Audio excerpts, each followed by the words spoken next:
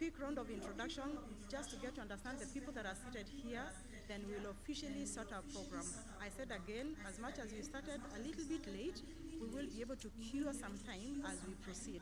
So we'll shorten our speeches and the like so that now we delve deeper into the discussions. I will start with introductions of my team.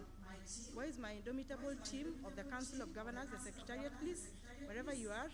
This is a team that has been charged with the responsibility of organizing this consultative meeting together with the team of Judiciary. I really want to appreciate you for that. Just wait, please. The governors will be introduced by Her Excellency, the Governor for Kwale County.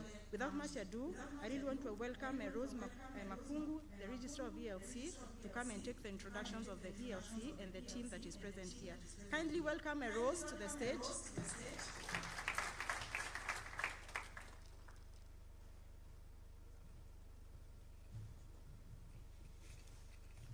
Thank you very much. For the ELC team, maybe before we go to that, I will ask you to wave in the air, like the preachers normally say. Wave to the person next to you.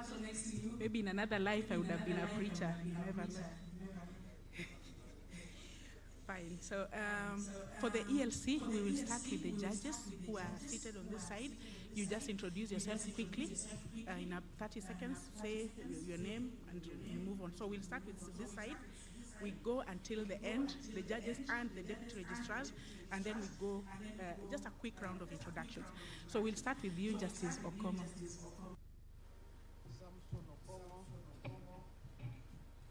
This is there. Samson Okomo, Environment and Land Court Judge.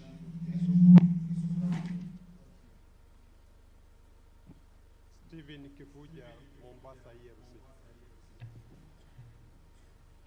Peter Muchoki Njoroge, ELC Isiolo. Good morning, everyone.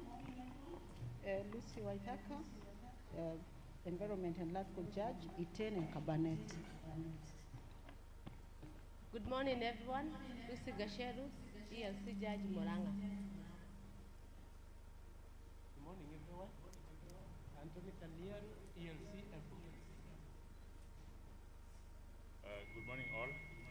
My name is Anthony Ombwayo, ELC Judge Nakuru, and a great follower of the project of His Excellency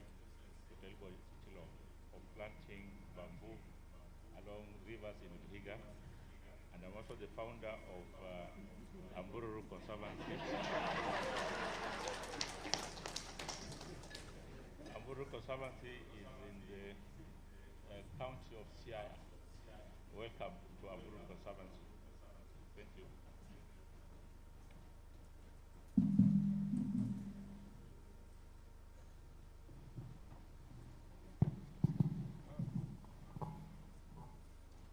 Judge Lucy Bugwa, Milimani, ELC.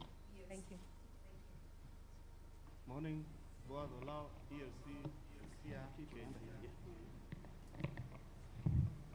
Judge John Mutungi of Kirogoya, Kirinyaga County, also serves as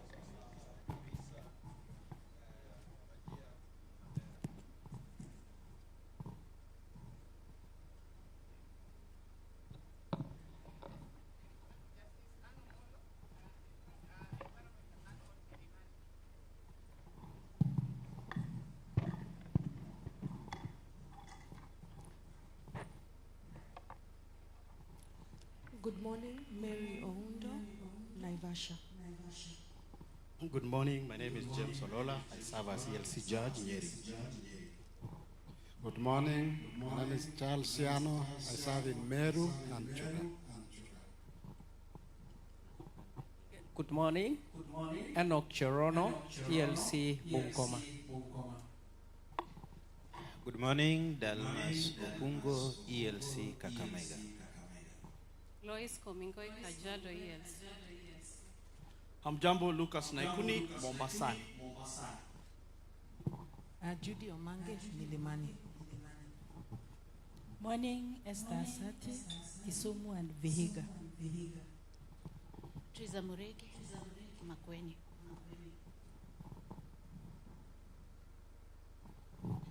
Good morning, I'm David Mwangi, ELC, Nairobi, Milimani. Good morning, Lynette Tomolo, Environment and Land Court, Kericho. Good morning, Emmanuel Washe, Transmara.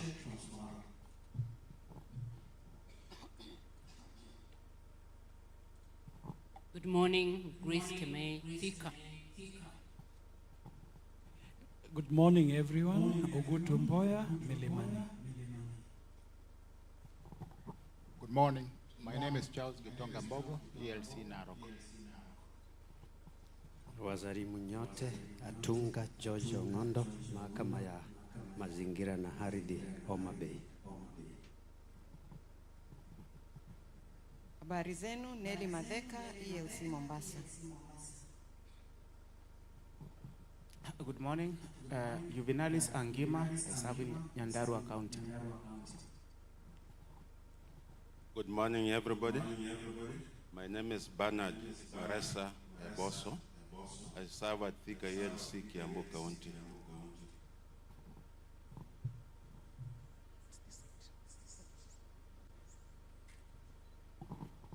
Good morning, I'm Christine Ochieng, ELC, Machakos.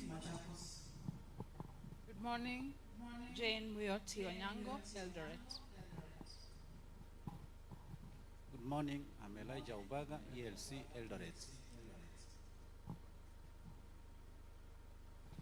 Good morning, Edward Roboto, ELC, Voi. Mugo Kamau Cherere, sorry, Nyamira. ELC Nyamira. Adra Adena, ELC Kwale. Michael Monyale, ELC Kapsabet. Fred Nyagaka, ELC Kitale, serving Trans Nzoia, West Pokot, and Turkana counties. Jacqueline Mogeni, ELC Milimani. Ann Koros, ELC Sierra.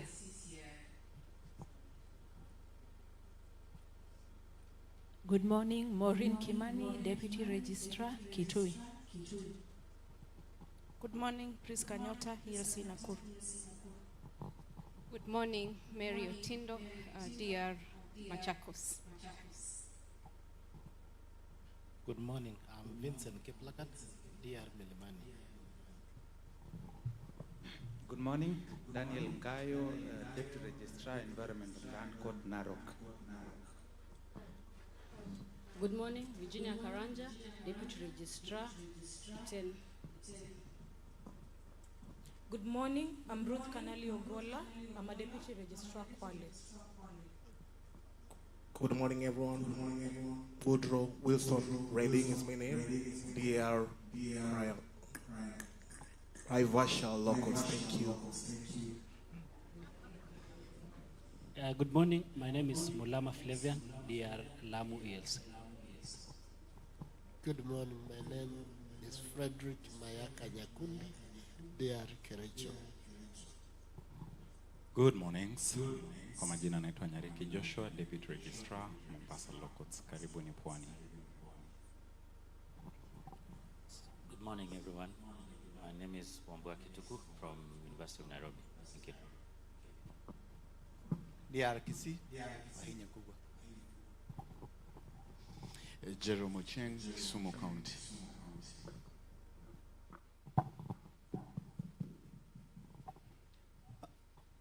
Good morning. My name is Frederick Lesantos Larabe, the DR ELC, Nyaururu Locots.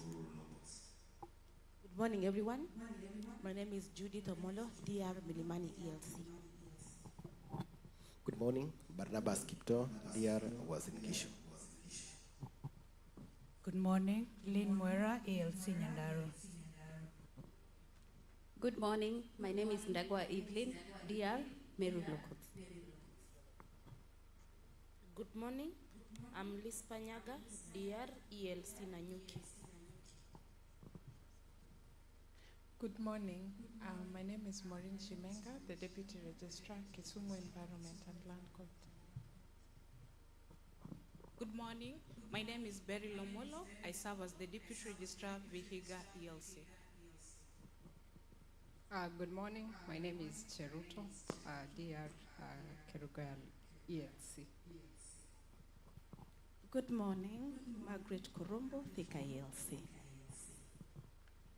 Wafula Waswa, DR Transmar.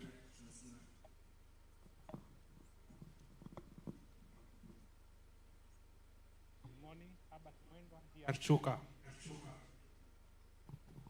Good morning, Tessie Marienga, DR Milimani. Good morning, I'm Omono Tobias, DR Kitale. Good morning, everyone. My name is Duncan Kuria, National Environment Tribunal. Lester Simiu, DR Siaya. Marceline Lubia, DR Nyeri.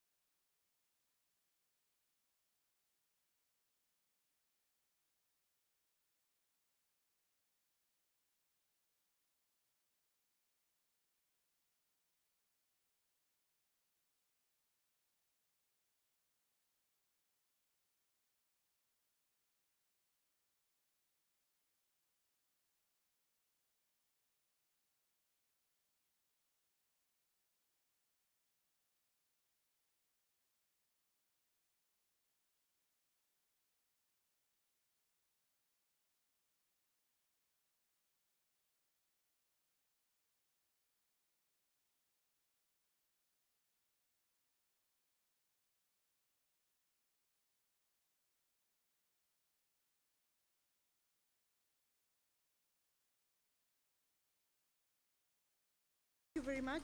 Honorable Justice Dr. Smokin Wanjala, the Director General for Kenya Judiciary Academy, the PJ Justice Ongote, Honorable Judges and Environment and Land Court present here, His Excellency Governor Wilbur Otichilo, the Chair of Environment, Land and Climate Change at the Council of Governors, His Excellency Professor Anyang' Nyong'o, the Chair of Lands and Physical Planning Committee of the Council of Governors, Her Excellency the Host Governor, Her Excellency Fatuma Achani, the Governor for Kwale, and a defender of the gender rule, and a member of the G7 strategy, Engineer Festus, Dr. Festus Ngeno, the Principal Secretary, State Department of Environment and Climate Change, development partners present, my colleagues from the Council of Governors, the Secretariat of the Judiciary, ladies and gentlemen, good morning. Hamjambo. It is with great pleasure that I welcome you all at this joint retreat between the Council of Governors and the esteemed judges of the Environment and Land Court. Today, we gather here with a sharp and a shared purpose and a mutual commitment to advance climate justice for the benefit of our communities and our nation. We convene here under the Financing Locally Led Climate Change FLOCA program aimed at delivering locally led climate resilience actions and strengthening county and national government capacity to manage climate risks. Importantly, it is the consideration of the link between carbon markets, judicial decisions in as far as the question of expected distributional effects, or impacts of climate change are concerned. The above forms the overall objectives of this convening, which is to equip the ELC judges with the information necessary to adjudicate legal disputes related to carbon markets and to provide a platform to consider existing legal issues in land use, planning, and environment sectors. Specific objectives of this forum is 1, to discuss the emerging issues in the environment and climate change, land, housing, and urban development sectors, including the place of the judiciary. Number 2, to have a deep understanding of the carbon market landscape, its relevance in Kenya's climate change goals, and the role of the judiciary in good carbon markets governance. Number 3, to appreciate the place of geographic information system as a tool for effective judicial decision-making process in land, planning, environment, and climate matters.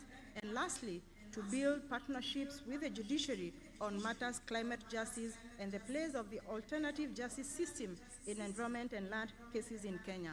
Ladies and gentlemen, since the advent of devolution 11 years ago, counties have made significant strides in various sectors across the 14 devolved functions, such as health, agriculture, early childhood education, water reticulation, environment, and climate change.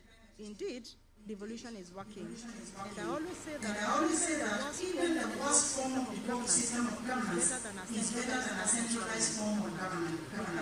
We can see, we can feel, we can touch the fruits of devolution. And you are convened here so that at least we can even take stock of where we are in the last 11 years, what has worked for us, what has not worked for us, and then we chart a way forward in terms of protecting devolution moving forward.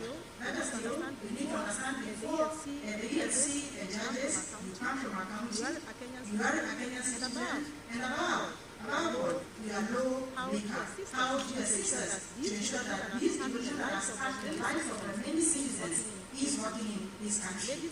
Ladies and gentlemen, we deeply appreciate the unwavering support of the judiciary in defending and upholding the principles of devolution.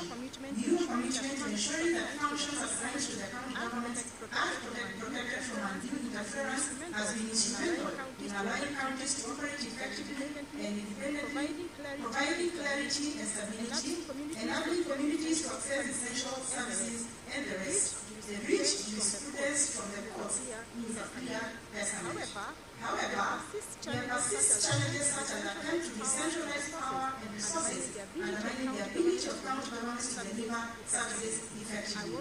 I want to say that never before devolution is under threat. And for that reason, we need to ask ourselves how to prevent for us moving forward in as far as devolution is concerned, and how the lawmakers seated here can help us protect devolution.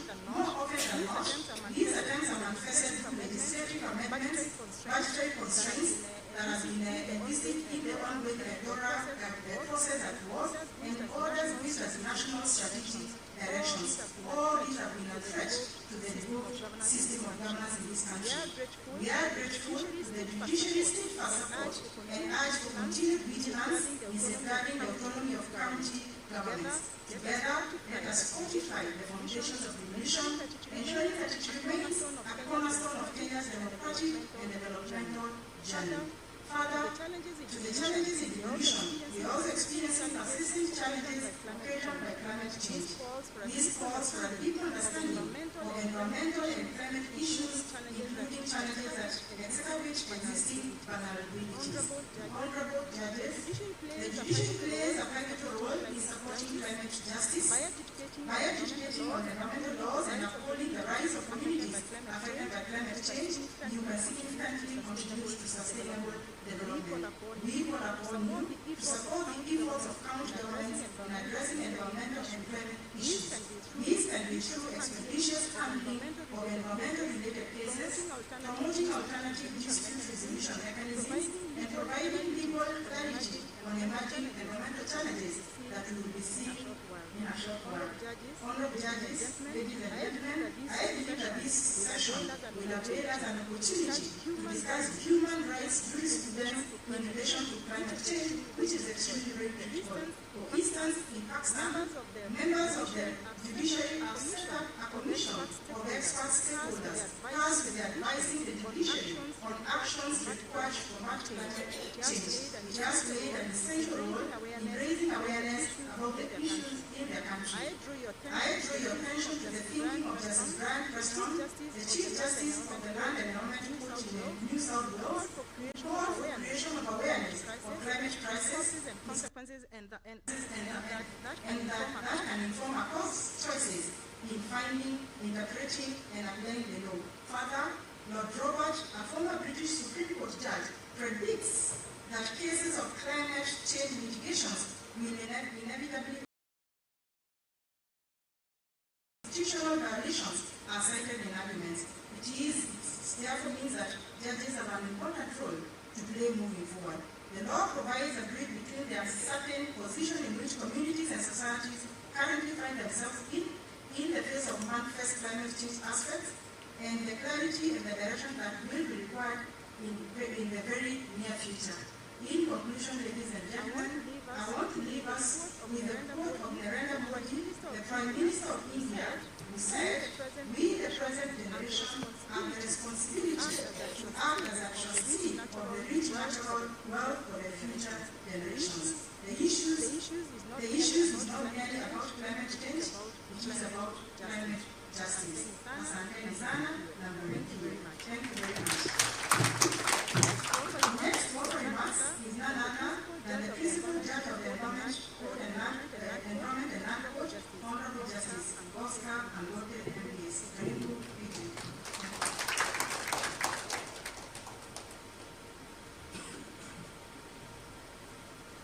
Thank you very much. Thank you very much, the Director General.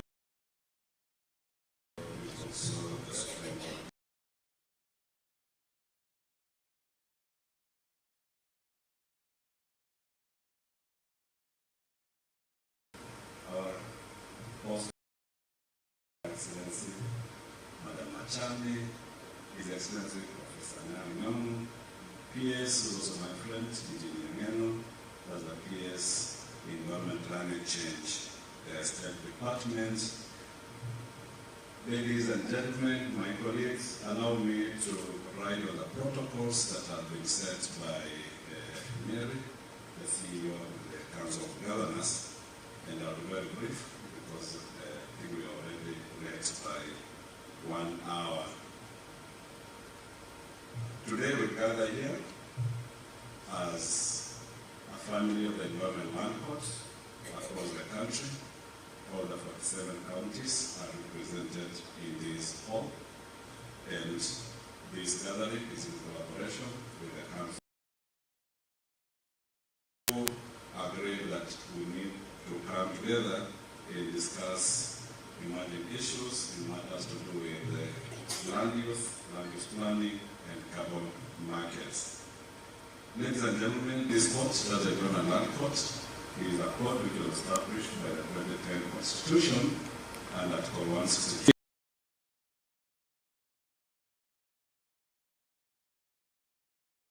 Land disputes.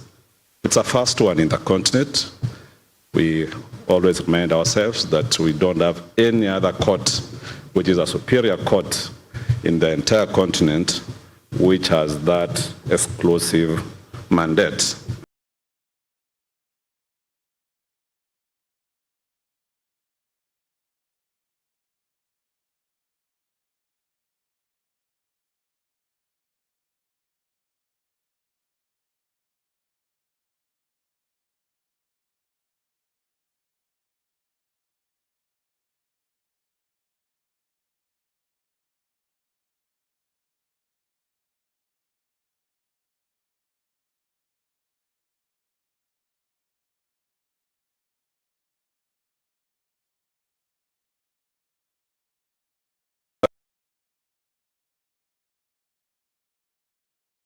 Divisions for purposes of having more specialization and to have a very efficient court.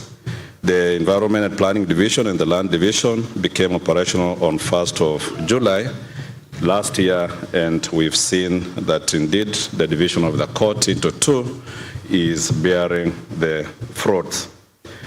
We know that environmental challenges, especially the three triple global challenges of pollution, climate change, and biodiversity loss, requires an integrated legal, scientific, and community-based strategies. It's in that context that we are having this particular training. Equipping of judges and our magistrates who also have the mandate in certain instances to deal with environmental disputes is important. And this is because of the emerging legal issues, especially in matters to do with climate change and carbon markets. This morning we're just having a discussion, and all of us, including one of our top scholars, Professor Nyang'anyong, would say that we are all keen to understand what this carbon market is all about, so that we are not sold as a country because of lack of knowledge. Through our discussions, we'll delve into a wide array of critical issues, especially on carbon credit, and I'm sure you've gone through your program, and I don't want to go through the sessions which we are supposed to be informed about.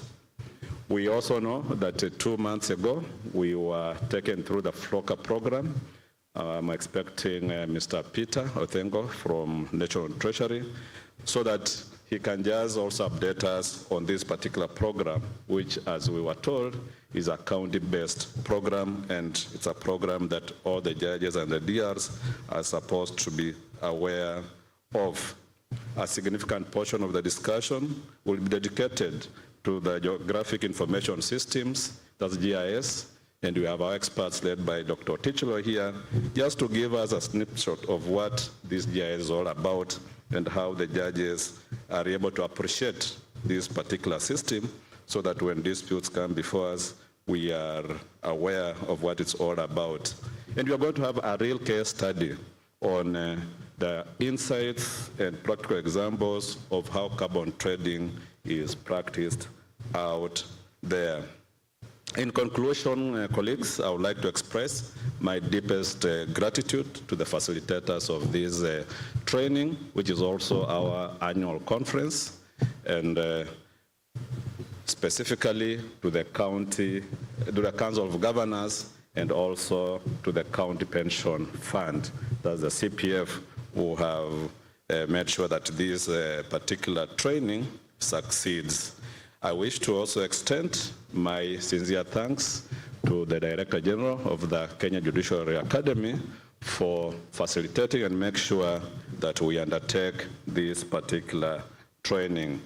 Your collaboration and support have been pivotal in bringing this workshop to fruition, and once again I say thank you, and I'm looking forward to further trainings.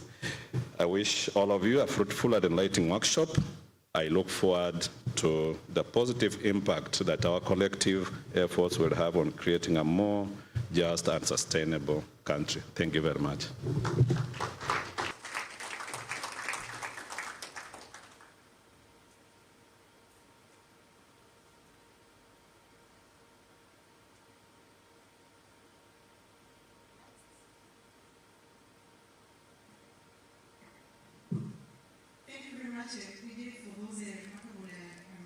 And the next is remarks from the Principal Secretary, Department of Environment and Climate Change, Engineer Dr. Festus Ngeno. Karibu, Engineer, and thank you for remaining steadfast in the issues climate change and environment and support for the counties. Engineer Ngeno is one of the county government's patriots since the last 10 years. Welcome, Engineer. Thank you so much, Mary.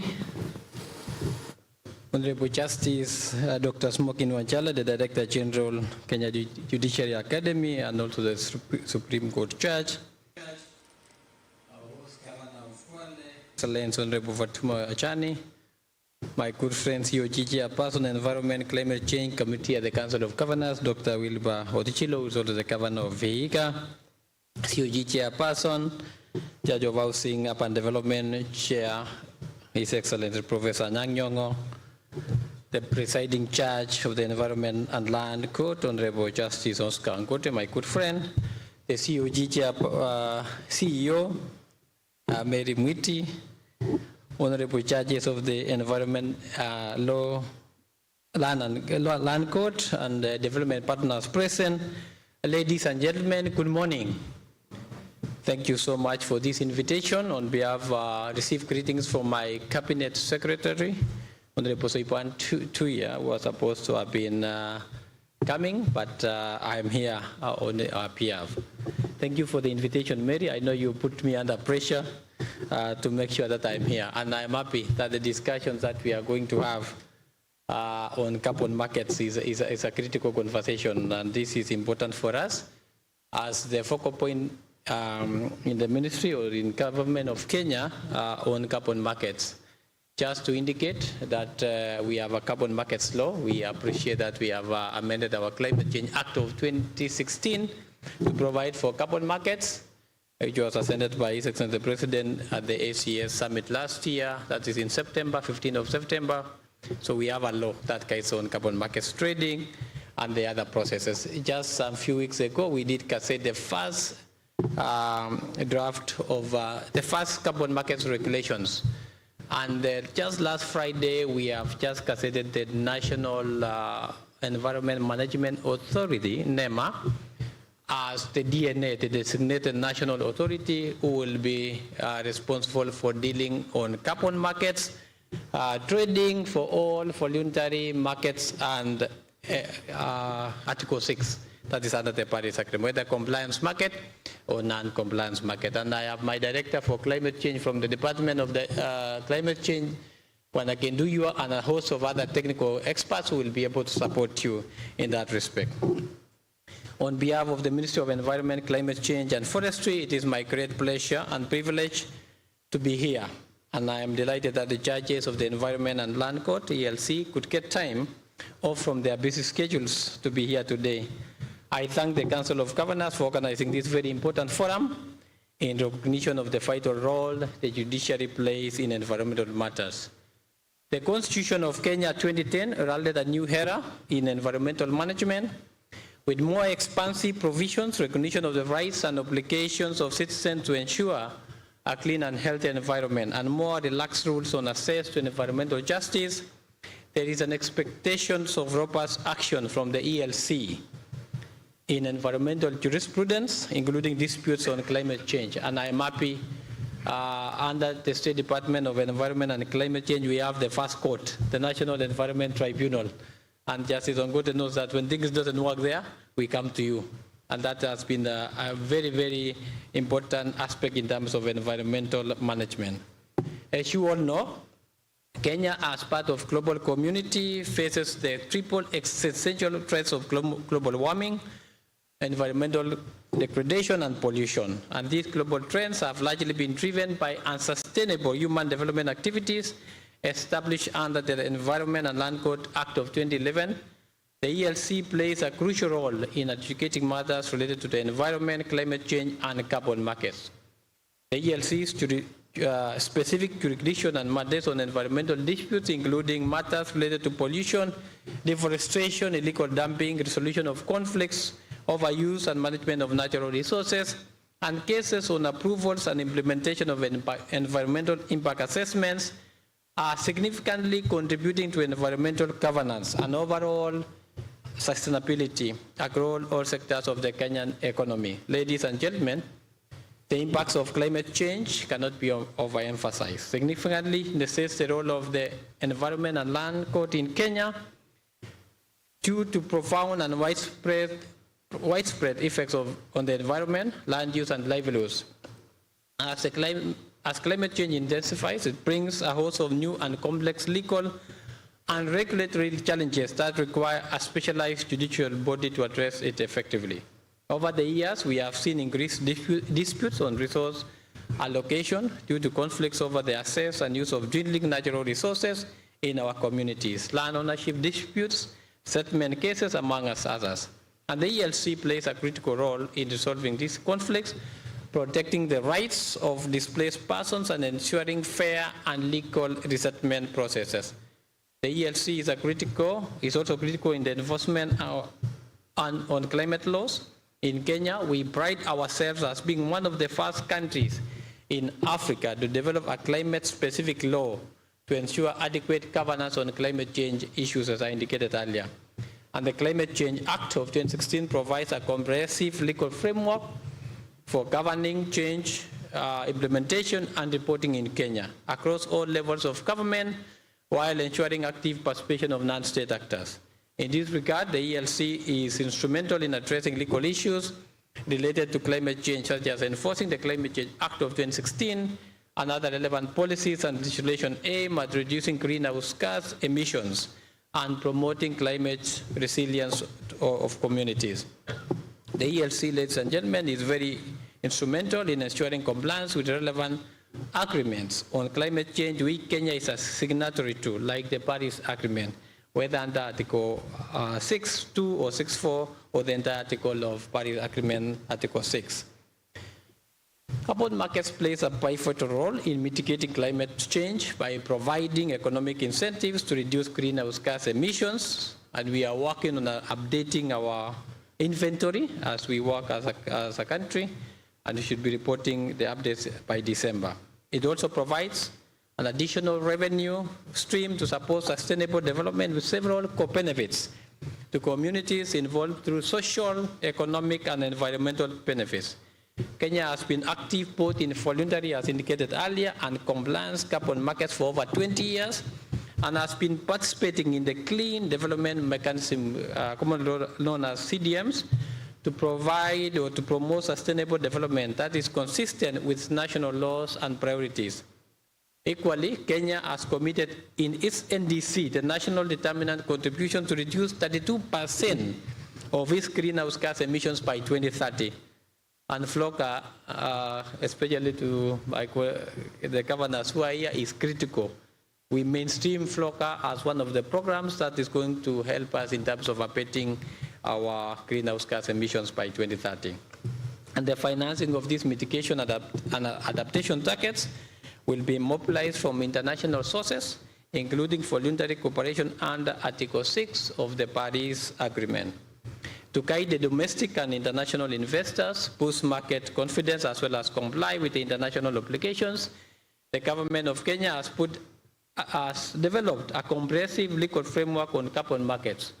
The 2023 amendment to the Climate Change Act of 2016 has incorporated the principles of carbon markets in order to foster and entrain the environmental, social, and governance safeguards as the ESG, corporate culture for both public and private entities doing carbon business in Kenya.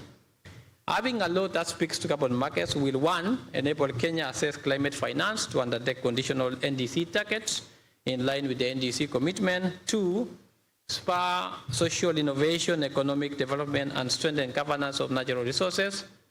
And three, enable Kenya to tap into technology, capacity building, and research in climate change mitigation and adaptation, promote initiatives on just transition, and operationalize Article 6 of the Paris Agreement. I am happy to inform you that our first regulations, as indicated earlier again, under the Climate Change Act of 2016, those are the Climate Change Carbon Markets Regulations, was gazetted on 17th of May 2024 and is now operational. With the support from our development partners, we are in the process of developing other subsequent regulations. There are 3 pending. One on carbon registries. We have a support from the German government to develop our own carbon registry. Number 2, the carbon trading, which we're working with the Ministry of Finance and the State Treasury. And number 3, the non-market approaches regulations as required under the amended Act of 2023. Ladies and gentlemen, globally, Europe's top human rights court has recently ruled that the Swiss government violated the human rights of its citizens by failing to do enough to combat climate change in a decision that will set a precedent for future climate lawsuits. The European Court on Human Rights ruling is expected to resonate in court decisions across Europe and beyond, and to embolden more communities to bring climate cases against governments. In Kenya, there is currently a landmark case where the petitioners, who are residents, for example, of Baringo County, filed a petition that they have suffered and continue to suffer several constitutional violations directly linked to climate change impacts and rising water levels in Lake Baringo. And of course, we know the impacts of the rising levels across East African region. Lake Nakuru, I was in Nakuru, is one of them. Lake Naivasha is another one, but there is a case in Baringo in that respect. Among other prayers, the petitioners are seeking for an order for compensation and brings out the role of public officials in climate change duties. This is so important. And this is a landmark case that will test the government's responsibility for helping citizens cope with the impacts of climate change effects. The judicial process is therefore key in development of and implementation and enforcement of environmental law. Members of the judiciary, as well as those contributing to the judicial process at the national, regional, and global levels, are crucial partners for promoting compliance with and the implementation and enforcement of international and national law. The judicial process needs to ensure the present generation will enjoy and improve the quality of life for all while guaranteeing the inherent rights and interests of succeeding generations. From the program, I have noted that several discussions have been planned centered on issues of climate change, carbon markets, and other partner issues that touch on environment, and I look forward to participating in some of them. I therefore, as I conclude, ladies and gentlemen, wish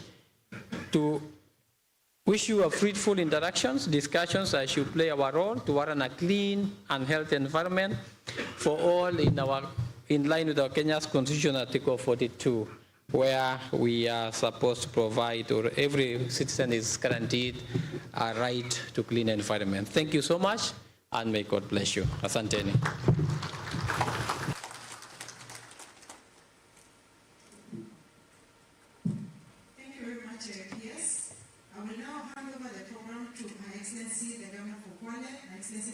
We will introduce the governors at present and progress and run the program moving forward. We are moving very well. We have only very few presenters, then we'll be done. Welcome, Your Excellency.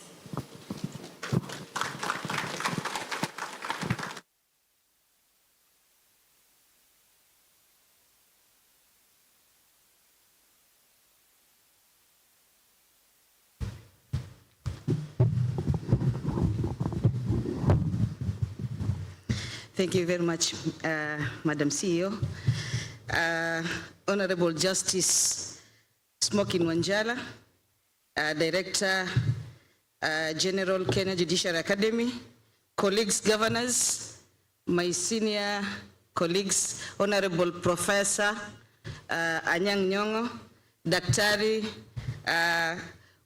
Wilbur Otichlo, judges, deputy registrars. I was going to introduce you later, but it's okay. Honorable judges, deputy registrar of the Environment and Land Courts, Engineer Festus Ngeno, Principal Secretary, State Department of Environment and Climate Change, Madam CEO Mary Mwiti, distinguished guests, ladies and gentlemen, good morning. It's a privilege to be amongst you this morning as we kick off this very important and timely training workshop on emerging environment, land and land use planning, legal issues, and carbon markets landscape. It gives me pleasure to welcome you all, distinguished guests, delegates to our county, the beautiful county of Kwale. Karibuni sana. I also wish to extend my appreciation to the organizers for identifying Diani, Kwale as a venue for this workshop. The Constitution of Kenya under Chapter 5 has assigned states with the responsibility to ensure sustainable exploitation, utilization, management, and conservation of the environment and natural resources, including equitable sharing of the accruing benefits. This, dear delegates, places significant responsibilities on the state and all other agencies to take lead in protecting the environment and natural resources in light of the competing interests and numerous emerging issues. The emerging issues range from environment and climate change sector, land, housing, and urban development and carbon market landscape. As we discuss environment, land and land use planning, and a number of questions came to my mind. This includes lack of access to land. I know Judge Adriana knows how many cases she has pertaining to Kwale. Conflict of land over land, degradation of land and environment, delayed justice in land matters, and the space of information technology in land and planning. All these, ladies and gentlemen, place the judiciary at the forefront, and it is evident that the judiciary has a great role to play in this space. And understanding the emerging issues will provide you with the right tools, techniques, and knowledge in handling matters of such nature. I wish to acknowledge the efforts by both national government and county governments in mitigation and finding solution to the emerging issues highlighted. We are all pushing for increase of forest cover. That is why there's tree planting exercise, which is ongoing in all the 47 counties, aided by CSS. Under the financing local climate action program, climate finance is a key enabler in climate action. Kwale County is a pioneer on matters blue carbon finance and has benefited from more than 30 million Kenya shillings from carbon credits from our twin projects, that is Mkoko Pamoja in Gazi and Vanga Blue Forest, from our mangrove coverage of our 6,300 hectares in Kwale County. We are also pioneering research in carbon sequestration from seagrass. We are doing it in Vanga. All these are opportunities for climate finance to support climate action.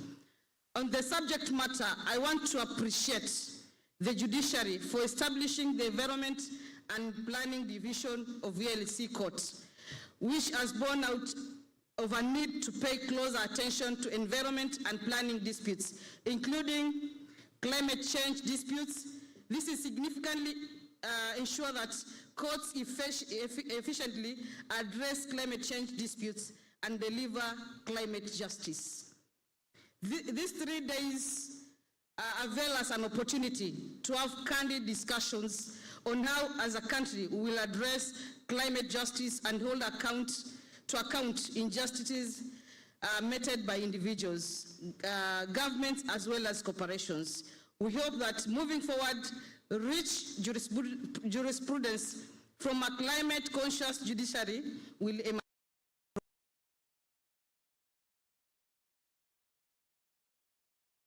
When implemented, together will place our country at a position to speak with the authority moving forward. Ladies and gentlemen, as we confront all new issues and challenges, it is important to consider the needs of the future while fulfilling present requirements. To conclude, I would like to convey my wishes to the successful conduct of the training workshop with meaningful, stimulating, and fruitful deliberations. I hope you'll find time amidst your busy schedule to explore and experience the beautiful Diani Beach that has been voted the best beach in Africa 7 times consecutively. Make sure you explore the beauty of Diani Beach. I thank you all. Karibuni sana Kwale, na Mungu awabariki nyote. May I take this opportunity to introduce and welcome the chairperson, COG, Lands, Housing and Urban Development, my senior, Professor Anyang' Nyong'o, to come and address the congregation. Karibu sana, Professor.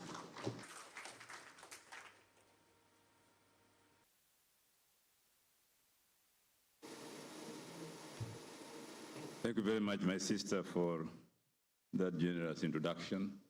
Justices, my fellow governors, ladies and gentlemen, let me take this opportunity to ride on the protocols already observed.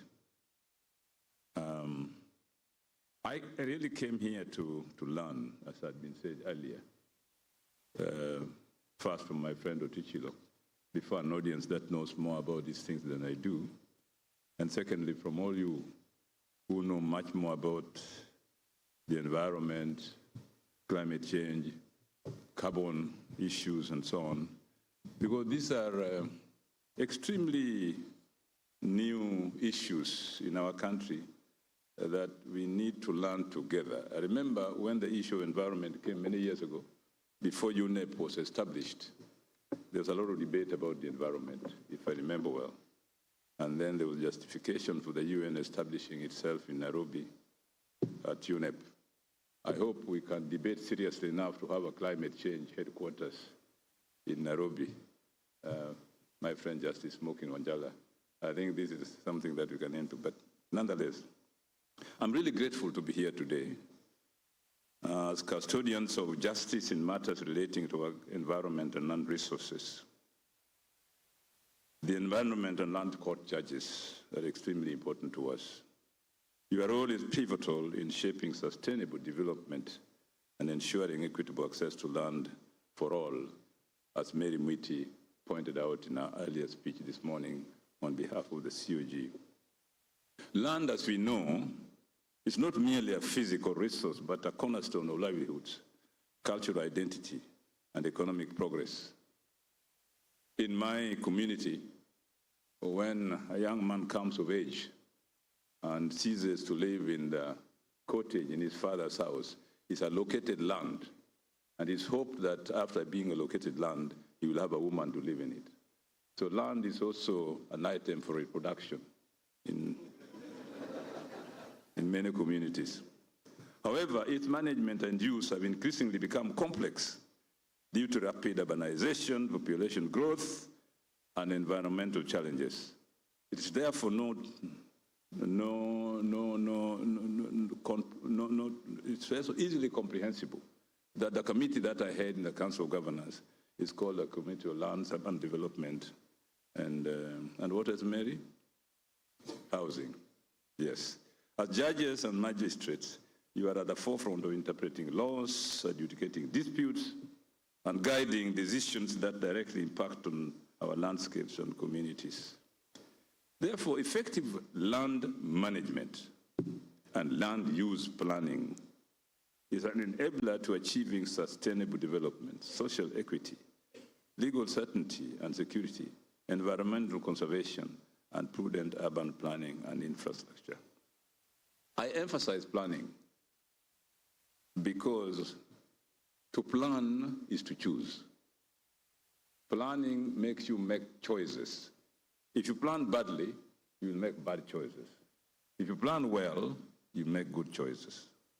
As judges and magistrates of the Environment and Land Court, you play a pivotal role in achievement of these principles by upholding and enforcing existing land management and land use planning laws. Let me underline planning laws. Your decisions not only resolve disputes, but also set precedents that shape laws, policies, and practices in land management. I'm sure when justices make decisions, they always quote previous cases because these cases set precedent for future decisions. Furthermore, the Environment and Land Court can promote transparency and accountability in land transactions and allocations. By scrutinizing the legality and legitimacy of land deals, you can discourage corruption and land grabbing, thereby safeguarding community interests. I came here with my minister for lands, housing, and urban development, Jerome Ochieng behind there, who has been a government senior person. He's now my minister for land development, underscoring the importance of that department in my government.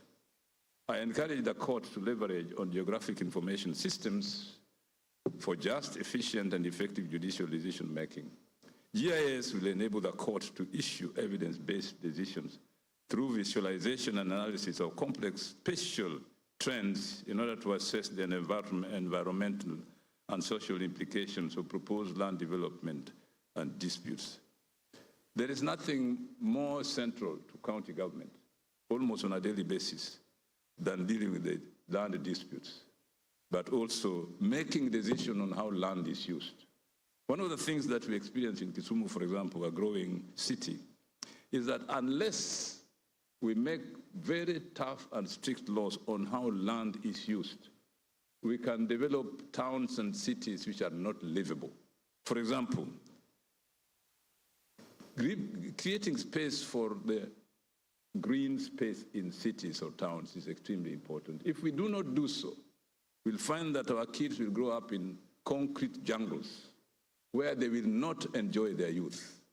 One of the things that we are told in early childhood education and development is that children must be given space and time to play.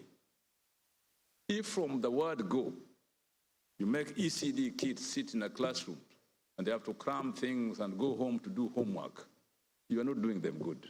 What they want to do is come to school and make sure that they play enough, as they always do. And in the process of playing, they learn. In cities and urban areas, you're not going to have people playing and kids playing without green space. Equally, human adults also need green space to walk, to exercise, and just to get leisure time. It will promote transparency and accountability by providing a clear and traceable record of special information used in judicial proceedings, particularly in the use of space where we live, both in rural and urban areas. This court can play a crucial role in several fronts. Importantly, in persuading duty bearers to enact legislation and perform positive actions in land management, land use planning, and eliminating clawback to devolution. The court in the National Assembly and another applicant versus Okia Mtata Okoti and others respondents consolidated civil application number E577 or 2023 pronounced itself on the housing levy, which ultimately resulted in Parliament enacting the Affordable Housing Act 2024, of which I'll say something presently. As a devolution champion and defender of good governance, I will be failing in not stating that the Constitution of Kenya, and indeed the judiciary and devolution, are premised on fundamental principles of constitutionalism and the rule of law. These principles are sometimes not upheld.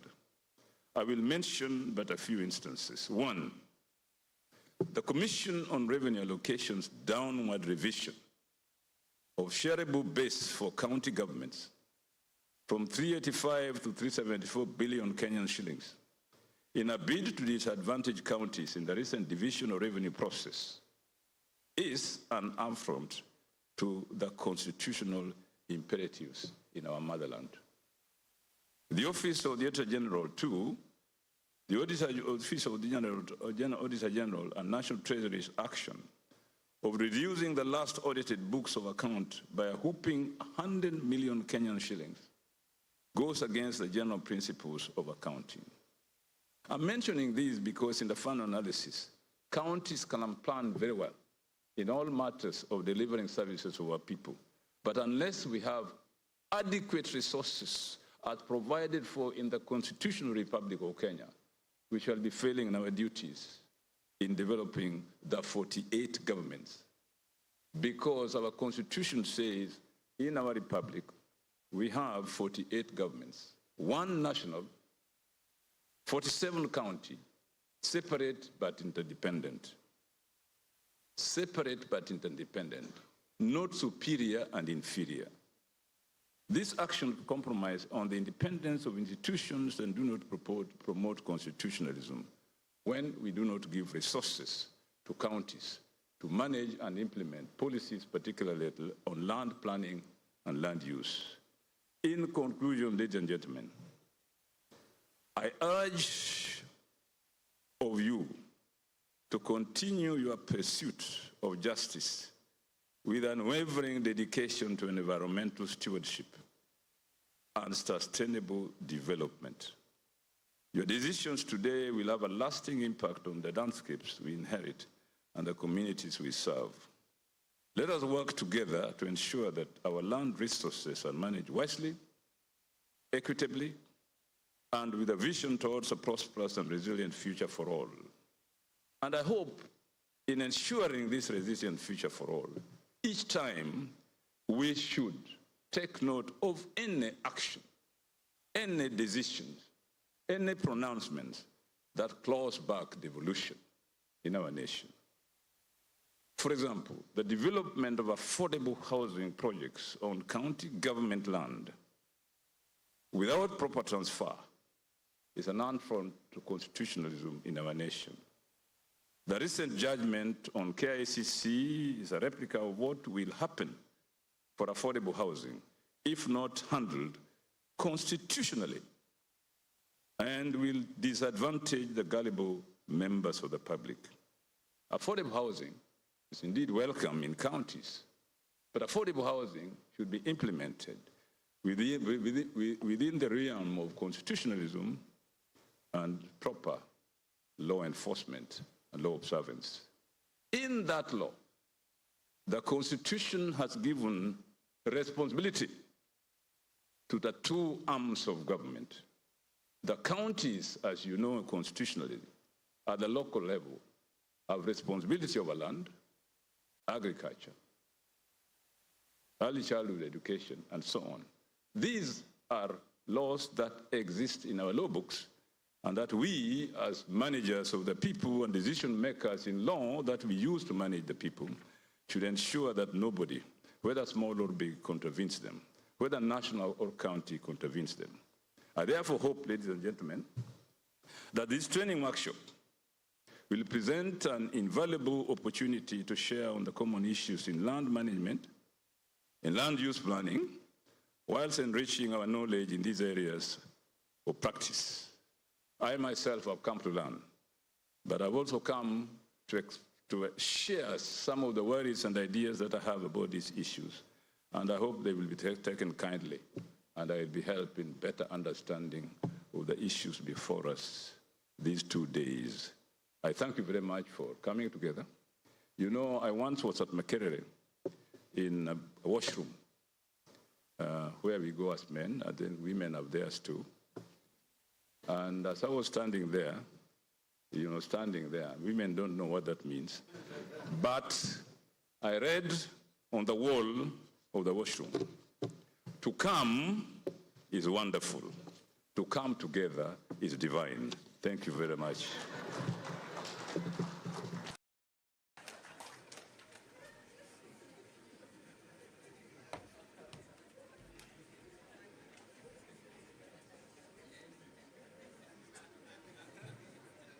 Thank you, Professor, and that is why you've served your 2 terms without any inches.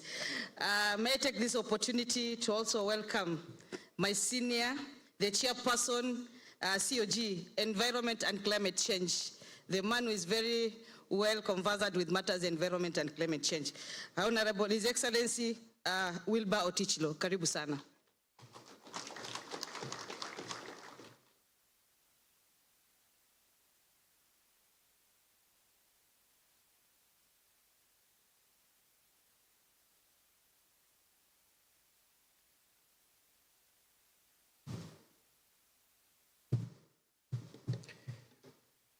Honorable Justice Dr. Smokin Wanjala, Director General, Kenya Judiciary Academy, colleague governors present, the presiding judge of Environment and Land Court, Honorable Oscar Angote, the PS for Environment, the judges present, distinguished guests, ladies and gentlemen, it's a very exciting morning to be here, and this is a special training workshop that we have been looking forward to as Council of Governors, and it's indeed a privilege for us, Council of Governors, to have judges dealing with environment and land courts be with us in this training workshop. In my remarks, I will want to concentrate on climate change, which is a major crisis that is facing our mother planet today. And it's a complex subject that is least understood because it's highly scientific and very complex. But I believe in the 2 days we are going to be here, we who are scientists in this subject will try to simplify the subject and make all of us understand it, and then I will be able to work together as a team to deal with the matter. Article 6 of the Paris Agreement underscores the importance of voluntary cooperation among nations to achieve emission reduction targets. And as a country, we have set ambitious goals to abate greenhouse gases emission by 32% by 2030 as part of our contribution to sustainable development agenda. Despite Kenya's relatively negligible contribution to global greenhouse emissions, the severity of climate extremes has not spared us. It is for this reason that our commitment to reducing emissions remains unwavering, as outlined in our nationally determined contributions. We will explain those terms later on. Through collaborative efforts across respective arms of government, we should ensure that climate actions are well coordinated and aligned with the diverse needs and vulnerabilities of communities across the country. This platform presents an opportunity to reflect on our role in climate action so that we can ensure climate justice is served to our planet, to our country, and to the world at large. A clear understanding of climate change, particularly climate markets regulation 2024, which delineates the roles of different stakeholders, including county governments and the private sector, is crucial in streamlining institutional engagements and ensuring alignment with our constitutional aspiration is crucial. So we will discuss in detail about climate markets and how they function and how they should be managed. The entire climate change framework underpins the climate discourse on climate resilience towards climate justice, which requires that the proceeds of carbon trade impact the lives of the communities through deliberate plowing back of resources to meaningful resilience interventions.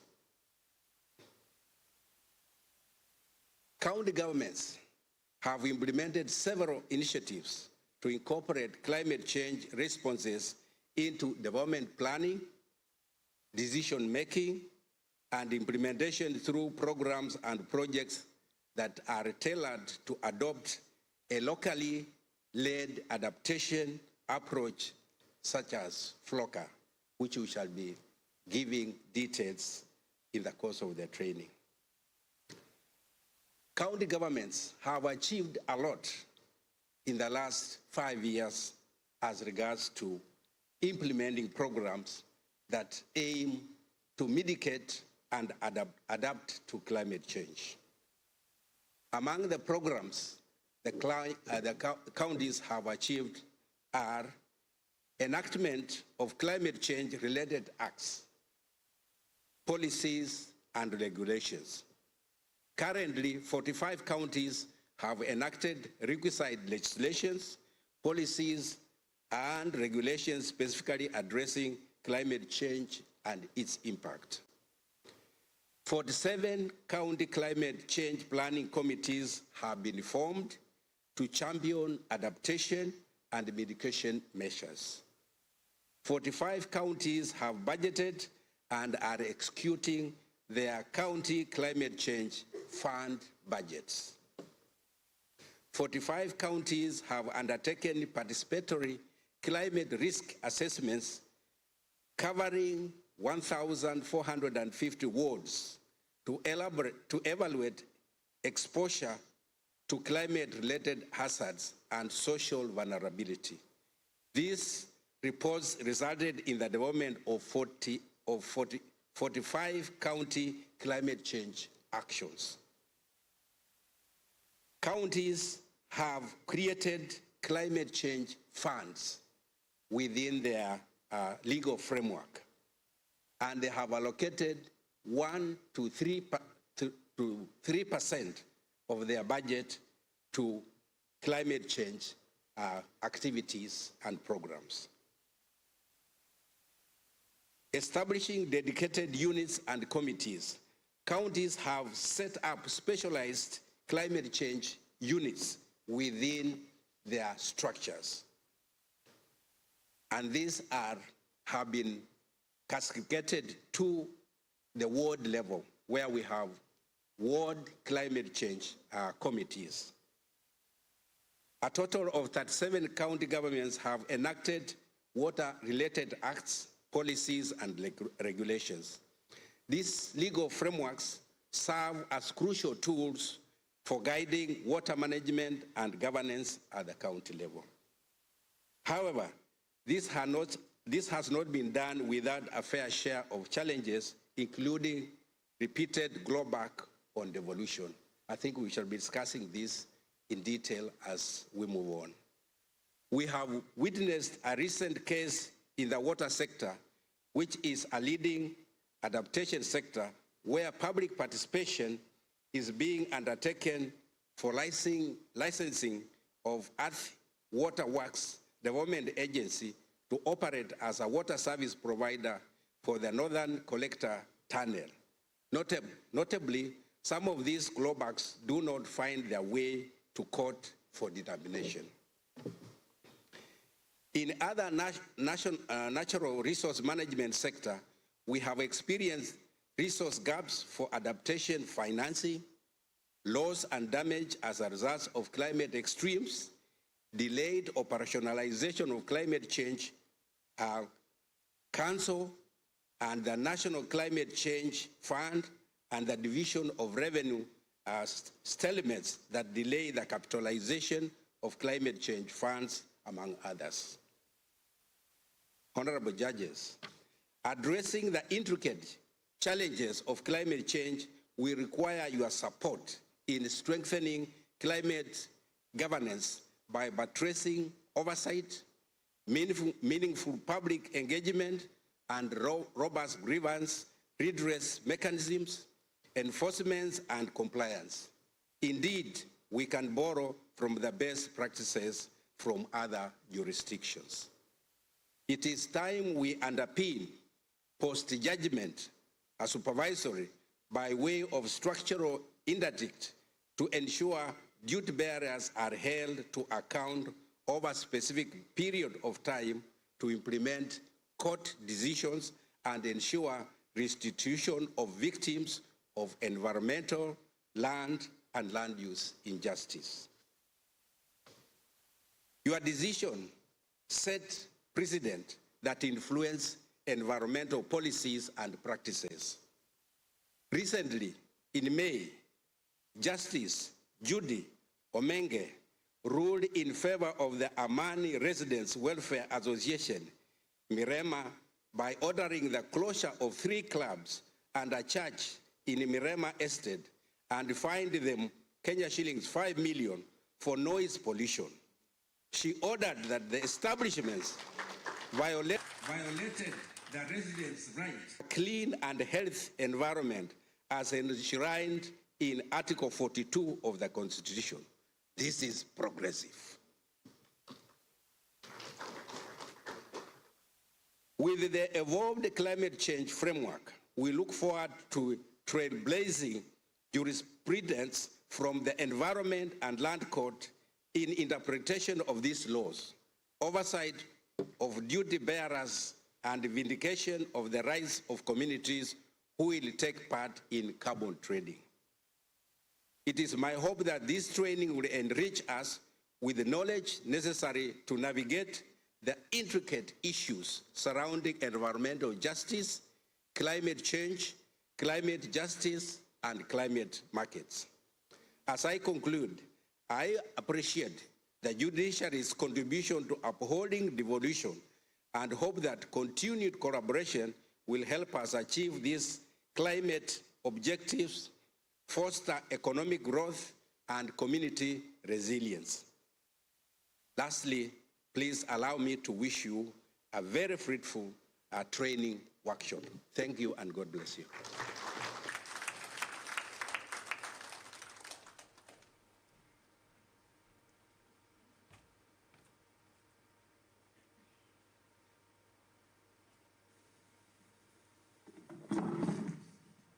Thank you very much, Your Excellencies.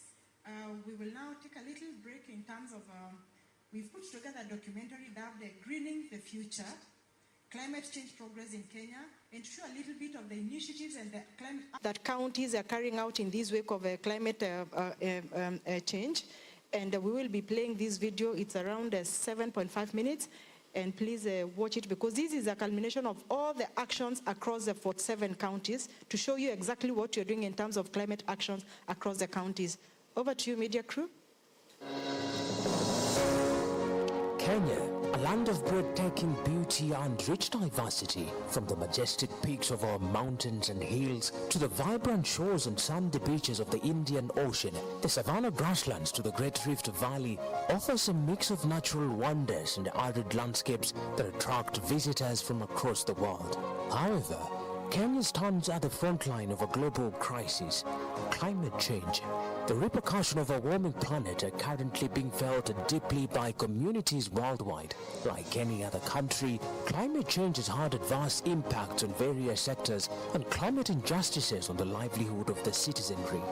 These injustices range from resource conflicts. In arid lands, climate change is the genesis of conflicts. Land degradation, landslides, health complication, early marriages, and domestic violence, just to mention but a few. Yet, in the face of these challenges, a beacon of hope emerges. Across Kenyan counties, innovative solutions and community-driven initiatives are catalyzing a path to a sustainable future. Communities bearing the brunt of climate change are not just coping, they are leading the charge with urgent and creative responses. In this regard, the Council of Governors documented some of these initiatives by the county governments to effectively incorporate climate change responses into development planning, decision-making, and implementation.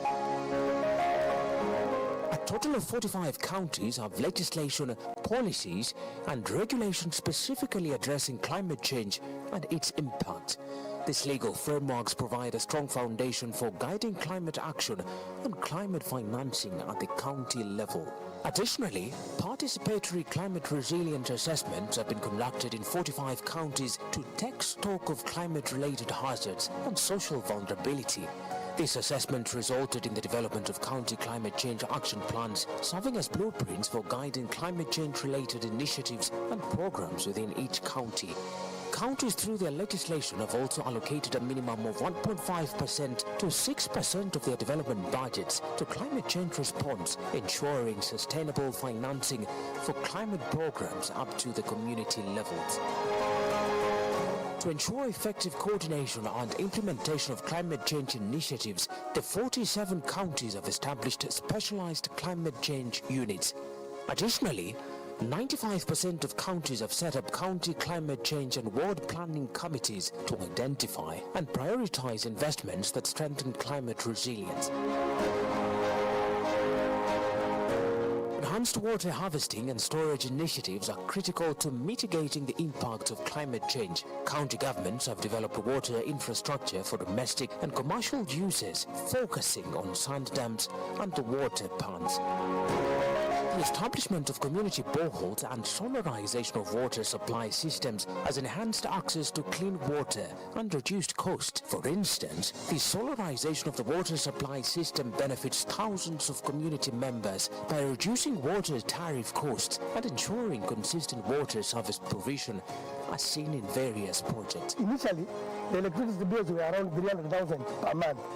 When we installed the solar, the electricity came down to almost 100 and 150,000 per month. Now, using the green energy, pumping the water, we are also saving the energy and observing a lot of carbon credits with the water project. Maji imetusaidia sana. Nilikuwa naenda for 10 kilometers kutafuta maji, lakini sasa natumia for half kilometer napata maji. Empowering communities to adapt to climate change is essential for sustainable development. Capacity building and community empowerment on climate mitigation, resilience and adaptation have been prioritized across counties. The idea of now agriculture, crop growing, came to be the only surviving lifestyle for the nomads. And we went into practicing this agriculture. And therefore, the establishment of this resilience project is to mitigate the risk of climate change. Right now, tuko na miti mingi na tumeendelea vizuri. Tumekuwa tukiuza miti. Hii miti kwanza imetusaidia sana kama kina mama. Kwa sababu baada ya kuuza tunapata mapato. Tumeweza hata kupata chakula nyumbani, tunanunua chakula, tunasomesha watoto. Training on smart farming practices, soil and water conservation measures, and sustainable land management practices like farm ponds and grass seeding are some of the initiatives enhancing climate resilience.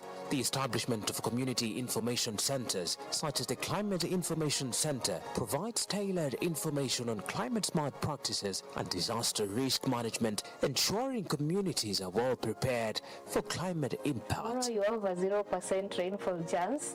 The purpose of these hubs and nodes is to serve as learning centers for climate smart practices. Restoration of riparian forest and farmlands is a key focus area for many counties. Forest and landscape restoration efforts include reforestation, establishment of tree nurseries, and engagement of community forest association in sustainable management and conservation. Ni vizuri venye serikali imekubali kutuletea miti tupande ili turudishe hii mlima yetu vile ilikuwa. Projects like the Enosupukia Forest Restoration, which saw the planting of over 500,000 trees and establishment of forest stations, demonstrate significant ecological recovery and increased water levels in rivers and wetlands. Counties are promoting climate-smart agriculture through irrigated agriculture, sustainable land management practices, and the promotion of nature-based enterprises such as beekeeping, tree nurseries, basketry, and aquaculture. For example, the use of solar-powered pumps for micro-irrigation and solar hatcheries enhances water efficiency in farming, contributing to increased agricultural productivity. We're able to increase the food stability within our region.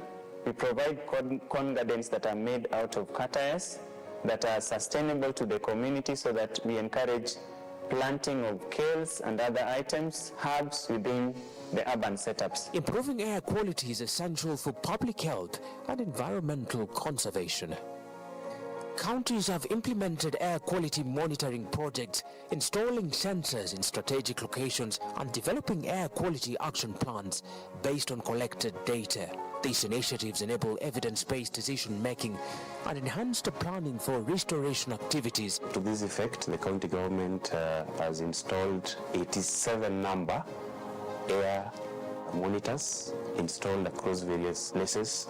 Some are public institutions like primary schools, industrial areas, and residential areas. It has helped us to make proper decision making in terms of what we are supposed to do to ensure that we have quality life for our people. Effective disaster management is crucial for mitigating the impacts of climate change-induced disasters. Counties have established emergency operation centers that employ a multi-agency approach to coordinate responses during emergencies. These centers provide early warnings and support for communities, helping mitigate adverse effects of droughts, floods, and cyclones. For instance, the collaboration among various agencies and local volunteers ensures seamless operation and effective response during emergencies, as documented in multiple counties. Kitambo kabla ya kupata hii kituo tulikuwa tuna shida kubwa sana katika kukabili lao majanga yametokea. The COG in conjunction with World Bank came in to put Lamu in one of the first beneficiary of ELC to handle our disasters in Lamu County hazard framework. All the calls that come to the ELC are received by one person, filtered, and the other agencies are called and dispatched. Counties are adopting innovative waste management solutions to address environmental challenges. The establishment of material recovery facilities and waste management sites utilizing semi-aerobic landfill technology reduces harmful gas emissions and provides livelihoods for community members. Throughout the landfill, we have some embankments, and on top of the embankments, we have planted trees. So the aspect of circular economy is very important in this war against climate change. Collective intelligence approaches bring together stakeholders to identify and implement solutions for water scarcity and other climate challenges. That solar wheelbarrow is for pumping water. It's a charging station. Counties have established community-led water committees and trained youth on data collection and conservation practices. Locally driven adaptation approaches will save our generations from climate change shocks and stresses. Both levels of government must join hands to develop capacities to plan, implement, and monitor climate-resilient projects progressively. Faced with a triple planetary crisis of climate change, pollution, and biodiversity loss, we have no time but to simply act now.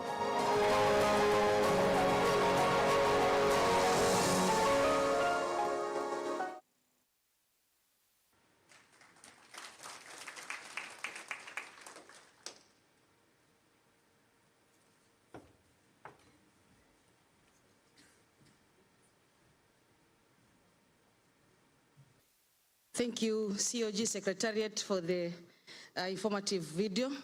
Before I welcome the chief guest, I would like to acknowledge and appreciate the Kwale judiciary. We've worked together in collaboration in tree planting exercise. Asanteni sana, Judge Dena and your team.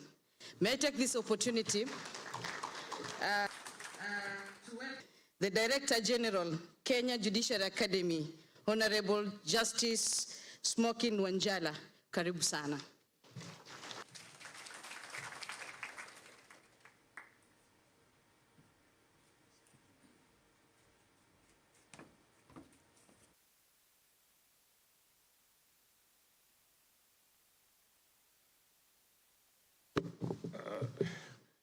Let me request at the outset the CEO, COG, and the PJ ELC to allow me to adopt the protocols that have been elaborately set out by those who have spoken before me.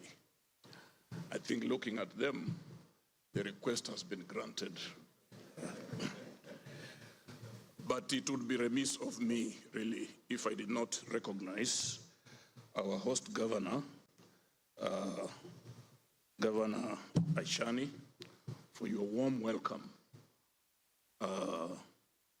It would also be remiss of me if I equally did not recognize my long-term friend and mentor, Professor Nyong'o, with whom we spent quite some time at the university and in civil society, in the trenches, which finally overthrew the one-party dictatorship and gave Kenyans the 2010 Constitution, which we celebrate. Is Dr. Wilberforce Otichilo, Governor of Vihiga.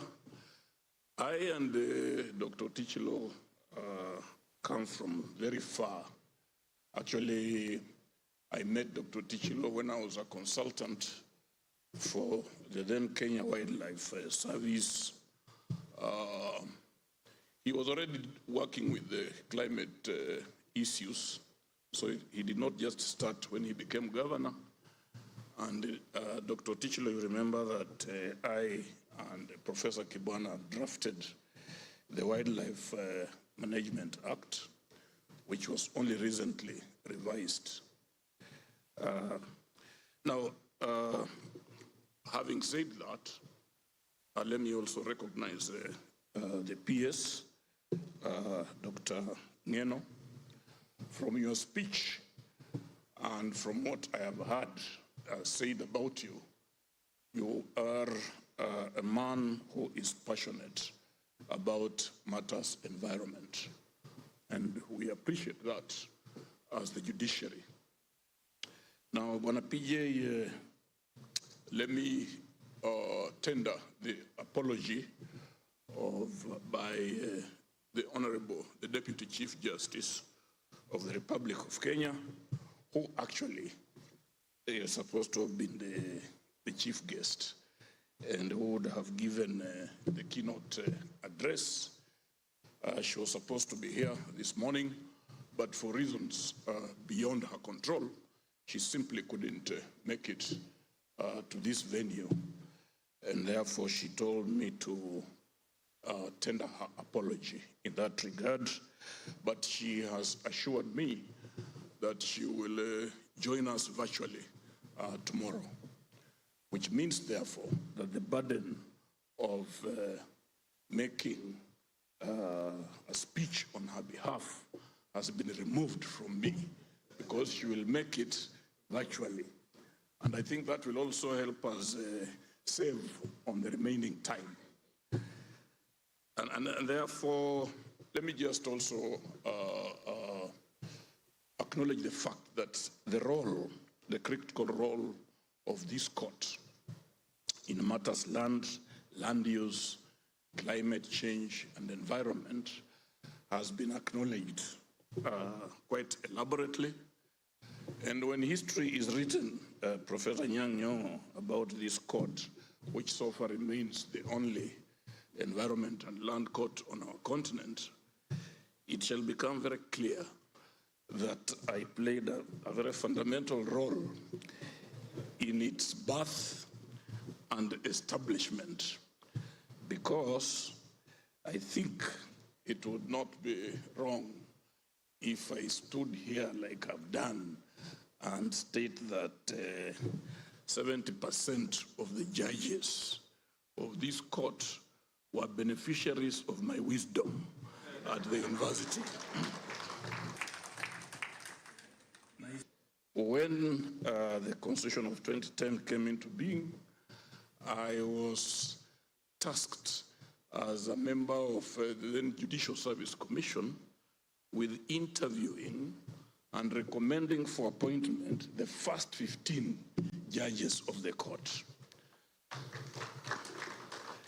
And so you can see that my role in terms of nurturing this court started even before it was established. And therefore, I feel nostalgic. And that's why when I became director and then later Director General of the Kenya Judiciary Academy, I made it my task to always support whatever requests that would come from the PJ in terms of facilitating a continuing education of the judges of this court. And that I've done. And I shall continue to do that because continuing education of judges and magistrates is no longer a choice. It is a constitutional imperative. So that even when people say we are spending a little bit more time in training than in sitting in court, they don't know what they're talking about. We are simply living to the constitutional imperative, which says that a good judge must be a learning judge. must be a thinking judge. And that's the only way we shall generate the type of jurisprudence that our governors are exhorting us to generate. And therefore, I can assure you that as long as I remain in that position, I'll continue supporting the training ambitions of this court. We have agreed in our prior discussions with the PJ, and I think, Dr. Otichilo, you were in that sitting this morning, that this training could not have come at a better time for ourselves because of the matters that have been highlighted by those who have spoken. And we have agreed that after the ELC judges go through this training, we shall escalate it. We shall cascade it and escalate it so that other courts, including the Court of Appeal and the Supreme Court, also undergo similar training so that the benefits that we gain as the Environment and Land Court do not get lost when the disputes that you may have decided find their way to the Court of Appeal or the Supreme Court. And I want also to take this opportunity to assure Governor Achani that for the 3 days I shall be within these environs, I intend to sample in all ways possible the beauty of the beach, Diani Beach, in all ways. By saying that, I'm alluding to the concluding remarks by Professor Nyang Nyong.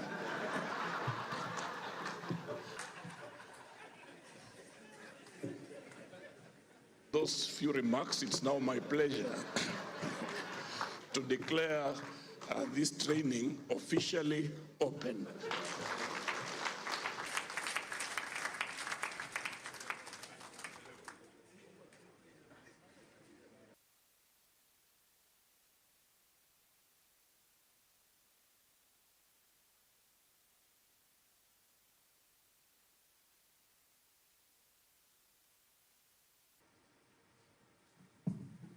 Thank you very much, Your Honor, for those beautiful remarks.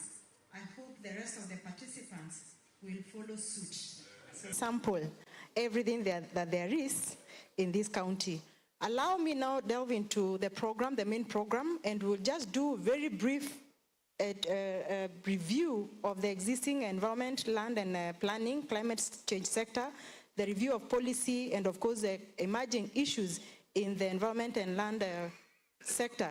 Then we will do land, housing, and urban. It will take just 20 minutes, then we'll earn our tea. With that, please allow me welcome the Chair of the Council of Governors on Environment and Land and Environment and Climate Change to just take us through the environment issues and the emerging issues in the environment and climate change so that it forms the basis for our presentations and, of course, resolutions moving forward. Kindly cue the presentation. Secretariat, Your Excellency, you're welcome to give us a presentation. Then thereafter, you'll invite Professor Nyang to take us through the land and urban development emerging issues as they were currently in this country. Thanks, and over to you.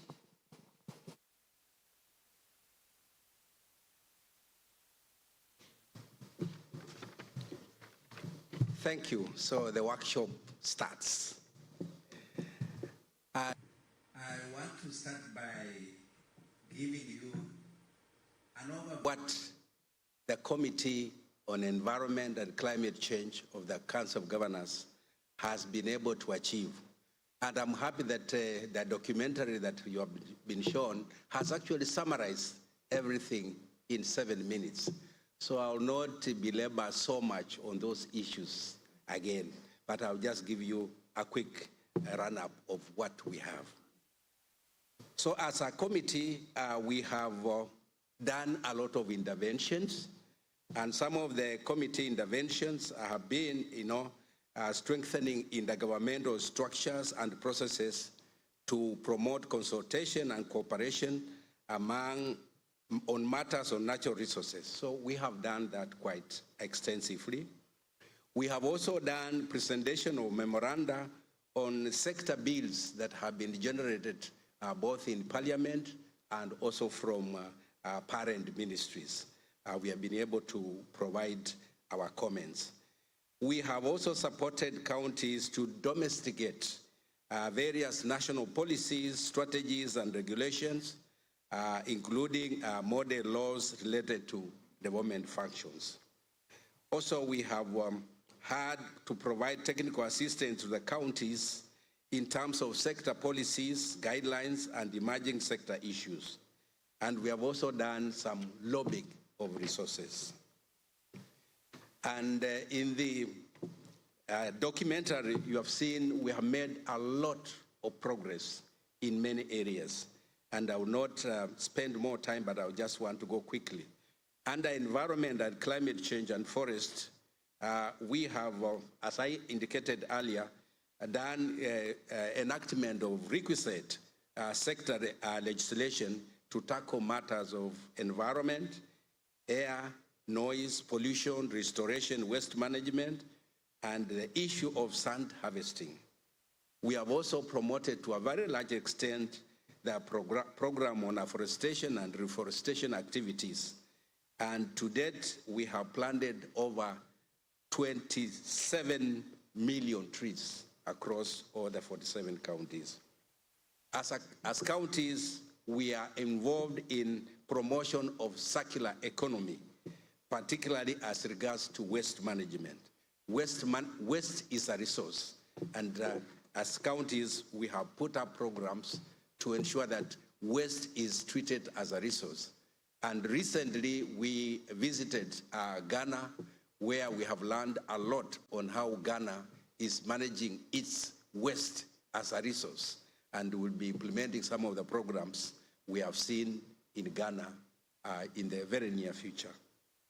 We are also promoting the issue of clean energy through solarization, and you saw also in the documentary solarization. We've decided as counties that to minimize, carbon footprints in our country, we need to have renewable energy, and therefore we have impact on programs. We are solarizing our water systems, we are solarizing our health facilities, and any other facilities that would be able to allow us to do that. You have seen what we are doing in smart agriculture. We have made a lot of strides in that area. The area of air pollution, as you have seen, we have installed and we are in the process of installing air monitoring meters across various urban areas and buckets in our counties. Community participatory risk assessments, again, you have seen it in the documentary, how we are engaging people at the county level, at the ward level, to ensure that we have these issues of climate change and environmental conservation taken to the grassroots level. We have also had submitted various memorandum to Parliament on the Environmental Management and Coordination Act, which is also being amended, the Water Act. We played a very crucial role in the Climate Change Amendment Act of 2023, and we have also played a major role in the enaction of the climate change carbon markets regulations, which have come out and they were recently gazetted. We also have dealt with promotion of nature-based enterprises for youth and women, and we have seen in the documentary tree nurseries that are being managed by the youth, by the women, to ensure that this issue of environmental conservation is a responsibility of each one of us and all of us. There are a number of emerging issues that have come, which we think we should be well informed in this training workshop so that we can be able to know how to move forward. And there are many issues which I want to go through. One is the lack of clarity on the roles in existing sector legislation that glow back on Devolution, Environment Management and Coordination Act, Water Act 2016, Mining Act, among others. These acts need to be reviewed because they are not in line with the Constitution. So it's an area of interest that we want to work together with the Ministry of Environment to ensure that the amendments are done. Second, we have duplication of programs and projects by various implementing agents. The national government continues to perform functions that are constitutionally allocated to the county government through donor-funded projects. There are quite a number of donor-funded projects that are being executed by various ministries, but those functions are revolved functions. So we need to find a solution when we have donor-funded. How do we coordinate between the national government to ensure that we at the county level, we perform the functions as enshrined in the Constitution? Number three, we have multiplicity of committees under the environment, climate change, and natural resource sectors, which culminate into silo budgeting. We have so many committees that are at the national level and the county level, and these end up in a lot of competition and a lot of waste of resources doing the same thing. So we need to find a way to be able to minimize that. Number four, lack of regulations to control sand harvesting in counties, which is a major driver to land degradation and water scarcity. The issue of sand harvesting is a major environmental issue of concern, and is an issue that has not been addressed legally and policy-wise at the national level and also at the county level. And it's an area of concern because land degradation that is taking place, particularly in areas like Machakos, Kitui, are hinged on sand harvesting. Even in Vihiga, we have a major problem due to sand harvesting. So it's an area of interest. There is also a new area of interest, that's nuclear energy exploration in the country is being undertaken, yet in other jurisdictions, nuclear plants are being decommissioned. These may pose significant hazards. So widely developed countries like Germany are decommissioning their nuclear plants. Here, we are planning to establish nuclear plants. So we have to look at what does that mean? And I think you have seen demonstrations in Kilifi, where it is planned that the first Kenya nuclear plant is going to be established in Kilifi. And we have seen a lot of protests in regard to that. So how do we deal with this matter so that we can be clear, we don't end up doing what other developed countries are actually throwing away? The issue of sustainable charcoal production is crucial if we are on course towards the realization of the presidential commitment to grow 15 billion trees by 2032. Charcoal production is a major issue in the country because realizing that more than 70% of our fuel is of the energy we use for cooking and warming is fuel wood. So it's an issue that needs to be addressed and how to be managed as regards the policy and the legal framework. 7 is the issue of waste management, which promotion of waste management culture at all levels and enforcement of environmental compliance to guarantee a clean and healthy environment, as well as strict zoning regulations, adherence to avoid haphazard change of user. Waste management is also an issue, and it's an issue that we need to be very clear on how we handle it policy-wise and legal-wise. Environmental deposit bond regulations need to be operationalized to enable environmental restoration post-mining operations in mining areas. You may have noticed we have so many quarries that are licensed to operate. But after they have the quarrying is finished, there are bonds they give so that they can restore the quarries. But if you check in all the counties where you come from, you will see that most of those quarries, after their mining is done, they are left and they become a major environmental hazards in those areas. So it's an area of how do we do, because they eventually get their bonds back, but they don't do the work. The issue of international agreements for multinationals involved in carbon markets, land leasing in the country should be canvassed to determine the benefit sharing mechanism to host communities and to the concessions for sustained climate actions. This matter will be canvassed here in detail. And we have the director of environment, of climate, we see Augustine, he'll do it. Because it's a very tricky issue, these carbon markets, and we must understand it. Because if we don't understand it, we may find ourselves regretting later on.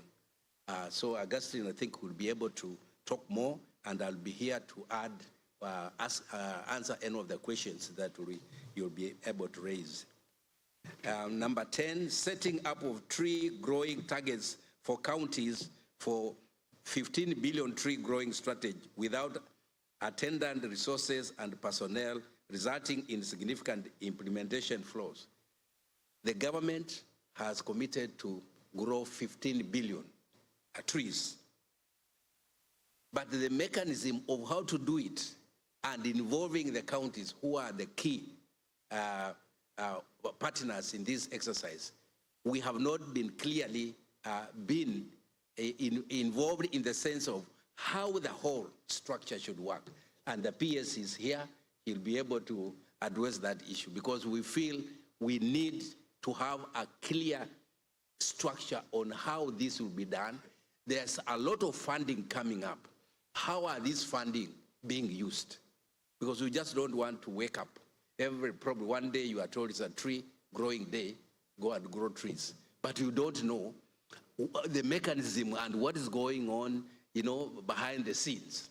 So that's an area of concern as Council of Governors, and we would want to canvass it and discuss it, and my good engineer is here, will be able to help us find a solution to that. Number 11, and clear definition of the role of county governments in the execution of county carbon markets projects agreements. This again is something that is still unclear, but will be covered in the coming presentation after this. The issue of benefit sharing from national gazetted forests proceeds of carbon markets to counties and communities will also be elaborated in the presentation that's coming. But also there is the issue of benefits. For example, when we have national forests that are gazetted, when the government gets some of those plantation forests are harvested, counties, how do they benefit? Because those forests are in counties. Equally, you have had the issue of water. Water catchment areas are, let's say, in Aberdares, but it's Nairobi that is having the water. How do those counties in those catchment areas, that is Nyandarua, Muranga, Nyeri, how do they benefit? Because they play a role to ensure that that water is generated. And as a result of that, we are saying, going forward, we need to cost the value of environmental services so that we can cost what is the cost and the value of forests in your county? What is the value of the rivers that originate from your county because you are responsible? What is the value? So that when it comes to compensation and revenue sharing, we are able to know what are the ecosystem value of the environmental resources.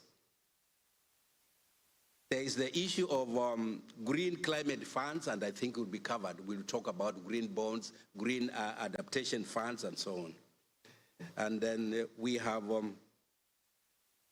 Last, number 15, I would like to say the shift from, we need to shift from reactive disaster response on either drought or to flooding to a proper sustainable reactions to all these disasters.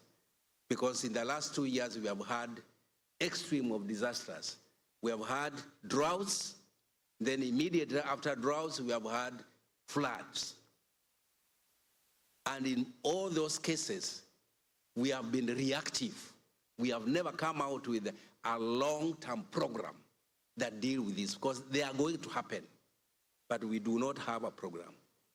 We have had so many funds that have been spent and donated by development partners. But how these funds are expended, we are not in the know, particularly the counties. So we need to be transparent and accountable, because climate change is here with us and is going to be with us for a long time to come.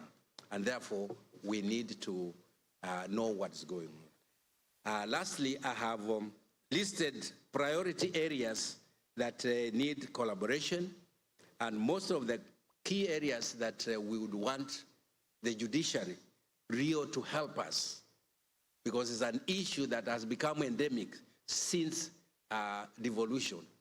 And this is the issue of completion of unbundling and transfer of function process with addendum resources to provide the needed clarity in assignment of function for both levels.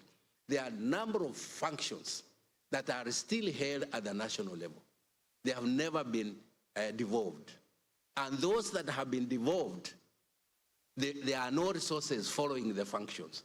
So we have the functions, but the funds have been held at the center. So this is a challenge that counties are facing, and we need to find a solution on how to deal with this challenge. We also need continuous review and harmonization of sector policies, guidelines, strategies, and frameworks to align with the constitutionally unbundled functions. And then we also need to development and operationalization of the environment sector intergovernmental coordination framework. Environment is very complex, so we need an intergovernmental coordination framework, which should coordinate both at the national level and the county level, so that we are doing the same thing to achieve the same, the desired goal.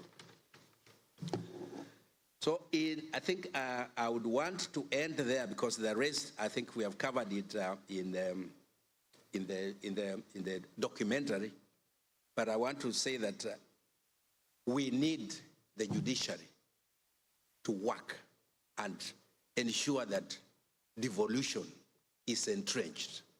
Because as you heard from our CEO, from our point of view, devolution is working. Whatever you may look at from whatever angle, devolution is bringing a lot of change, development change in this country, and is empowering our people. But from reasons, actions, and behavior, we are seeing devolution being glowed back. And we have heard most of the governors crying all the time, money has not been disbursed. And as even we talk, we are ending the financial year next week, but we still have not received some of those shareable revenue. So devolution, I would say, in quotes, is under threat. And we need the judiciary to work with us to ensure that devolution works and prospers. So with those many remarks, I would like now to call upon my colleague, Professor Nyang' Nyong, and my good neighbor to come and tell you a few issues we are dealing with in the issue of land and urban planning. Karibu sana, asanteni.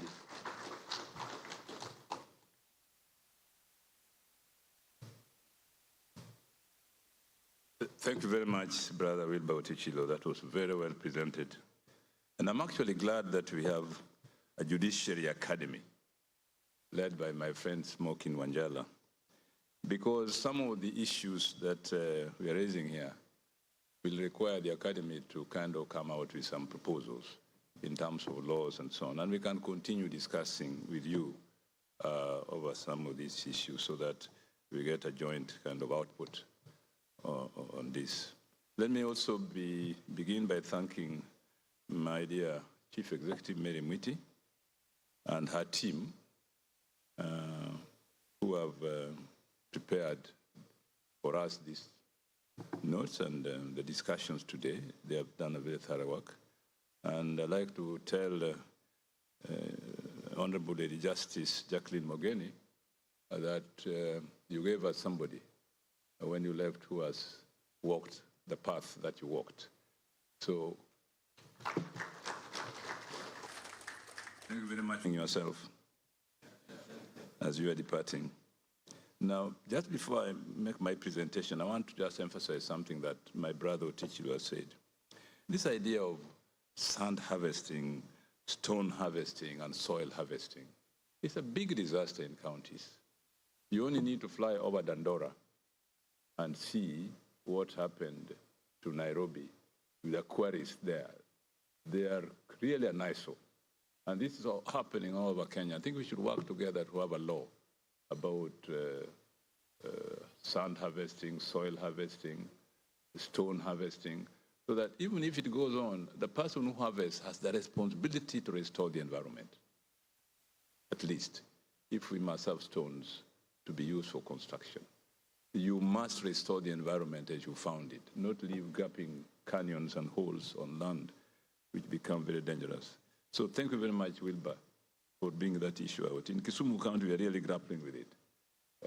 What would it mean if we banned sand harvesting, for example? That would be cause quite some crisis. But we need a kind of a national approach to this thing.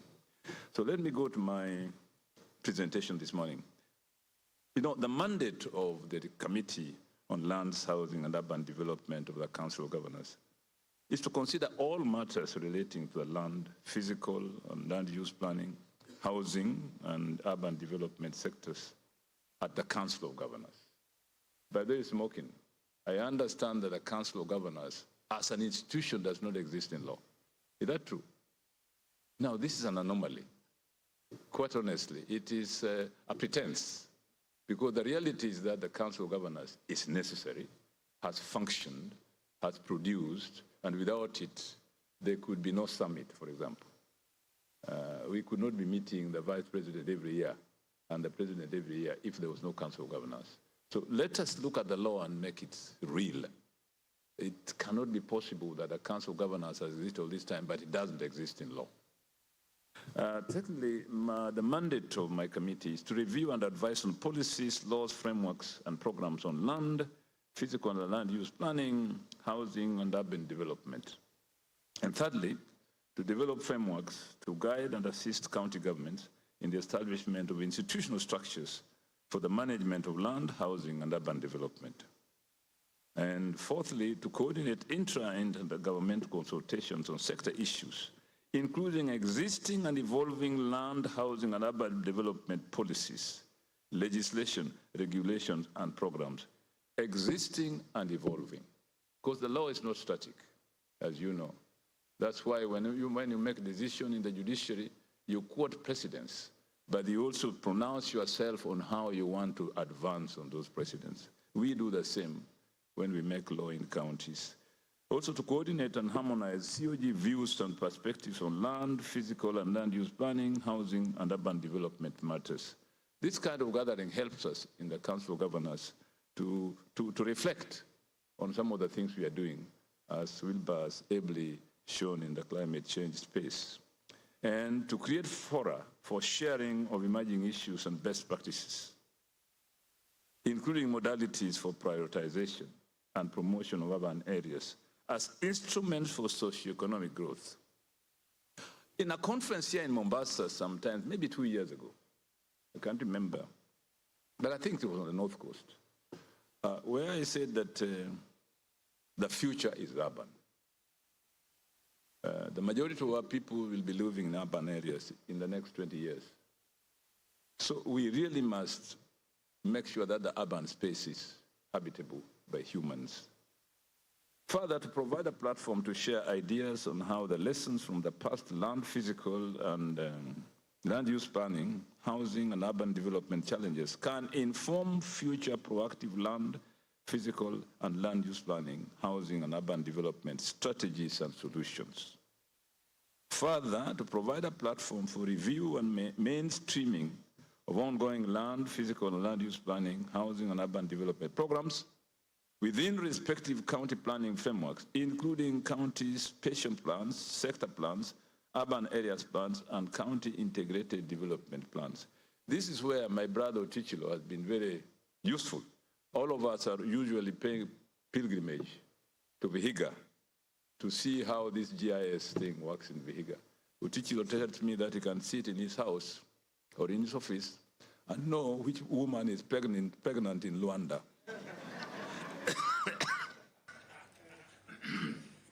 He never gives detail how I can do it, but it says it is true. And then provide a forum for harmonization of planned regional and nationwide land, physical and land use planning, housing and urban development interventions by various stakeholders, including ideas on how counties can respond to specific land, housing and urban development needs.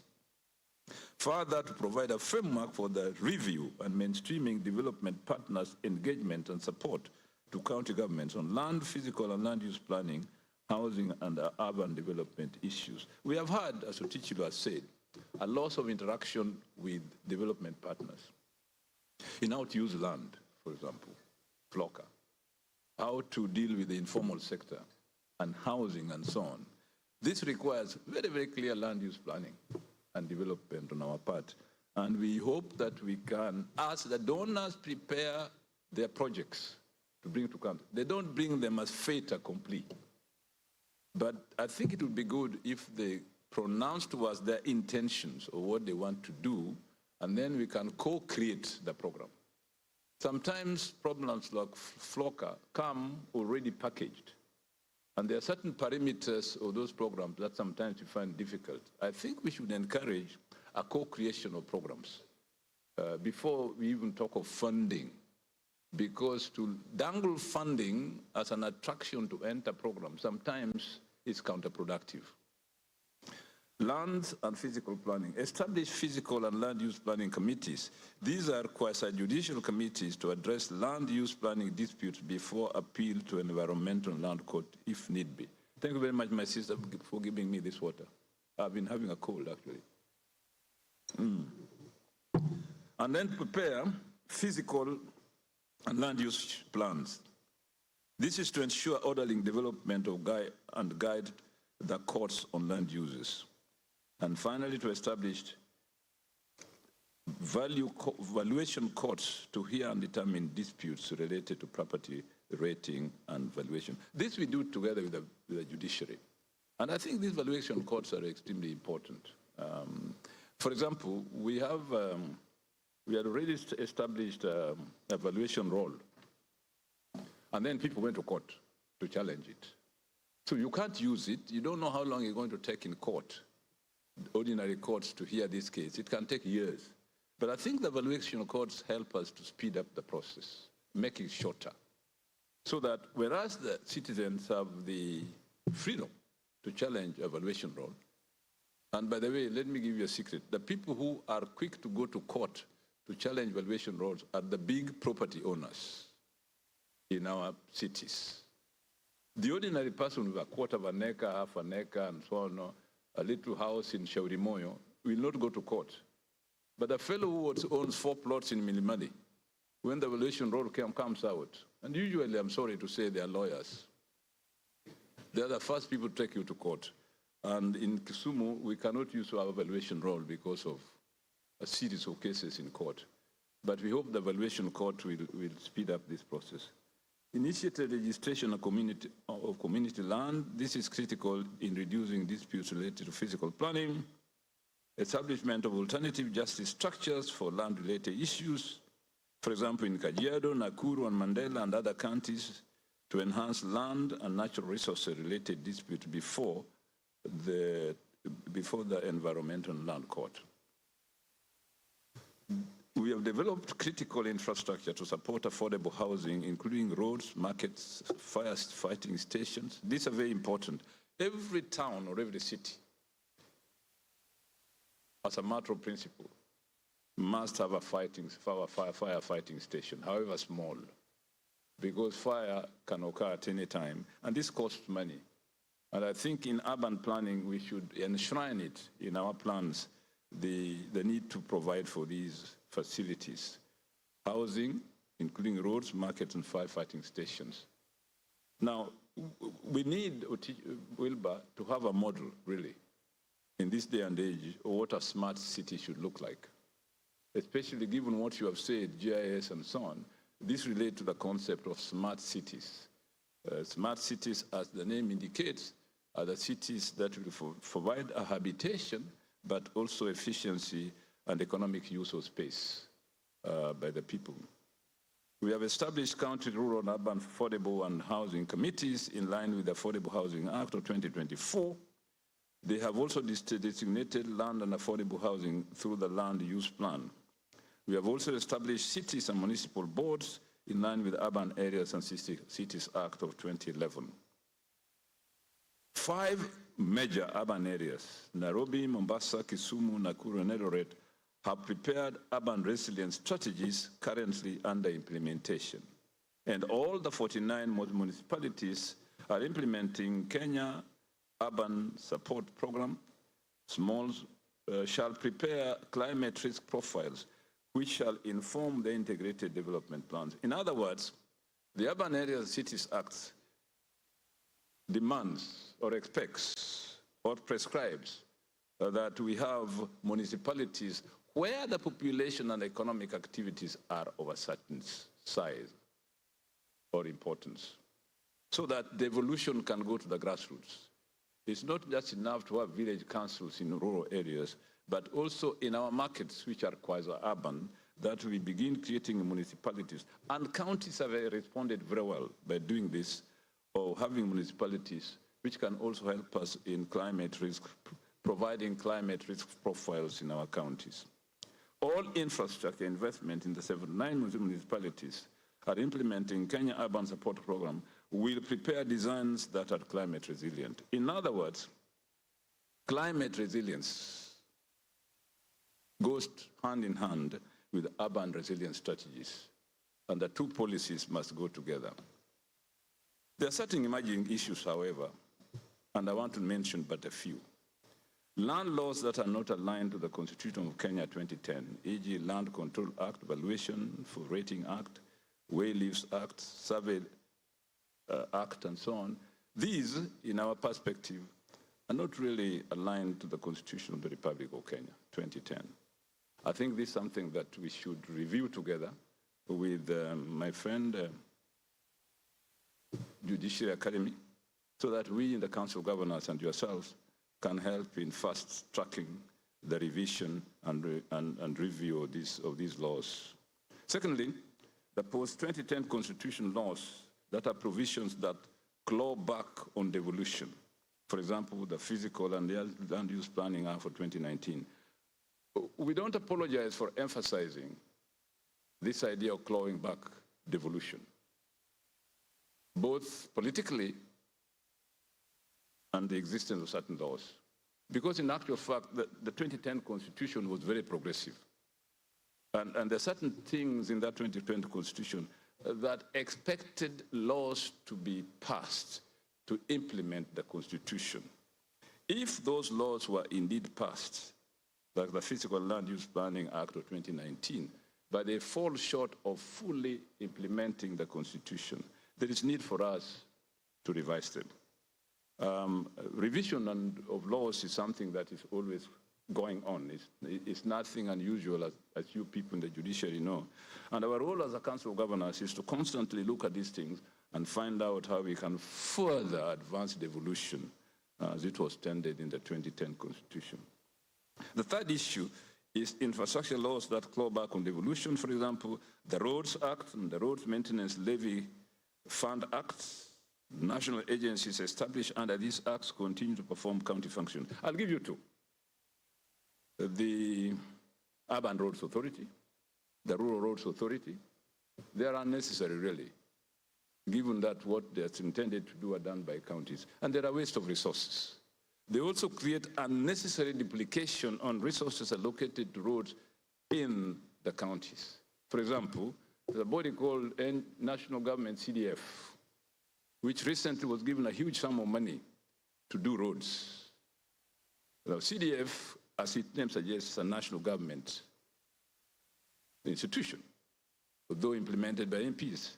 Now, if you take some money and give national government, CDF, and then take some money and give to Rural Roads Authority, you take some money and give to Urban Roads Authority, what money is going to be left behind to give to counties to build roads, especially in a government that is already crying that they don't have enough resources? The way to use those resources rationally is to make sure that you thin down on the duplication of functions, which then make you use much more resources doing the same thing. I think the issue is very clear. And we in the Council of Governors have said this over and over again, and we think reason will prevail. Of course, when reason don't prevail, then you get people going to the streets.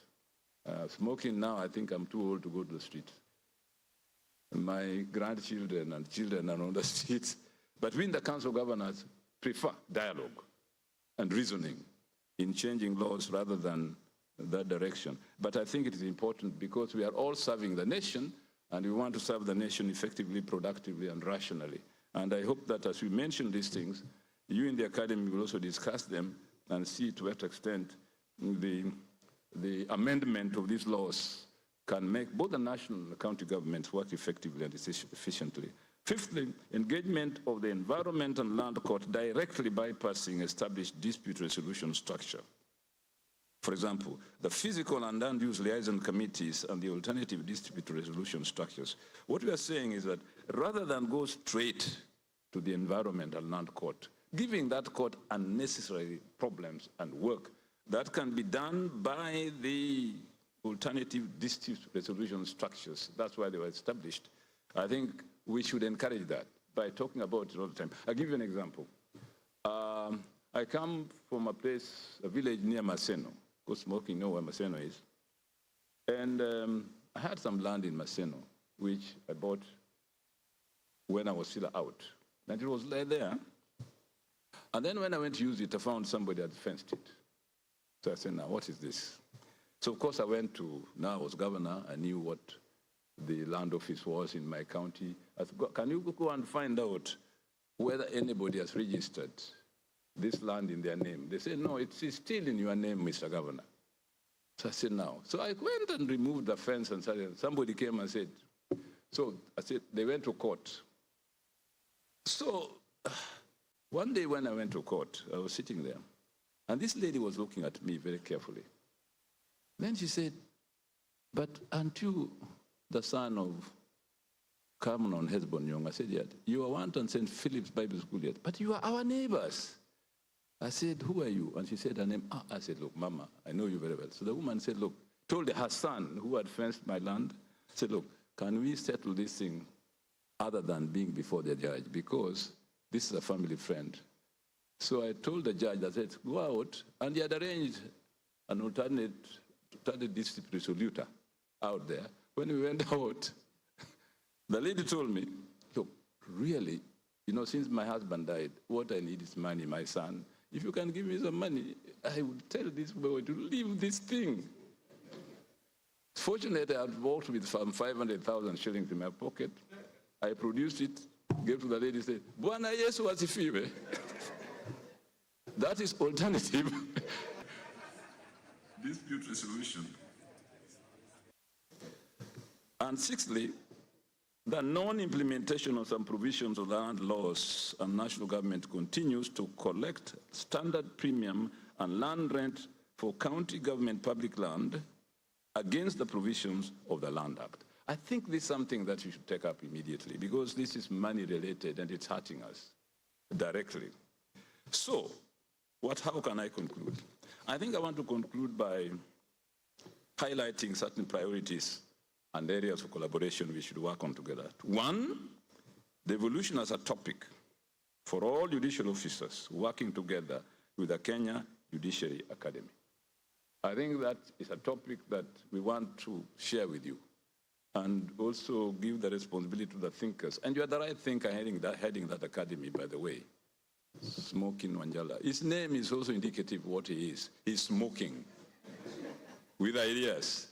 So we are very happy that Smoking heads that institution that we are now sharing this problem with. Secondly, judiciary to support the county governments and council of governors in capacity building quasi-judicial institutions such as the physical and land use committees and the alternative dispute resolution structures established by the county governments. I think we also would like to make sure that what we say we practice. If there are alternative dispute resolutions established by the judiciary, we should also have our way of making that process work faster by proposing to our county governments our own alternative dispute resolutions alternative. For example, the case I had with that woman, if we had done an anthropological inquiry before, are you related? Where did you live? Maybe we could have found out more about ourselves before we went to court. But that's now the brilliant Mary Mwiti will see how we can do that with you. I have confidence in that lady. She's very brilliant here. Fourthly, representation of the council in the land division working group. I think that's important. And to handle disputes in a just manner with a view to protecting devolution. To handle disputes in a just manner with a view to protecting devolution. We are not asking the judiciary to in any way to part from their tradition of making sure that law is followed. No shortcuts to progress in making judicial decisions, but only to make sure that we work together in making things work efficiently and effectively. But finally, before I leave this platform, I just want to confess to my friend Smoking Wanjala that somehow money has been poured to finish me. Because somebody, I think, called my wife and said what our plans are, and she sent me a message that she's arriving here at 3 o'clock.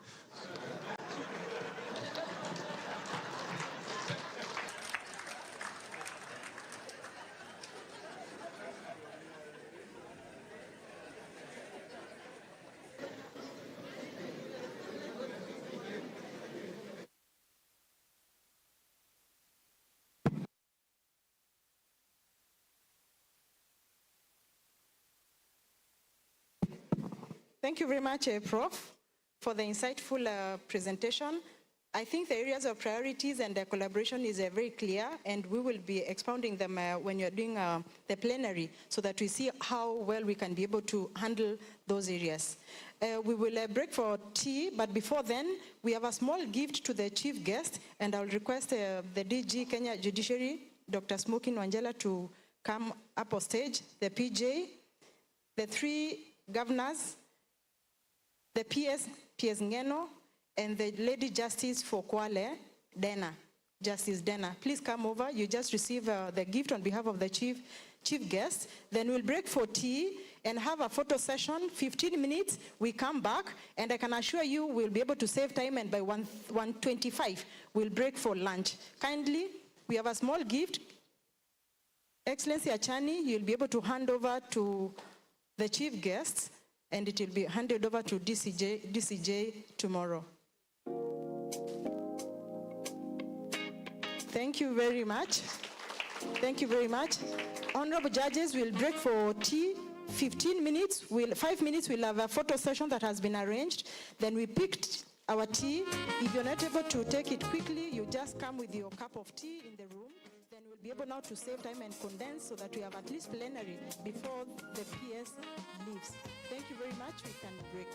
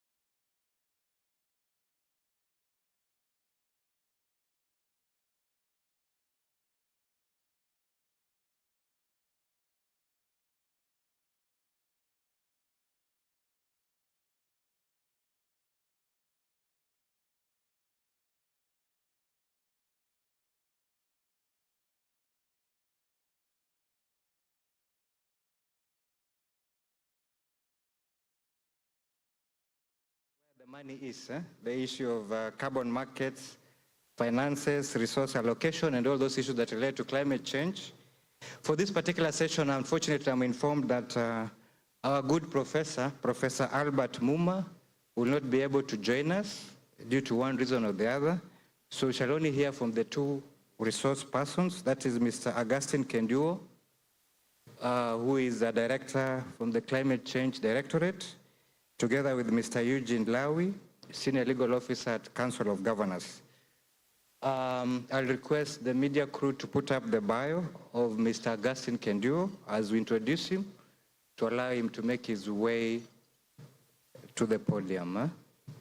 Yeah, so Mr. Augustine Kenduo is an employee of the Ministry of Environment, Climate Change and Forestry, working as the Deputy Director, Climate Change Mitigation.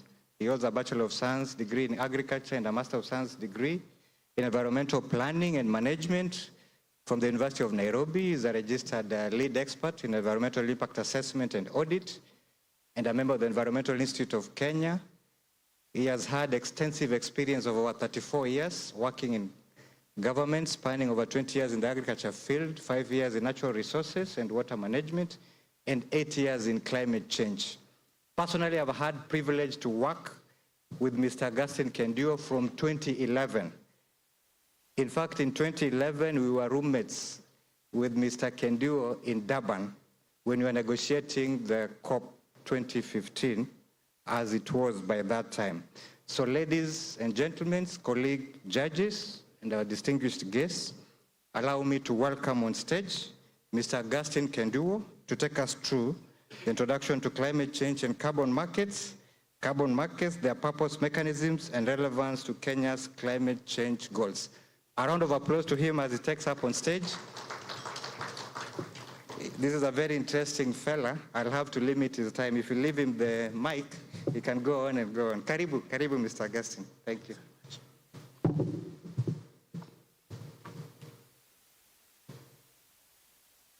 Yes, I like speaking as I walk around. I don't know whether I can dismantle the mic. I don't like being rigid like this. Can I get someone to assist me? Maybe, can I pick this? I don't like speaking like a tree, static. Yeah? Yes. So you have heard about me, so I don't need to introduce myself again. But as my brother, Justice Edward Waboto stated, and my senior Honorable Governor of Vihiga, Dr. Otichilo, and Aleron also alluded, we have been in this place for some time now. And I'm going to have a discussion with you. I'm not going to do a presentation, because sometimes presentations are boring. I want to connect with you. You will get my presentation later on and use it at your own time, but I just want to connect with you so that we can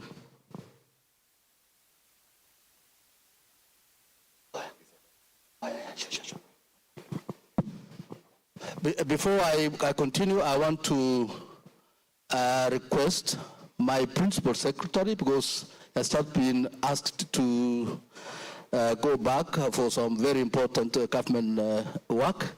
So I would like to request my peers, Dr. Engineer Festus Ngeno, to take the floor briefly before he leaves. Welcome, peers. Thank you so much, Kenduo. I just wanted to respond to three matters that Dr. Otichilo raised in terms of our collaboration with the national government. You discovered, Dr. Smokin, that the entire State Department of Environment and Climate Change is a devolved function. So what we do at the department is basically coordinate, and the entire, whether it is solid waste, climate change, environmental matters, it is all devolved function. So us as a ministry, we provide policy. So one thing that I needed to indicate, I think you raised, was on MCA 99. and the need for realignment. I just wanted to indicate that on the memoranda, and I think I've been working with your secretariat, that you had written to National Assembly. What we've decided to do is to go back to the National Policy First of 2013.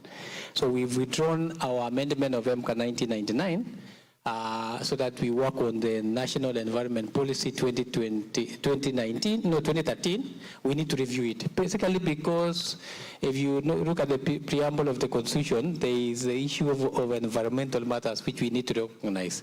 And there are so many emerging issues that we need to work on the policy first before we review MCA 99. So that is the first thing that we've done, Governor, and that is coming up. We've gotten a consultants both from the EU to work on the national environment policy, and of course county governments are going to be involved, so that as we review MCA 1999, revised 2015, we are on the same page. So that's the first thing that I needed to indicate. Number two is on the carbon markets, and I will delve into it, and the role of county government. So that the role of county government is so important, and we captured it in the regulations, but to indicate that one of the motivating factors that made us to amend Climate Change Act 2016 for purposes of provision of carbon markets is the issue of communities, the benefit sharing to benefits to the communities. And we are provided for 40% on land-based and 25% on land-based on carbon markets. That is why I know there was a bill from the Council of Governors on the natural resources benefit sharing. We didn't like it as a ministry, especially I'm talking about as a Ministry of Environment, Climate Change and Forestry. And I think mining also has had a big problem, wildlife had a big problem, because we wanted it to be sector specific. I know what the proposal from county governments was that they wanted an omnibus. I don't know whether that's the right term, something homogeneous. But you see, for carbon markets, we had even negotiated for more for counties, for communities, 40% on land-based and 25%. There is the issue of petroleum. They have their own way on how the petroleum products will be shared between county government, national and benefit and the counties. Same thing with wildlife and same thing with the mining. So we thought then that we advise as a concerned ministry responsible for natural resources management that we leave it to be sector specific. And I think we did convince Council of Governors that let's have benefit sharing bills which are sector specific and not have an omnibus. Otherwise we were going to lose on the carbon markets, which is going to provide so much to the communities. Lastly is to indicate, and I want to agree with you on the issues of the duplication of various committees. And I know I'm the NEMA, or I'm the ministry responsible for those duplications now, and I think we have agreed, especially having financing locally led climate action program. We said we let's harmonize structures that are going to deliver on the same mandates. So we have agreed, and therefore working especially on what we establish on the structures under FLOCA. That is why we are not, I know there's another program called INREP, which is covering around 14 counties. We have the Kewasi program, which is under World Bank, again covering around 10 counties. We have insisted and supported by World Bank and IFAD, and they said, let's use the FLOCA structures. And I think that is one of the key things that we have agreed to the Secretariat, that we don't need to be creating other structures. I know under the review of MCA, there is this issue of the county environment committees. And who is responsible? I was the chair of caucus then at the Council of Governors, and I know we wanted, national government wanted to take over the chairmanship of, the appointment to the role of the county commissioner, but we did insist that that should be the role left to the governor, and I think we need to harmonize in that respect. I just wanted to highlight those so that we can be able to be on the same page. On the National Landscapes and Restoration Program towards the 15 billion, and the role of county governments, I know we have had 2 holidays. I would not have, of course, I'm part and parcel of the team, but I have my PS colleague in charge of forestry who is driving that. One of the key things that we were looking at is, and you see now on the strategy, I think we gotten it right, and I think this is, we have taken it from the technical level to political, meaning therefore that it is the cabinet secretaries who are responsible for at least 2 or 3 counties. Like you are aware that my CS is responsible for your county, for example, and I think Governor Nyong'o, my CS also came to your county, but there is a specific cabinet secretary who is responsible to coordinate 2 counties for this tree growing program, because we notice it will not work. We have said 20% of FLOCA, and we have urged Council of Governors that 20% of the FLOCA funding should go to National Resources Management Program. And therefore, then, the coordination on the same, I hear some counties might not have been consulted in terms of when the CSS or we come to the ground, and I think that is something that we are working with the State Department of Forestry to finalize on the same. So I wanted to just assure you that we are open and ready to deliver on that mandate. On the intergovernmental framework, lastly, there is a team between myself and the CEO and supported by the EU, and I think we have had the first draft of the intergovernmental framework on environment and climate change, which is coming, which is on works that are ongoing. So whatever you address is something that I'm aware of. I know we did for water. I don't know whether you did sign for the one for water when I was there, but now being here on national government, I think for the environment, climate change, and forestry, we are going to finalize on the same, because we have a support partner under the EU who are going to deliver that for us. So thank you so much. I just wanted to just appraise and respond so that I know details on the carbon markets will be provided by my director, and at some point I will be able to excuse me and exit for purpose of other assignments, but I'm a product of devolution. So you can be assured that I support devolution any other time. Asanteni sana, and may God bless you. Asante. Yeah, thank you, Piers. So as Piers leaves the stage, I just want to connect you as the audience to the new perspective or new or emerging areas that you have just talked about in the morning. I want to take you to the Bible, Genesis chapter 1, which states that God created the earth and all the forms and lives that live on it. And he saw it wonderful, and it was beautiful. Meaning that from the onset, God balanced nature with human beings. He made sure that the atmosphere was in tandem with the life forms on earth. That's how I can start my presentation. Then over time, when the man was given the power to subdue and to make whatever he wants to do on earth, that is when now man started developing.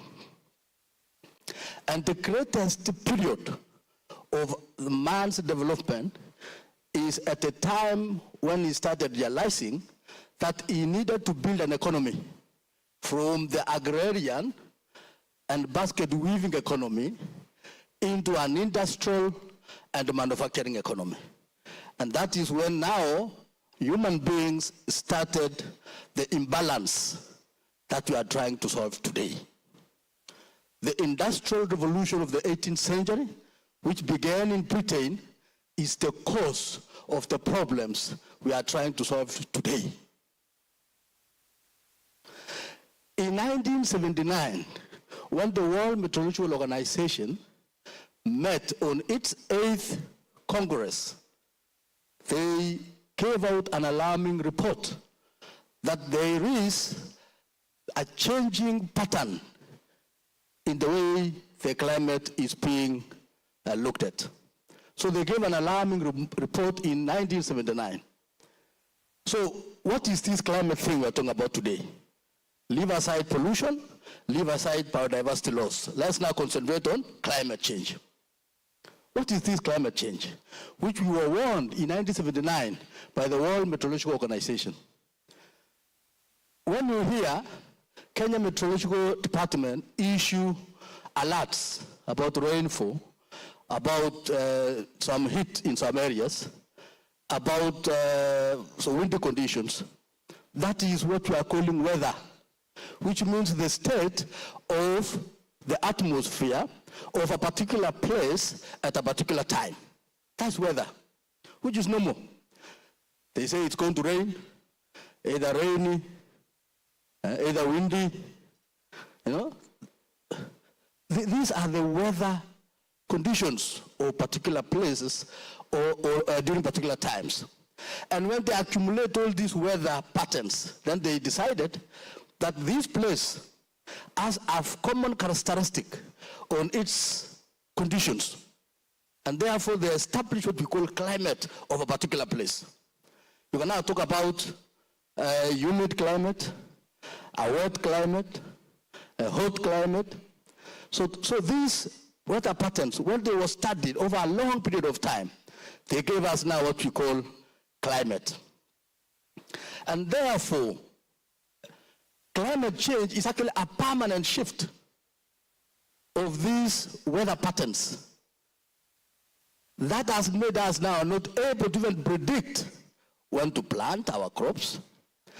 Sometimes you think it's not going to rain, it rains heavily. Sometimes you think it's a dry spell, you want to harvest your maize, a lot of rains come and spoil your produce. So this permanent shift is what we are referring to as climate change. And as I said, this climate change was caused by human beings, you and me. When we started industrialization and using a lot of fossil fuel, we released what we call greenhouse gases to the atmosphere. So our actions as we industrialize led us to releasing greenhouse gases to the atmosphere.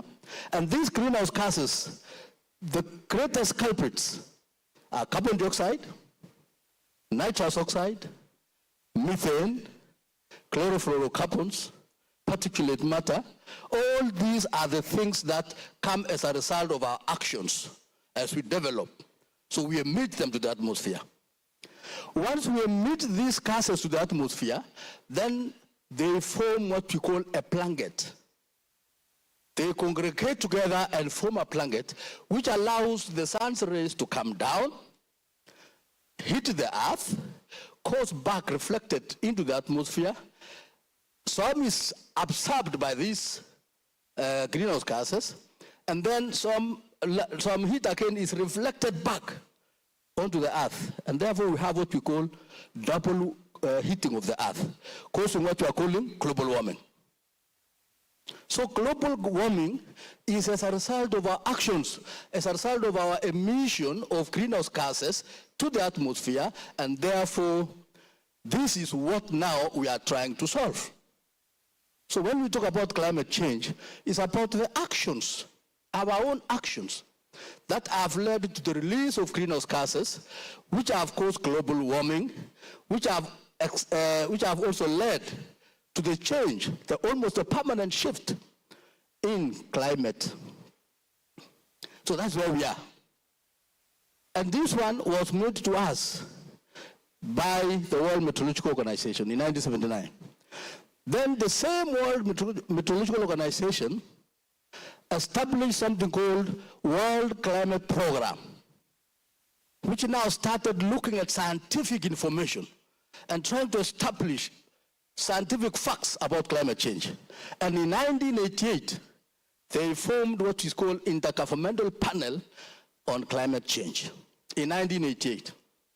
So Intergovernmental Panel on Climate Change is a scientific arm of the World Meteorological Organization that now looks critically and analyzes all the scientific reports concerning climate and giving it to parties, to governments, warning them that this is where we are, and if we continue, this is where we are going. They do simulations and projections and warn us about the coming catastrophes. This body called Intergovernmental Panel on Climate Change released their first report in 1990. And this report, which was released in 1990, now made governments of the entire world tremble. It was a damning report, and in a conference which was called UN Climate and Environment Conference, a United Nations Conference on Environment and Development, which is usually called Rio, the Earth Summit of Rio de Janeiro in 1992. Then the parties came together and said, we must establish a framework so that we now start engaging seriously on climate change. And it was in that 1992 when the United Nations Framework Convention on Climate Change was born. And this convention is what has now brought us the legal documents that we are using and which you as churches are supposed to interpret and be able to advise and give judgment on matters that are touching on climate change. So in 1994, the United Nations Framework Convention for Climate Change was established. This was just a framework. And therefore they said, for this framework, which is just a framework that supports the processes, then they said, we must now move from the framework to policy direction. And it was in 1997 when the United Nations Framework Convention on Climate Change agreed on the first legal document that was meant to govern our actions into addressing climate change, and that was the Kyoto Protocol. The Kyoto Protocol came into being in 1997. And the Kyoto Protocol, which is a product of the United Nations Framework Convention on Climate Change, bound the developed countries into meeting certain targets on the reduction of greenhouse gases. They gave binding commitments to the developed nations. Do you know why? Because the developing nations were not part of industrial revolution. We were not part of industrial revolution. So, as a developing nation, we have no mandate to be given target to remove greenhouse gases, which are now the problem, which have accumulated in the atmosphere and needs to be removed. And also look at our actions, reduce anything that you are releasing to the atmosphere. But if we don't do that, then the earth will peak and it will be catastrophic. So this Kyoto Protocol said, okay, fine, developed countries, you have a target. This percentage, reduce your greenhouse gases by this percentage, and you must report to the United Nations Framework Convention on Climate Change. So this framework created what we call Conference of Parties, COP. That's why you have been hearing us going to COP, COP 27, COP 20 what, COP. You had my friend Justice Waboto talked about me and him meeting and sharing a room in Durban. It was during that COP, and if you can recall, Justice, during that time, we were facing each other. It was developed countries and us here, developing countries. And we were looking at each other and saying, you caused this problem. You have to clean it. Then they are saying, but can you also assist us to clean it? We said, no, we are not part of this. So there was a very sharp division. It used to be called Annex 1 and the non-Annex 1 parties. And imagine we have a protocol to implement. And I usually tell people, now because we are in-house here, Muzungu hawezi pea wewe pesa yake. That one you have to know. He cannot. Atakupea pesa for climate action, unless alone. Those are also suffering anyway. So for us, in developing countries, we think we can wait for developed countries to give us money direct. They will not. So we fought hard in those conference rooms. And we said you must also report and tell us. Some didn't agree on the Kyoto Protocol, like US. They said, no, rubbish, we can't accept this. So they never signed. Even those who ratified the Kyoto Protocol were not even reporting. So there was nothing moving. And then in the second commitment period of Kyoto Protocol, then we relaxed as developing countries and said, let us now engage. We are also ready to support as developing countries. It's okay, fine. Then we created what we call clean development mechanism. Like the geothermal that you see in our Rift Valley.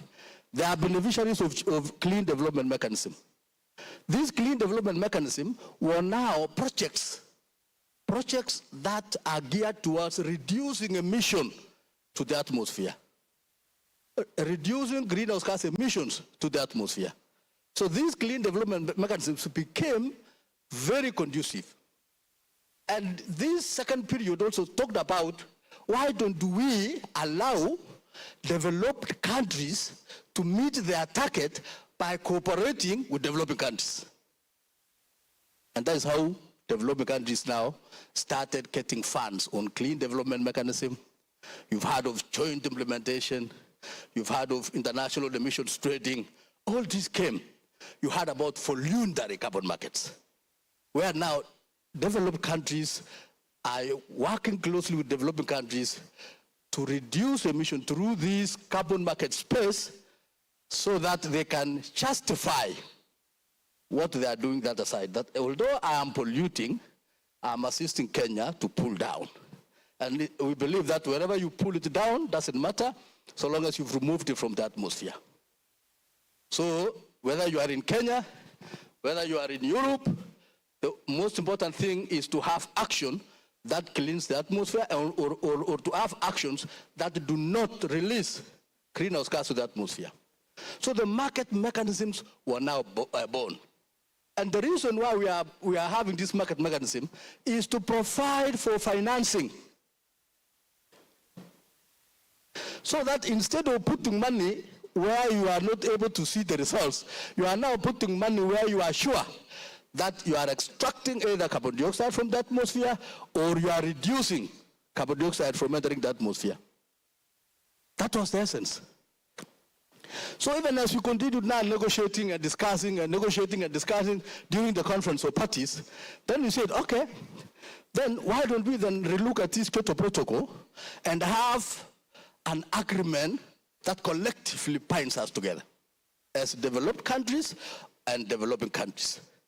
And in 2015, during at the conference that was held in Paris, we came up with what we are calling the Paris Agreement.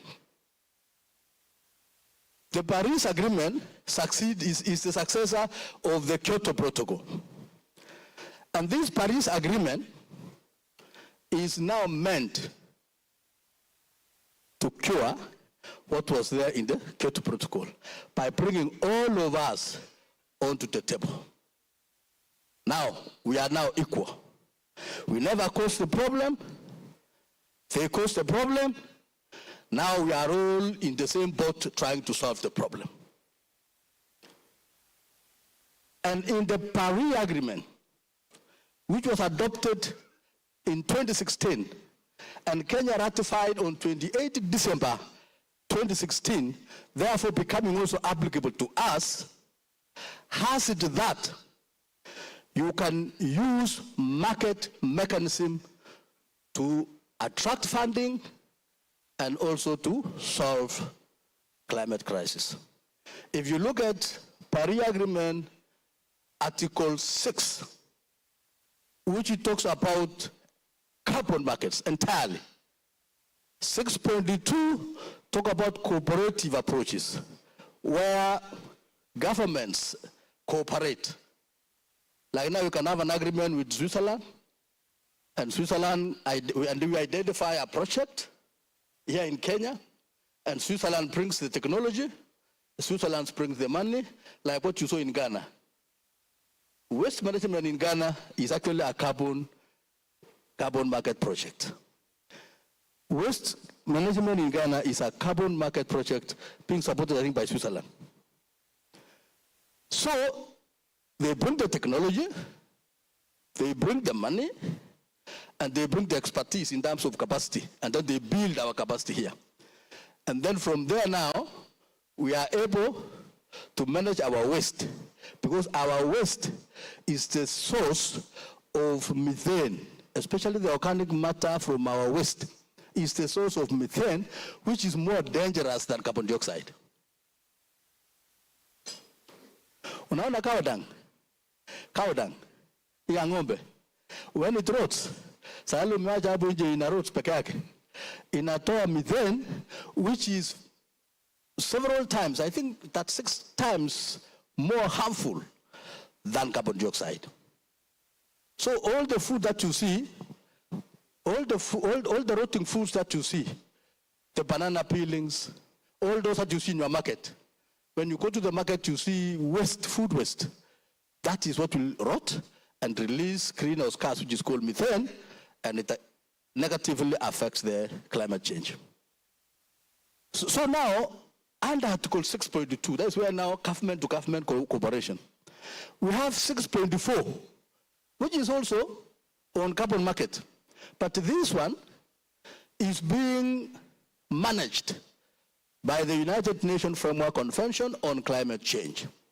They have a mechanism where, and they have a registry, where now countries will identify projects, and then these projects will be now deposited in UNFCCC website, and then they are the ones to market for you, and then once they market the units, you generate the units, the carbon credit units, and then you market them there. So once they are there, then they're able to sell for you, and this is where we are now negotiating. Recently we were in Bonn, and we never agreed. This is a very interesting issue. Some countries are saying we need units generated under Article 6.4 market mechanism to be taken to UNFCCC registry, and then they will sell and deposit the money in adaptation fund or green climate fund, so that we do proposals and look for that money. In our agreement, adaptation fund and green climate fund are supposed to get funding from developed countries. They're supposed to put money there. Now they are looking for a shortcut so that they can come here, generate credits from you, take the credits to their place, sell the credits, put the money there, and then they ask you apply. So we never agreed. So we said, let's push it to Bagu. So we are going to discuss again in Bagu at the end of this year, in November. So what is this thing we are calling carbon credit? That's now an issue. What is this? And what is this thing we are calling carbon market? We have seen under the Paris Agreement, Article 6, talking about carbon markets. So what is this? And what are we selling? What are we selling? So a carbon market is a market like any other. It's a market like any other. It's a market like if you go to, let's say, a food market. You are either selling cabbages, you are selling tomatoes, you are selling onions. That's a market. In carbon market, tunauza air. We are selling air. We are selling carbon. So for us, first of all, to know what are we selling, we have to agree. Greenhouse gases are so many. You've had methane, you've had carbon dioxide, you've had chlorofluorocarbon, you've had nitrous oxide. So which of these gas are we selling? So we agreed, let us have one gas to represent all the others. And that was the issue that came from IPCC, Intergovernmental Panel on Climate Change.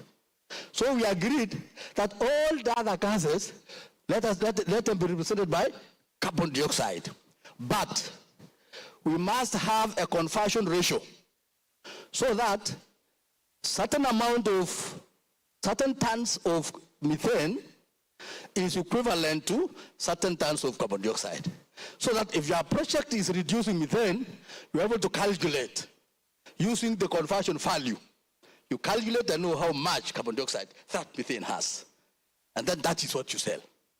If your project is about chlorofluorocarbon, then you know through conversion ratio how much tons of chlorofluorocarbon can be equal to carbon dioxide.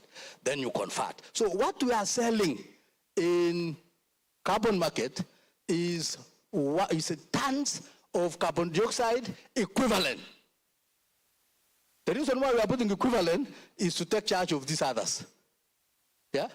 So when you hear somebody saying, I have gotten money from carbon dioxide, it is carbon dioxide equivalent. So it could have been from methane, zero grazing project that has manure that produce biogas. That is a carbon market project. You are reducing methane from going to the atmosphere. So how much methane, calculate, use the conversion ratio, cut it to carbon dioxide, that's what you sell. So what we sell in carbon market is what we are calling carbon credit. And carbon credit is equivalent to 1 ton of carbon dioxide equivalent that is either prevented from entering to the atmosphere or removed from the atmosphere by your project. That is what you are selling. And therefore, when we say we are selling 20 tons of carbon dioxide equivalent to Japan, 20,000 tons of carbon dioxide equivalent to Japan, we are not going to accumulate the 20 tons and put it in a container and then transfer to Japan. No. Yeah? So that when somebody says, I'm trading, remember, this carbon credit is a good. It's a good. And the definition of a good for us is that it attracts taxes. So when we come to carbon trading, we will put the taxes now. Because are good. It will attract taxes. But for now, carbon market regulations has given us that space on how we are going to do the trading. So that is what you are selling. So this carbon trading or carbon credit is actually a permit. It's a permit that allows the developed countries to continue emitting while at the same time they take care of that through us. So when a Musungu comes here, they should not come and tell you I'm investing in Kenya if they are on carbon markets. There's nothing like investment here. It is not about an investment. You know, investment is where you bring us money and support development of projects without you asking for something in return. That's an investment. You are investing on me. But here's a situation where you are coming, you want to put up, let's say, in Kisumu. I think Kisumu, is it Kisumu? I think Nyang Nyong'o's place. There are projects, even Makueni. There are projects that are coming. And these projects are, one, they are going to plant a lot of there's this plant that produces seed, Croton Macalocarpus. They are going to grow a lot of it. They will turn the seed into fuel, and then now they will sell the credits. The investment they are putting there is not an investment. What they are doing is they want to continue making profits. That company wants to continue making profits in a country in Europe. So because he needs to justify a use of fossil fuel so that he can make as much profit as they can, they will come to you and engage you so that you can have an agreement with him and start now developing the project together. And he tells you, I'm bringing money, so investment. So there's nothing that you are giving, but you don't know how much profit he's making by polluting. You don't know how much profit he's making by polluting. So when he comes here, we are also saying, under our laws, that's where you come in. We are saying you must leave 40% when you sell. 2 communities. And we have a community development agreement where county governments play a role. Your officers, the climate change unit officers in county government must sit with the investor and fill the form, community development agreement, which will come to you in case of any dispute. Say, where is the community development agreement? Let me study it. What, did you agree? That is binding. It is in the law. And then as they sell, they must also register in our carbon registry. They must register what they are selling. And once they sell, we are able to know how much they have sold. because we know where they are selling them to. And we can have a conversation. Once we know how much they have sold, 40% of that price comes to you.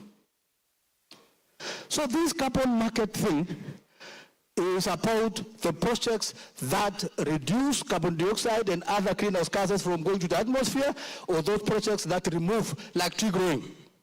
Tree growing is a very good project for carbon market. That's land-based, where we require 40%. Cook stoves, which we have been hearing, cook stoves, which are being made around all over, those are carbon-credit projects. And these cook stoves are non-land-based. So they are supposed to give 25% of their sale into the climate change fund, which will now be given to counties to implement projects. That's a source of revenue, a source of climate financing. So all these projects, like the one I was talking about, the zero grazing unit, if they come and put farmers together and support farmers to come together as a community, and then start developing zero grazing unit and managing manure, how much methane they are going to reduce from going to the atmosphere can be sold within the carbon market space. And it is within our law under the carbon market regulations. So the importance of these carbon markets, I only have 1 minute. The importance of this carbon market, one, is that it can generate revenue for a country. It's an easy way of generating revenue to a country. But you must be able to have your legal frameworks so that you are not shortchanged. You must have your legal frameworks so that you are not shortchanged. There are a number of middlemen in between called project proponents who will come in between the buyer and the owner of the credits. So this is what the law is trying to cure. I know there are many other colleagues coming after me to give you a presentation deep diving into carbon credits themselves.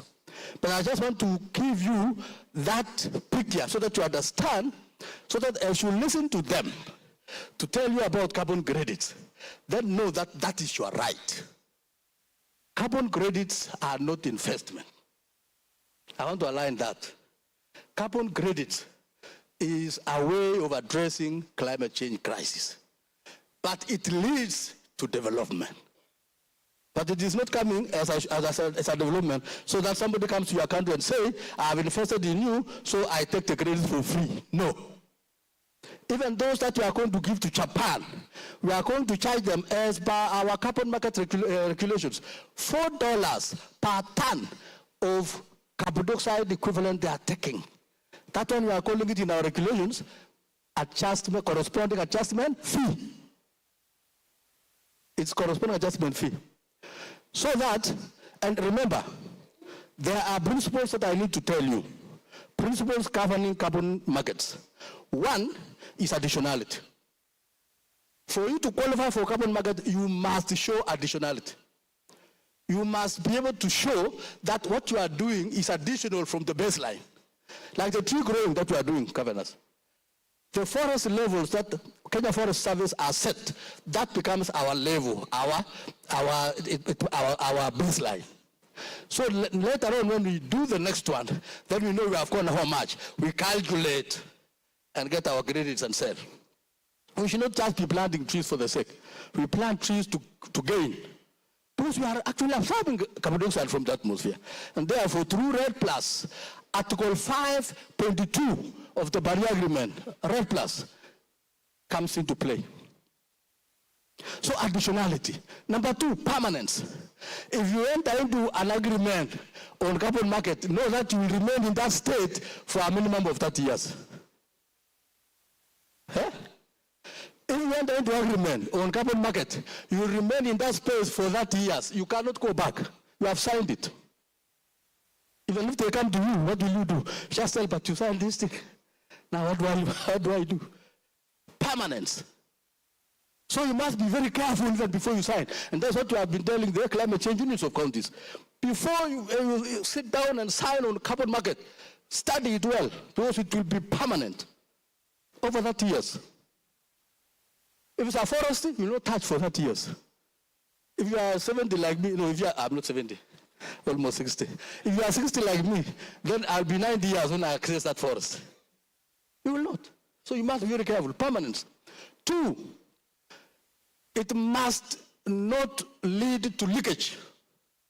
Like I know when NRT will be presenting tomorrow or the day after, they will talk about how they are managing the rangeland and how they are selling credits from the rangeland.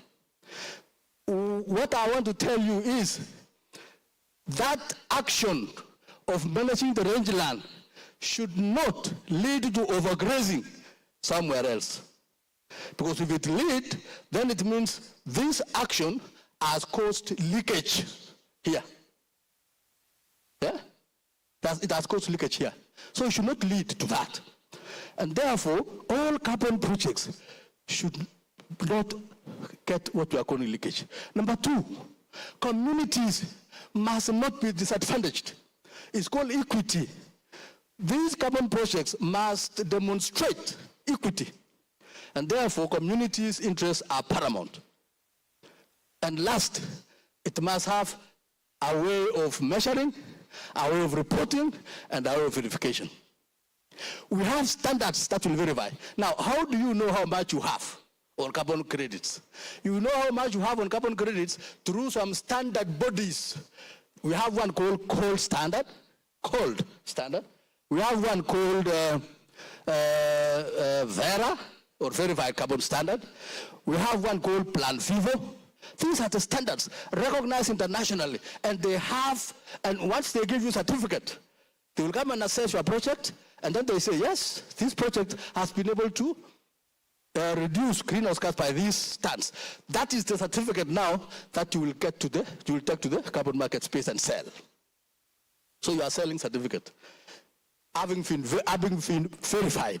So there's nothing that you will take and say, I'm going to sell these carbon credits, and you are putting them in a basket. No, it is a paper from the standard, cold standard, ferrous standard, a paper like this, which says so-and-so, Busia County or Vihiga County has been able to sell this.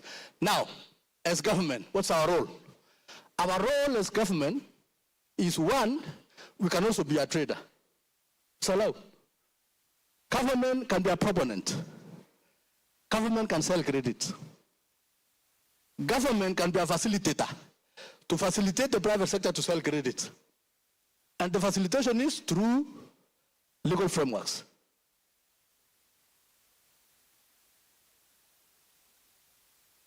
A government can be,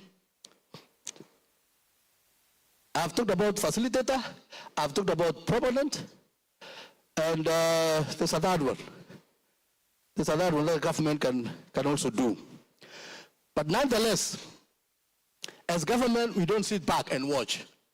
We must also play a role, so that even as we move forward in the carbon market space, the government also feels the processes and be able to see if these carbon market regulations have a problem here, then we are able to change together as we move along.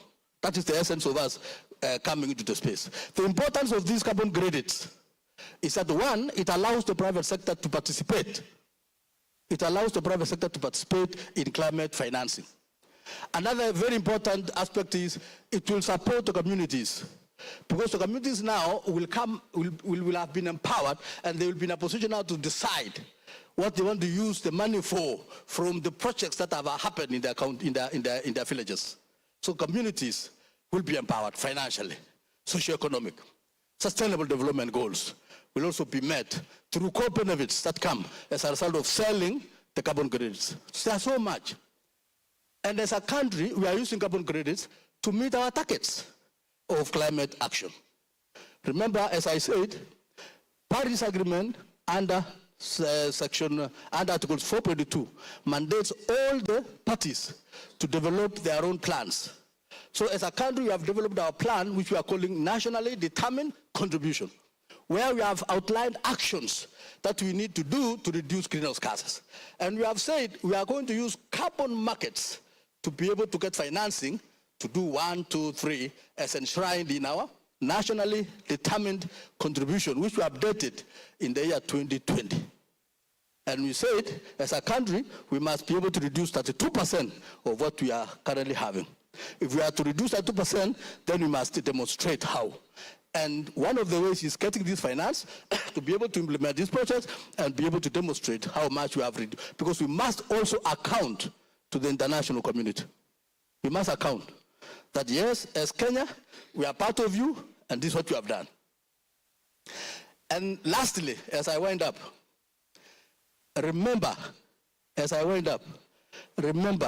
carbon market is not an investment that somebody can walk to your office, governor, and say, I'm bringing this much money, so I'm investing. You know, they are coming like they want to force that I'm coming, doing investment, 1, 2, 3. Therefore, I've used a lot of money to do this, and therefore it is not going to be possible to give you the 40%. No, we don't have that. Then we usually say in our negotiation rooms, then they can go back. If carbon market is expensive, that they want to use all the money now in development projects, then they can go back. Why do we concentrate on that? Because what we need is not only about mitigation, we also have adaptation as a country to look into. We must have our families adapting to climate change, and we need money for that. How do we get money for that? Once we sell this carbon credit, part of the money that comes go into adaptation projects. Thank you very much, and God bless you. Time was very short. Yeah. Thank you so much, Nduo. I think I had warned you, he's quite a knowledgeable, resourceful person. It's unfortunate, as usual, time catches up with us, but at least we'll have a plenary session to engage further with you. We shall also appreciate you fully after the plenary session. So without much ado, allow us to move to the next session. We'll also limit his time because we are getting late. That is Mr. Eugene Lawi, the Senior Legal Officer at the Council of Governors. Please proceed to the podium and you can make your presentation. A round of applause as we welcome him. Karibu, Eugene. Yeah.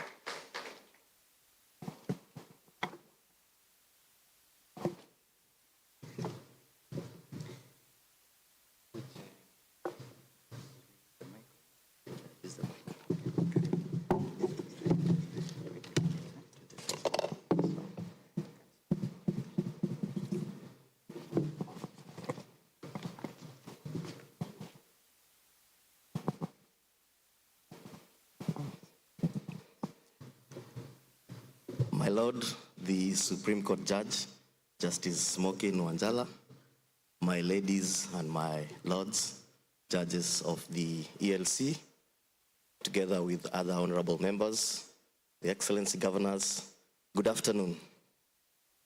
My name is Eugene Lawi. It is a great honor and my pleasure to make this presentation to you today. It has been partially covered, I must say, by the Excellency Governors, Chair for Lands, and as well as Chair for Natural Resource Management, His Excellency Dr. Otichilo. I will try as much to shorten the time because we are really running out of time, but try and much also as much to cover. The presentation that I will make today regards itself with the unbundling and transfer of functions, and specifically I will limit the whole exercise. It's a national exercise, but I'll limit it to the areas that cover the environment and land sector. Just to commence, the Constitution has allocated respective functions to either level of government. We have 35 to the national government and 14 to the counties. Usually I say for the national is 36 because they also have the residual function which has been assigned to them by the same Constitution. I must say that all the functions that have been assigned to the counties were unbundled by the Transitional Authority, as well as the Intergovernmental Relations Technical Committee, which I will refer to as IGRTC, because the IGRTC is the body that took over the mandate, the residual functions or the mandate of the Transition Authority. However, and this was done via several gazette notices between 2013 and 2021, the Transition Authority exhausted its mandate in 2016, and the IGRTC took over from the Transition Authority. However, in the course of implementation of devolution,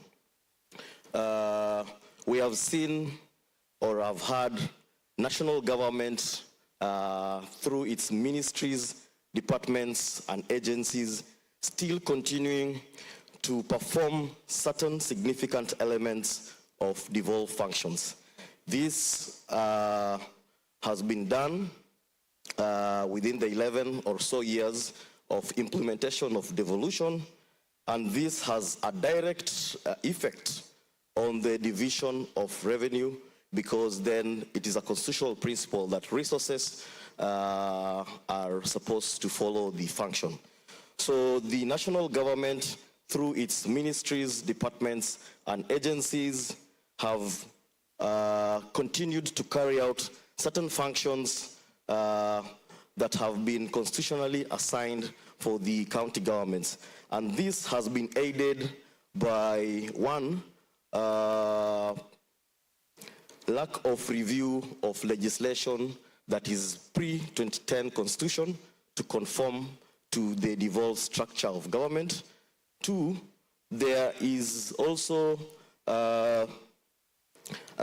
legislation that is post-2010 that has been done by both houses of parliament that sometimes claw back to devolution.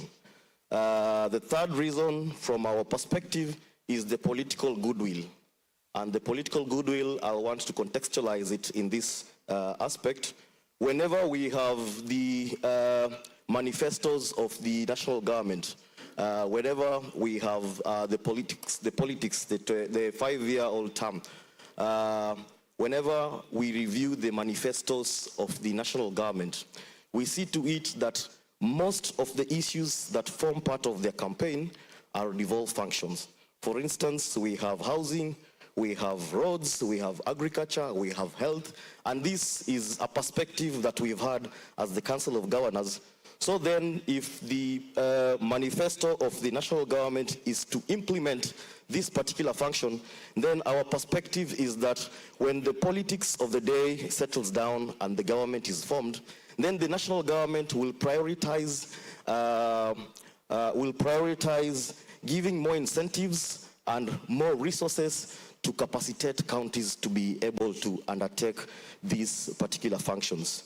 That is just the context of the political atmosphere and the factors that have been able to aid or necessitate national government through its agencies to continue carrying on with the county functions. During the inauguration of His Excellency, the Presidency, there was a commitment that was made to the country for a complete transfer and for a complete unbundling and transfer of all devolved functions to the county governments.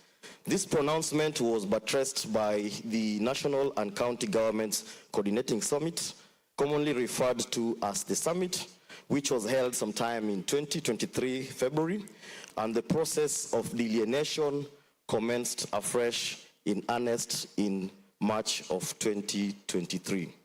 The guiding principles, the Council of Governors, as well as the national government agencies, state departments, were put together by the IGRTC, which is the Intergovernmental Relations Technical Committee, that took over the residual functions, to be able to put them in one room, to be able now to delineate and unbundle the functions that have been constitutionally assigned to both levels of government. The process was participatory and inclusive, and the guiding principles that led the Council of Governors in this exercise was, one, the alignment to the assignment of functions is supposed to be in line with the 4th schedule of the Constitution that divides the two. Two, the national and county governments are the only authorities that have been assigned functions under the Constitution, so that if there is a state department or an agency, they then perform delegated authority of the national government, because the constitutional architecture only provides for the 2 levels of government and only thus assigns functions to the 2 levels of government.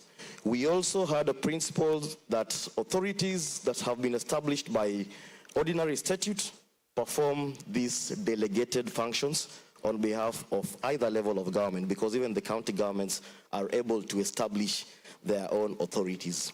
Then residual functions, if not agreed upon by both levels of government, are supposed to be determined by either the court through the constitutional interpretation or either by an intergovernmental agreement. So those were the guiding principles that were leading us throughout the exercise. This exercise culminated into the delineation of functions, and we had an omnibus gazette notice that was gazetted sometime in November of 2017, specifically legal notice number 1670 of November 2023, which delineated the functions christened for the national and the county governments. However, sometime after 1 month, in December of 2023, the gazette notice was then revoked. And when we went to the national and county governments coordinating summit, there was a directive of the summit that the process is done and the gazette notice, all the stakeholders of the national and county governments are supposed to be involved in reviewing whatever was in the gazette notice, because most of the authorities of the national government decried that they were not involved in the process. As such, we went to undertake the same, and the process commenced on January 2024, and all the stakeholders were again involved. However, we have not had the regazetting of the same. We await the IJRTC to come up with the gazette notice. I will quickly go into the unbundling and transfer of functions in line with the environment and land sector. The first aspect is control of air pollution, noise pollution, other public nuisances, and outdoor advertisement. This is a function that has been assigned to the county governments, and what was agreed generally is that, and what was unbundled rather, is that for the counties, they are allowed to formulate county policies and legislation on control of air pollution.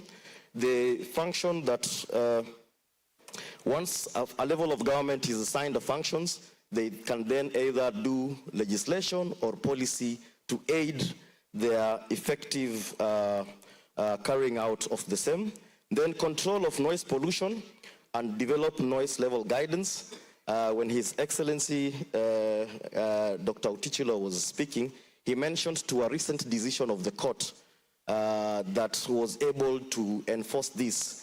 But then this is a function that has been constitutionally assigned to the county governments. Then determine and control other public nuisances, license and enforce compliance for persons exceeding the permissible noise levels, undertake noise mapping and action plan development, develop and implement policies, legislation on outdoor advertising. The second limb of the function is lands, housing, and urban development. As provided for in the Constitution, we have county planning and development, including, which means that the list is not really exhaustive, statistics, land survey and mapping, boundaries and fencing, housing, electricity and gas reticulation. Then the unbundled functions with respect to that, we have implementation of the national land use policy. We have implementation of human settlement strategies. We have implementation of guidelines, manuals, and standards in county physical and land use planning. We have the establishment of appropriate institutional structures for handling physical planning and urban development. Then implement, promote, and promote strategies on eco-planning and practices, prepare inter-county physical and land use development plans as per established frameworks, approve physical and land use development plans for projects of national importance. This has been really a sticky issue in the sector, especially with regards to projects of national importance, because planning has been demarcated as an exclusive function of the county governments. So then we are left to wonder which are these of strategic national importance. Then we have approval of land development proposals, including extension and renewal of leases, also a very sticky issue as with regards to the role of the county governments. Enforce compliance with special conditions on land leases, collect land rates, rents, and standard premium for county government's land, implement the national housing policy, conduct county-specific housing surveys, prepare and approve county energy plans, and incorporating petroleum, renewable energy, and electricity master plans. So there is what was devolved, but then there are emerging issues in the sector which arose as we were undertaking the exercise. First of all is a review of the housing policy and the Housing Act, which are pieces of legislation that were enacted pre the 2010 Constitution. There is need to review. The Housing Act does not even recognize or speak to county governments in light of the fact that it was passed before the Constitution. Then we have the Affordable Housing Act, which was recently passed into law, has assigned the implementation aspects of the function to the national government, whereas in the delineation of functions, we have the housing policy to the national government and housing itself, which involves the development to the county government. So this piece of legislation, it was observed in the exercise that it has assigned the function of development to the county governments. There is a matter in court, we also observed, challenging the constitutionality of the same. Questions also arose with regards to how public land assigned by the county governments through political process or otherwise will be assigned to national government and thereafter sold to the citizenry as private property. I think His Excellency Professor Nyong'o spoke very equivocably on that. Then the other issue is that counties should be capacitated to fully take up the housing function, and capacitated in the sense of both technical capacity and resource allocation. Then there is need also for transfer of houses for the devolved functions to the county governments, because the functions and responsibilities are supposed to be followed up by the resources. Then we have the other function, which is land survey and mapping. The emerging issues was follows. One, to resolve the disputes on the functions of undertaking cadastral surveys. Then we have the draft survey policy and the draft land survey and mapping bill. These instruments were developed by a task force appointed by the ministry. They sought to review the whole survey spectrum. These instruments were handed over to the CS. However, because of the progressive nature of the instruments, they may not have seen the light of day up to date. Then there is an issue with regards to recognition of government surveyors, of county government surveyors as government surveyors. So those are the issues. I'm sure they may find themselves in your court, your lordships and my ladies. Then the other issues with regards to planning and development, as from the exercise, the Physical and Land Use Planning Act, which is a 2019 act, as well as the attendant regulations, close back on some of the transferred functions, especially Section 69, which introduces this issue of projects of specific national importance, which then oversteps the planning approval authorities of the county governments. Then under the land administration, leases or certificates of leases issued to plots or properties belonging to county governments have been registered with the National Treasury, being the head lessor, which is outrightly unconstitutional in our perspective. Then the national government currently approves sectional plans, which is also in our perspective unconstitutional because planning, as I have highlighted under the 4th schedule, is a county government function. Then the national government currently approves the renewal of and extensions of leases, also follows the same perception by ourselves. I know you are the ones who are able to declare unconstitutional or otherwise, so I'm trying to be very careful, but in our perspective, it is unconstitutional. Then we had certain recommendations that the legislation needs to be amended to align to the Constitution. We amend the Sectional Properties Act to have counties approve sectional plans. We also have a recommendation that all renewal and extension of leases to be approved by the county governments in line with the Constitution and the legislation. Then the county governments also to collect rent and stand premium on properties that are vested in the counties. Then we had the water, forestry, and natural resources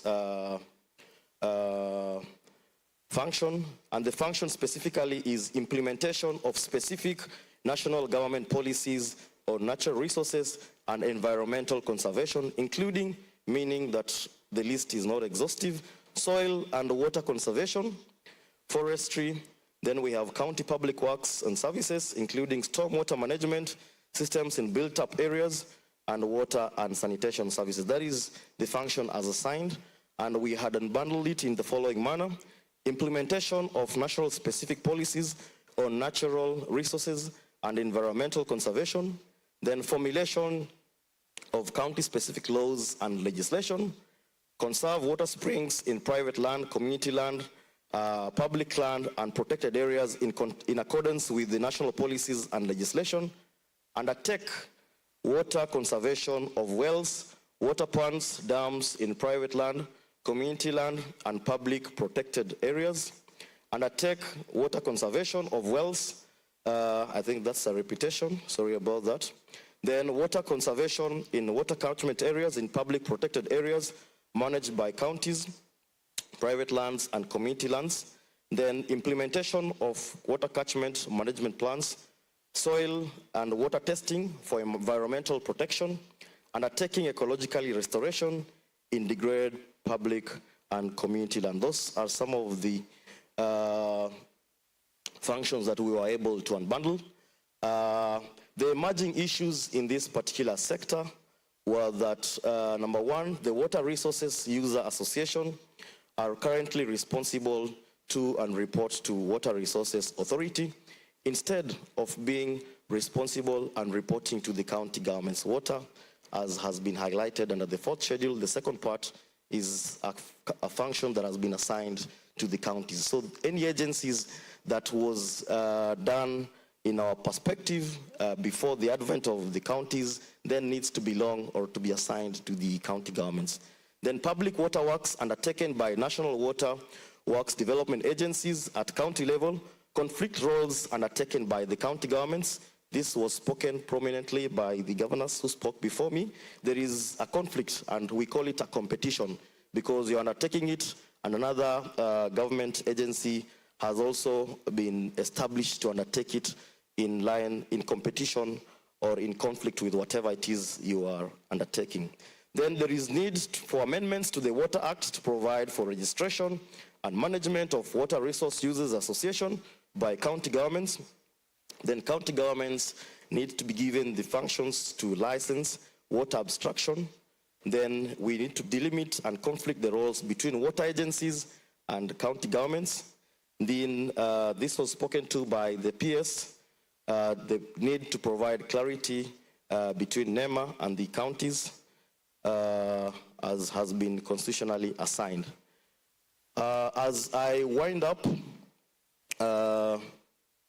I must say that the implementation of devolution has been greatly aided by favorable court decisions, which the Council has continued to initiate in the quest for interpretation of the constitutionally assigned functions to the levels of government.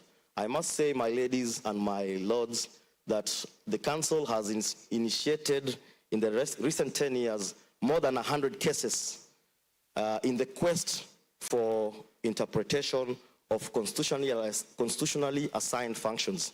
The biggest challenge that we have had is the Office of the Attorney General. I can say this without any prejudice. The Attorney General has been filing preliminary objections to all our matters, stating that we need to exploit the intergovernmental relations structure that has been provided for under Article 189(3) of the Constitution. My lords and my ladies, whereas the council and the governors spoke before me, they said we are amenable to resolving disputes through negotiations, through discussions, which has been provided for under Article 6(2) as well as Article 189, which commands that we need to be able to resolve these issues in an amicable manner. However, we also urge that the judiciary, in the quest for interpretation of legislation that we perceive unconstitutional, our perception is that that is not an intergovernmental dispute. It is an exclusive mandate of the High Court that has been provided for under Article 165.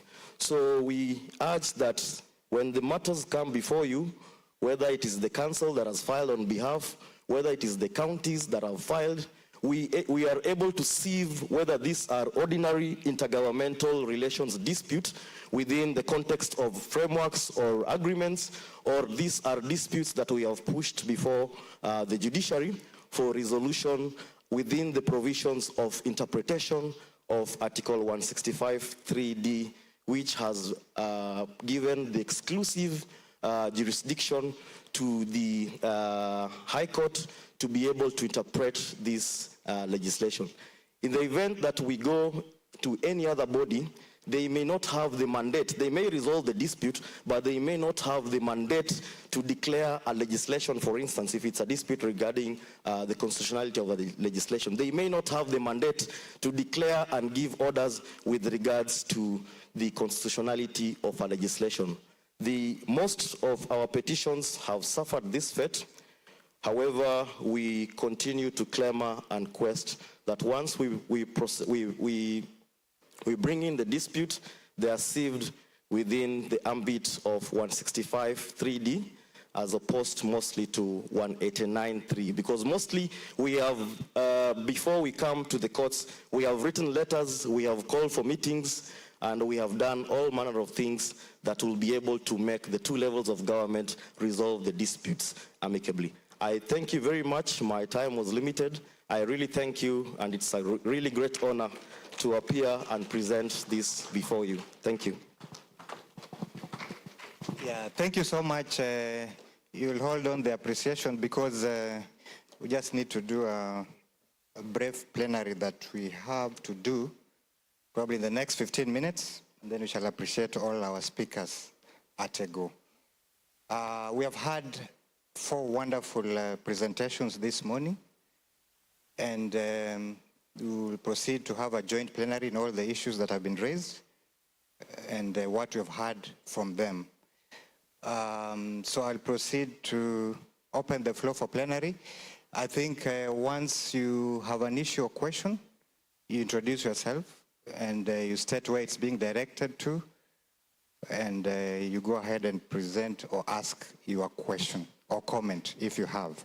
So maybe for purpose of managing this particular session, I'll do it per row so that we move like that and we finish.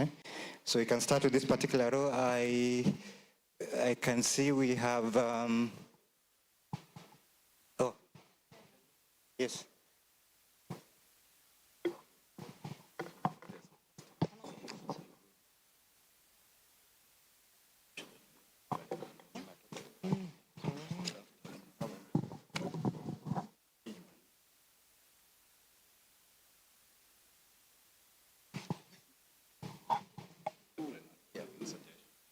Sorry, there's suggestion coming from the high table, which has to be considered, that we can have the session in the afternoon because we are running late of time and our sugar levels are a bit low, and then we resume so that we can have enough time to engage.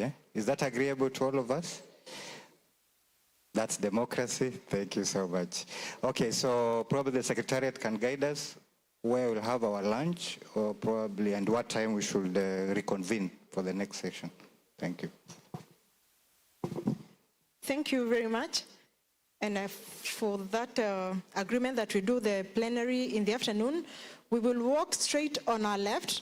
The Secretariat, our Secretariat are actually waiting at the door to direct you where lunch will be served. And I was proposing that we do 40 minutes. Would that be short time?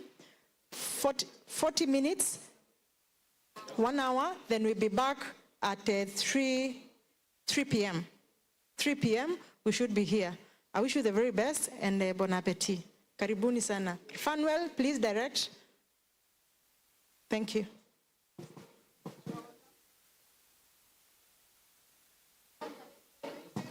Yes, they will be safe. You're going to lock them. Please leave your things here. We'll have someone to watch over them.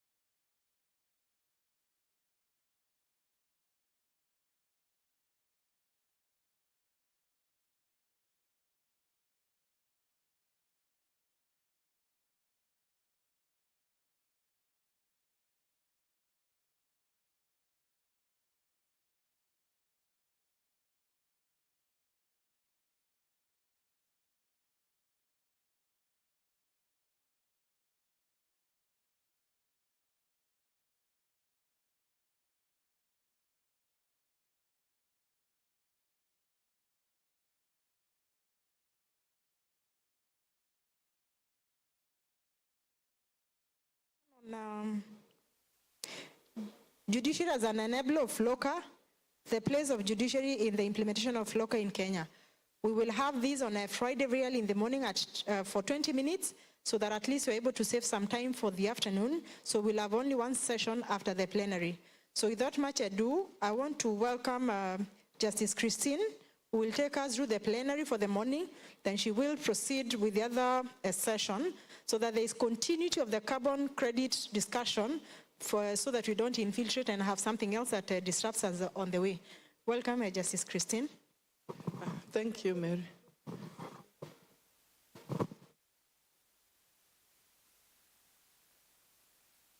Good afternoon. How come the desks are very empty? Hi.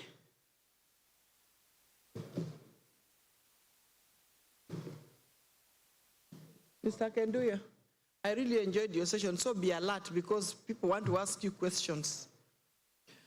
Okay, I'm stepping in for Judge Waboto. I've agreed to step in for him. And right now we'll do the sessions, the plenary, and this is what I'm proposing. Can we maybe get 3 or 4 questions and please keep them brief so that we're able to save time. We go to the next session and break early so that we can go walk on the beach. Is that okay? Or you don't want to walk on the beach? So can I get questions? Yes, Judge Kanyaru.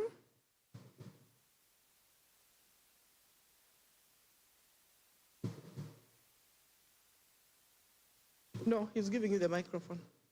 Let me see other party pass the other. Mine is directed at you. Yes. Can you please note? When he presented, I met him somewhere and we talked a bit. I wanted to know how much is 1 metric ton of those things. You said they are measured in. Yes. How much is 1 metric ton? Who measures it? Okay. And in your presentation, there are many aspects to my question. It's one, but has more than one aspect. And then it's like I heard you talk about county governments coming in and playing a role. But how can an individual like me come in if I have my own shamba and I want to do something in that regard? That's all. Give Judge Mbugwa. That's from Judge Kanyaru. I'll help you with the names. I'll help you with the names. Now it's Judge Mbugwa. The next question. Thank you. My question is directed to Mr. Lawi, and since he's not here, maybe His Excellency, the governor. Oh, he's around. Okay, thank you. I'm told he's around. So it's just about planning. I've heard him talking about the bundling of functions from between the county and the national government. My question relates to the operationalization of the county planning liaison committees. What has been so difficult for the counties to implement those committees, since they are the first point of call in dispute resolution mechanisms when it comes to planning? I understand there are just about 5 counties which have those committees. Thank you. Anybody, any other person? Judge Cherono? Thank you. As you've heard from the judge, my name is Cherono. My question is directed to the governor of Otichilo, yes. Dr. Otichilo. Now, we are hearing about this ulabalu about housing, taxation, the government, the national government talking about giving out land, building houses. Who is going to transfer this? Is it not going to bring issues later on? Is it the county government, because this is a devolved function? So is it the national government who is selling those houses, or is it the county government? That is a big question I want to ask. Anyway, let me make it brief like that. Thank you. Anybody else? Yes. Naomba ndugu yangu Matunga Jaji, him you have to address him in Kiswahili. Asante sana Bwana Kinduyo. Swali langu niulize kwa lugha ya Kiswahili. Asante kwa kutuhamasisha juu ya soko la hewa ya carbon dioxide. Ambia mwenzako carbon dioxide. Soko. Sasa ningependa kuuliza hivi. Umetuonyesha hesabu ama jinsi ratio, uwiano ya methani na carbon dioxide vile inachumlishwa hesabu. Hiyo ratio, yani uwiano ama mlingano, do you have a standard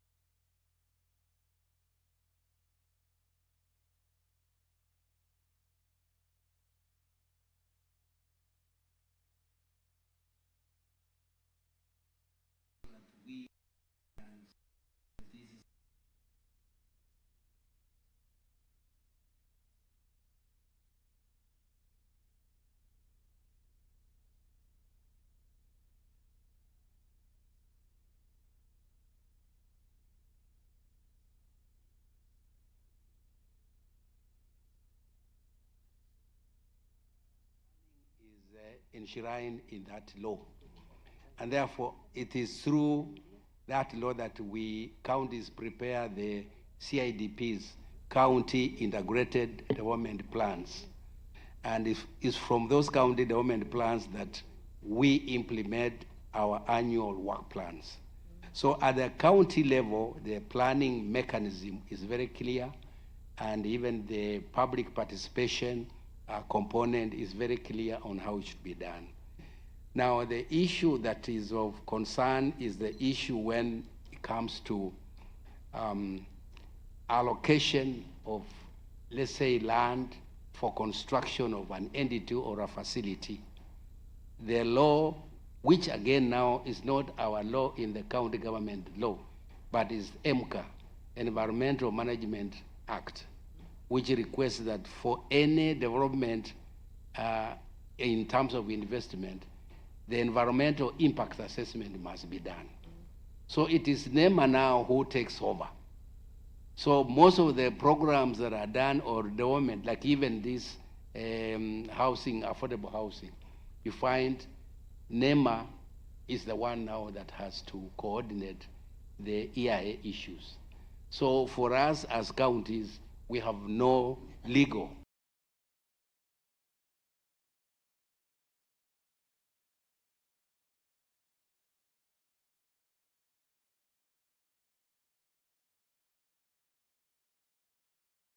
able to manage. But I agree that there are quite a lot of developments that are taking place,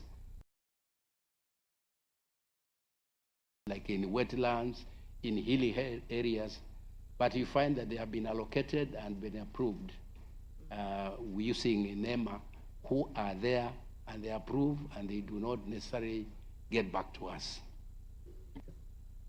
And the issue, the question on the physical planning, the approval, Judge Nyukuri had asked a question that when approvals are done, for example, the change of user from, I believe something to an abattoir or something, do those people visit?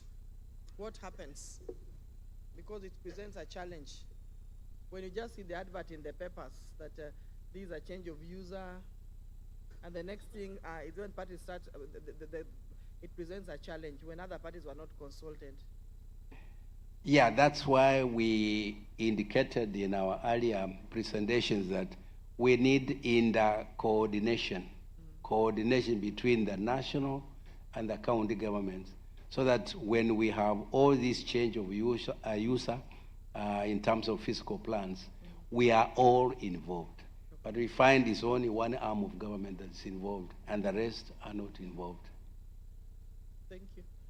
Mr. Kenduya, are you able to answer seated? Because you... No. No, I can try. I may not mention the names of the justices, but I was able to pick all the questions. Yeah, the first one is how much is 1 metric ton of carbon dioxide? I can assure you that we don't have a fixed price of when you are selling your carbon credits. It changes in the market. It also depends on the quality of the carbon credits that you are floating to the market. And for you to understand the quality of the carbon credits you are floating in the market, which will determine the price that you will fetch in the market, is how have your credits been generated? Have they adhered to the principles that I mentioned in the morning, or early in the afternoon? The principles of permanence, additionality, equity. It has an MRV process in place. Has it followed that? It doesn't have leakage. So if it has followed that, then the quality of your product, which is the carbon credit, is going to be high. And this can only be ascertained through verification by an international standard. So we have standards like coal standard, FERA standard, that is verified carbon standards. We also have Land Vivo and Art Trees for RED+. So these are the standards that will come and assess your project and determines the kind of credits you have, and then you can now sell. So there is no fixed price. But you can negotiate depending on how the quality of your credits. And who measures this? You know, the project developer is the one that develops the project, estimates the amount of credits that have come. There is a way of measuring scientifically. And once the credits have been measured, then you can now get a verifier, which will now come and verify whether what you have given is correct, or there is something, and if the verifier realizes that this is the amount of credits you are generating, then that is the credit that you will actually have to go by. And therefore, the certificate that you will get from there is the one that you can now take to the market and say, I have this already verified, and it is known. And the role of individual in this trade as a person, like if you are a farmer, one farmer, and you want to trade, as I said, coming up with this carbon credit is not an easy thing. So economies of scale lie here.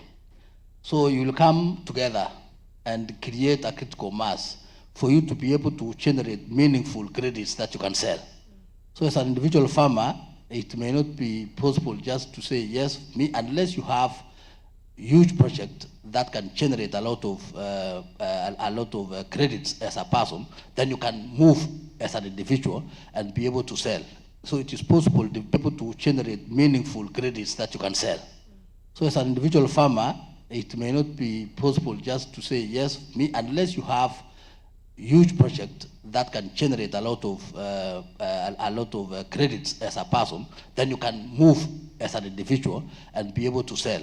So it is possible depending on the magnitude of the project at hand.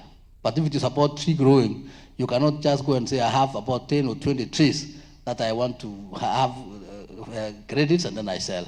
So you have to come together in a community, and then you have your project assessed so that you have that economies of scale.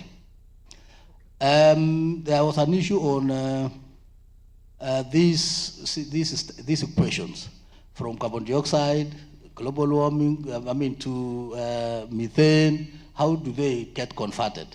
So these gases, these ratios, depends on the global warming potential of every greenhouse gas.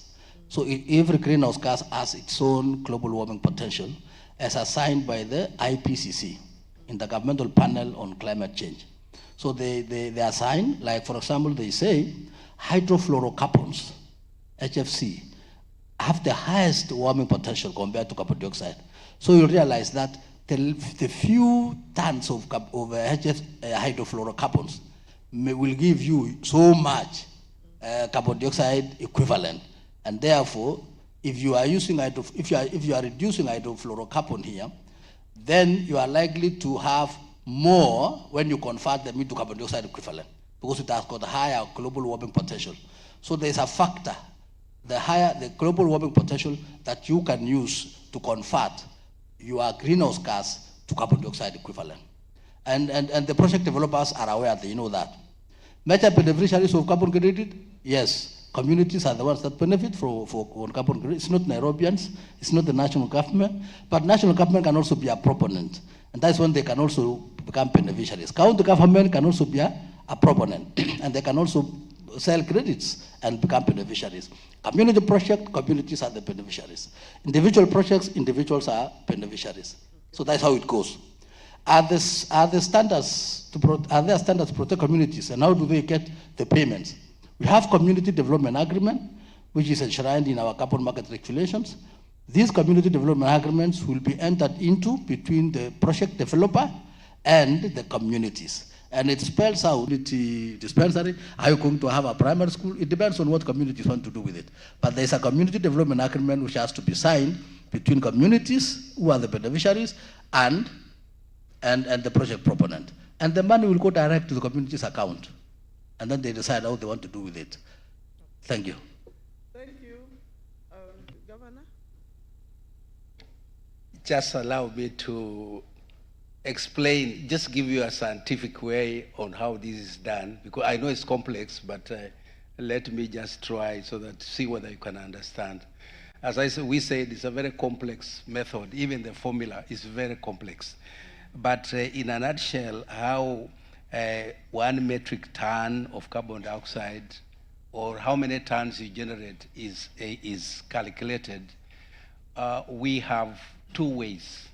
One way is that if you can do sample measuring, let's say you are looking at the forest and you want to see how much carbon dioxide is being emitted, and with the area and the leaf area index, you look at the areas of the leaf, you can calculate how much carbon dioxide is produced during the photosynthesis process. And it's the photosynthesis process carbon, which then becomes one of the products. But the best way that is done now internationally is using remote sensing. Remote sensing is the use of satellites. We have so many, and I'll show you tomorrow how it is done. We have. Judge, the Director General Smokin is understanding these things because he's looking a bit blank. So we have lots of satellites in space which are going around the planet, and they are measuring all the reflectance from all the plants. And from there, we can be able to calculate algorithm or formulas that will convert the carbon dioxide that is emitted into a measure in terms of tons. Oh, thank you. But that one means we have to go to a science class to an extent too. Prof, Governor. This is the first time even I myself have heard how these things calculated. Thank you very much, Wilbur. But can I ask a question? How would I get access to a satellite? Let's say I want to measure carbon dioxide released from 10 acres of trees in my county. I know the acreage, I know how many trees are there, but how do I get a satellite? Access to a satellite to measure? Their satellites are owned by various companies. So they have their conditions on how to access to their data. And of course, you pay a certain amount of fee to access to that data. As corollary to that, or as part of that, is it possible for you as somebody who knows this to have access to a satellite and create a program which we can put on drones so that a drone comes, it's easier for me if I load that kind of technology on a drone, who then flies around the forest and gives us the information. That is correct, Professor, and that's how it is done on the ground. On the ground, you either use an aircraft, you take that machine that is in the satellite, it's called a radiometer, and you hook it on the plane, and you fly over the forest, and it will be able to measure. But now with the drones, again, you can fix that machine into a drone, and you fly over, if it's a forest, and you'll be able to measure the emissions of carbon dioxide. I hope we'll get a case soon, PJ, that we were able to bring in Governor to come and explain to us some of this. You'll be an expert, so that you guide us, because what we have to accept here is that it's like the law is meeting science. It's very scientific.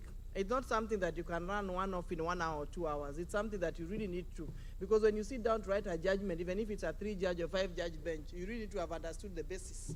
And for some of us who never did physics, it's a bit of a problem.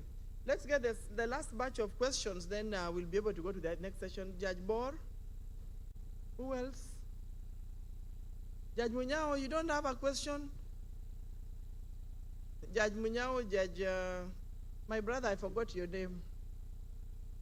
I keep on forgetting. Judge Bor? Thank you very much. My question goes across the board. Larry, I've not forgotten you from COG. You'll be able to answer when you finish. You'll be able to answer in case there are other questions, because you only had one question. Yes, go on, Judge Bor. Thank you. My question cuts across the board. I think it's an undisputed fact that women and children suffer the most from the adverse effects of climate change. That I think it's not disputed. So my question is, and my concern is, in all these initiatives, policies, laws, including the Climate Change Act, and even the carbon credit market and the business and everything else we've been told about here, where is the voice of the children? Where is the voice of the women? Do we ever stop to take their perspectives?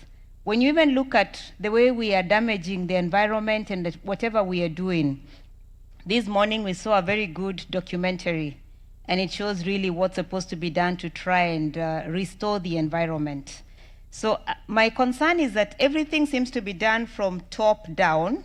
I mean, you started from the international conventions, you have UNFCCC, you have the Paris Agreement, you have the Kyoto Protocol, and you have everything else coming from the top to the national level, and hopefully it's being cascaded to the local place.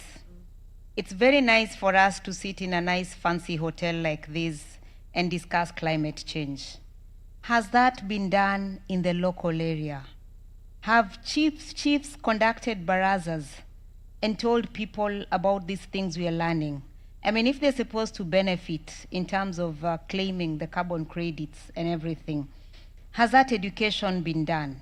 Have they been empowered to know that they can also seek environmental justice? Do they have access to the information in the language that they understand? If I were to speak for my good Samburu people from Laikipia and Samburu counties, do they know about these things? Are they not affected on a day-to-day basis by the adverse effects of climate change? But I don't know what efforts are being made to try and include them.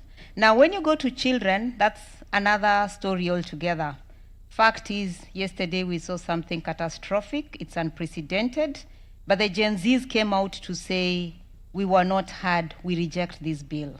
Now, when will our children have that opportunity? And remember, the children are the link between us and the future generations. When are their voices going to be heard about all these initiatives and policies that we are developing about climate change? If you look at the Climate Change Act, and I think if I remember what I saw of the policy, they say nothing about children. They say nothing about how they're going to be involved. I know the Basic Education Act says environmental education should be incorporated for the children. But in all these, where is the voice of children? Where is the voice of women? Thank you. Judge Minyao, then Judge Nyagaka. Thank you. I'll have two quick questions. Just issues that have pricked my mind on hearing the discussion by Mr. Kendiwa.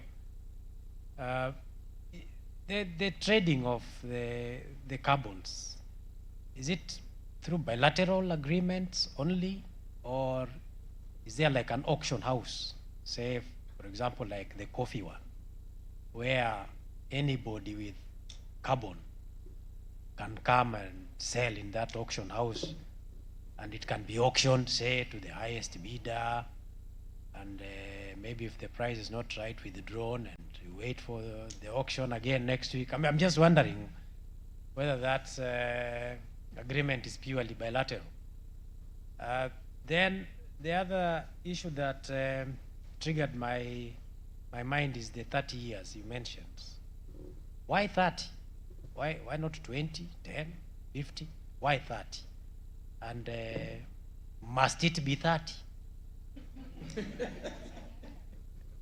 Just those two. Judge Nyagaka. Thank you. Mine are also quick ones. The first one is directed to our brother Augustine. Where do we get this data about how much money has been gained over the years from these carbon markets, and how it has cascaded down, to the various participants in that market, those who sold or those who did not gain? That is specifically government data, because you're saying it is government that really basically comes in to manage that for us? Number two, where do we place the intersection between corruption and carbon trading?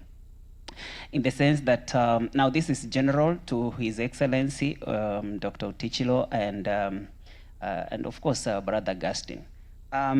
Is there a possibility that there could be manipulation of this data to favor those who are in control and who want to gain or take advantage of the section of the traders that my elder sister Bor has said? For instance, I am coming into the market. I'm not an expert on those calculations of the complex algorithms. How is there, how can we go around the possibility of corruption being eliminated from this process? Thank you. Judge Mugo and Judge Kemei, you'll be last. Judge Mugo, then Judge Kemei. Follow up to the question that Judge Annette Nyukuri had asked. That is now, on planning? Yes.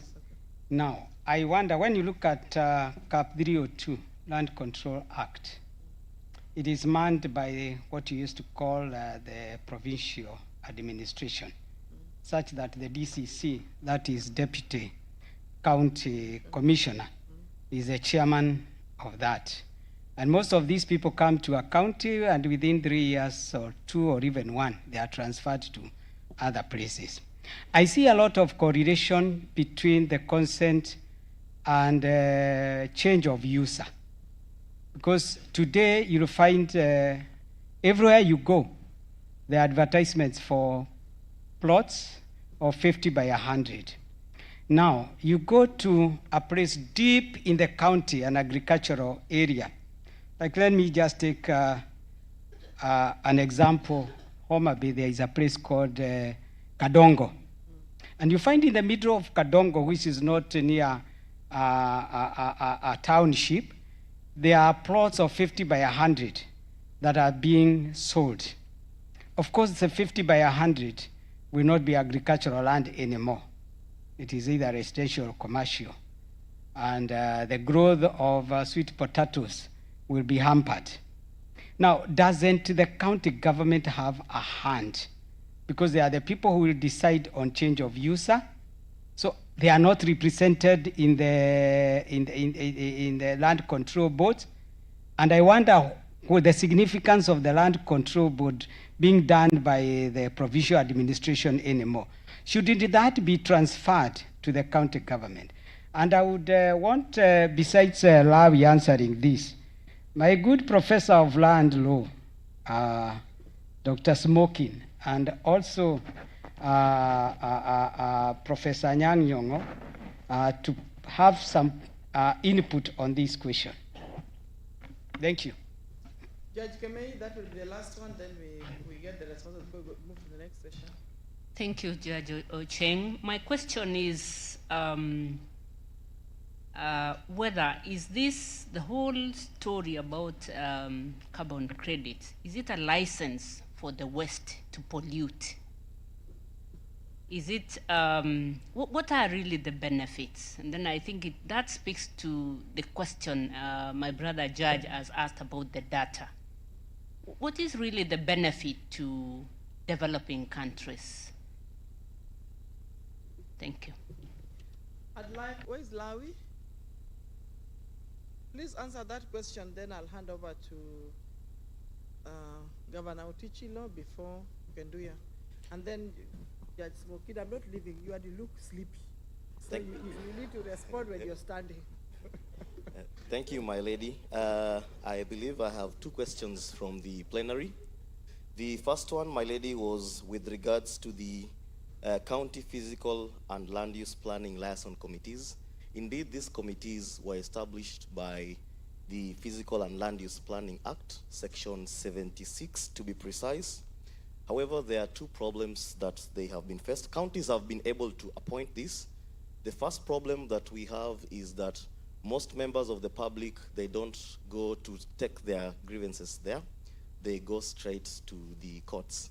So that is one challenge. We believe this is an area of partnership, perhaps between the COG and the Judiciary Training Institute, so that we capacitate these committees so that they deflect also the pressure that is coming from the courts with regards to the appeals. The second question was the one that was asked last with regards to the Land Control Act.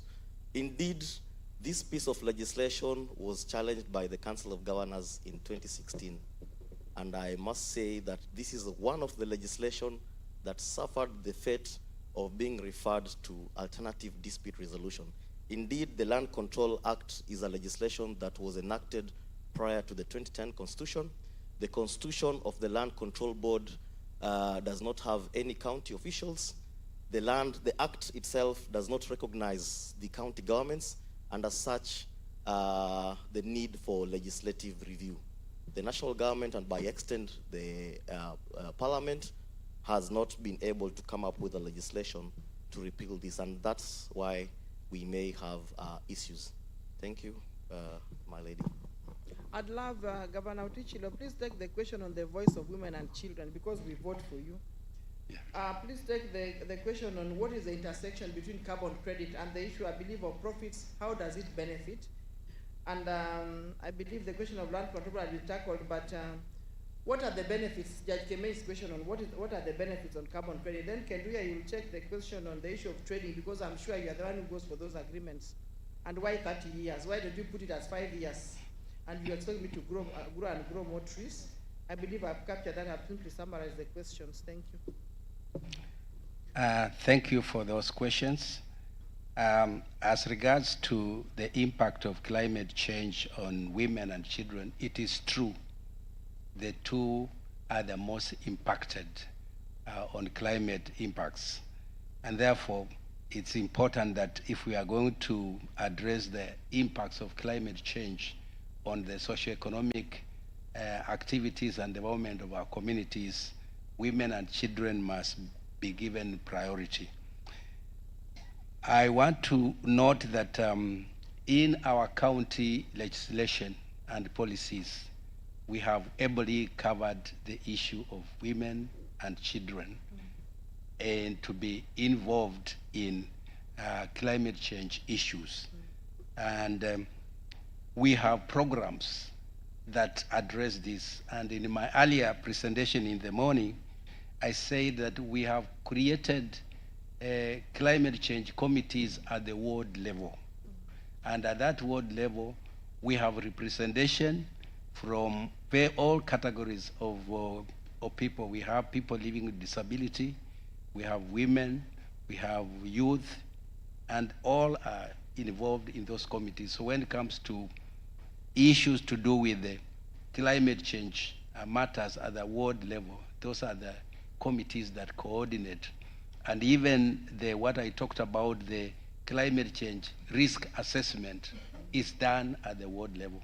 So at the county level, I would say we have done, but at the national level, in the national act itself, it may not be very explicit, but it is implied. And also, as counties, we have programs that deal with the building capacity for children, and mainly students in primary schools and secondary schools. Like in our case, in Vihiga, we have what we call a greening program for schools, where we involve schools in growing of trees, having nurseries and so on, and ensuring that they are greening their villages. So that's how we do it. And then as Council of Governors, I think we have done extremely well when it comes to the children. During the 2022 Devolution Conference, which we held in Eldoret, we had a whole program that addressed the role of the youth and children in climate change issues and governance. And we had them go through a very elaborate program, which eventually they participated in our devolution conference that was held in Eldoret. And we have actually appointed presidents who are champions in various counties who are champions of climate change. So as a county, as a Council of Governors, we are addressing this matter. Now, on the issue of carbon credits and corruption, I think my friend will help me, but I would want to say it is true that there is a lot of opportunity here, or a lot of loopholes, to have people who do not have good intentions to be able to cheat those who are likely to be beneficiaries. And this has already happened. Most of the carbon credits, and I think Augustine can tell you, most of the carbon credits that we have, they are managed by private companies. And we do not know exactly, those even who are participating in this country, they don't know how much carbon dioxide they are producing because they have no capacity to understand.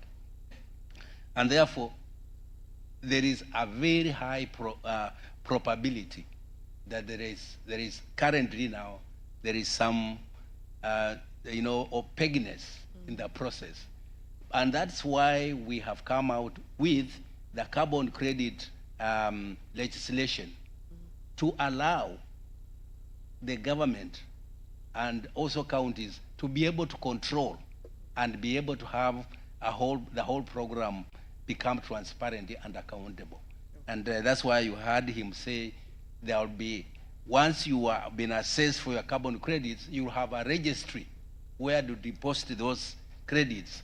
And therefore, when you go for selling or to an open market auction, you know what you are worthy, and you know this company is offering this amount for each 1 ton of carbon dioxide, this one is offering this amount, and then you have a choice to choose the one that gives you the best price. Okay. I think that is the 2 questions you asked me. Is there another one you asked? No, you already dealt with. You touched on the issue of integrity. Yeah. Mr. Kanduyo? Yeah, thank you very much, Your Excellency. I think you have really nailed the whole issue on the head. That is it. Corruption has been there. Thanks to voluntary carbon markets, that gave us the opportunity to understand and know that this market is lucrative and it needs to really be looked into by government. So it is true, a lot of corruption, greenwashing. NRT will be able to tell you how they dealt with it. There were reports about NRT. They had to look for a verifier to come and, it was very hot in Parliament. Some MP raised an issue about NRT in Parliament, and they were able to defend themselves. They called the verifier to come and verify, and that's how the whole issue of voluntary carbon market has been. So yes, it is true, and that's why the government has stepped in. We have registries up to the sector registries, which will assist us as His Excellency has just mentioned. Now, the last one, because he has already dealt with all those kind of things. Is there a possibility of data manipulation?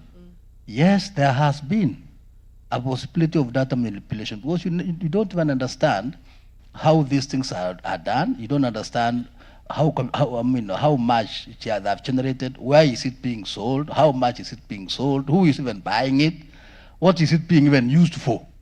So those were the questions which we did not understand under the voluntary carbon market. That's why we have now come in and say, let us have our carbon registries, both the national one and the sector registries, to be able to track some of these actions within the carbon market space.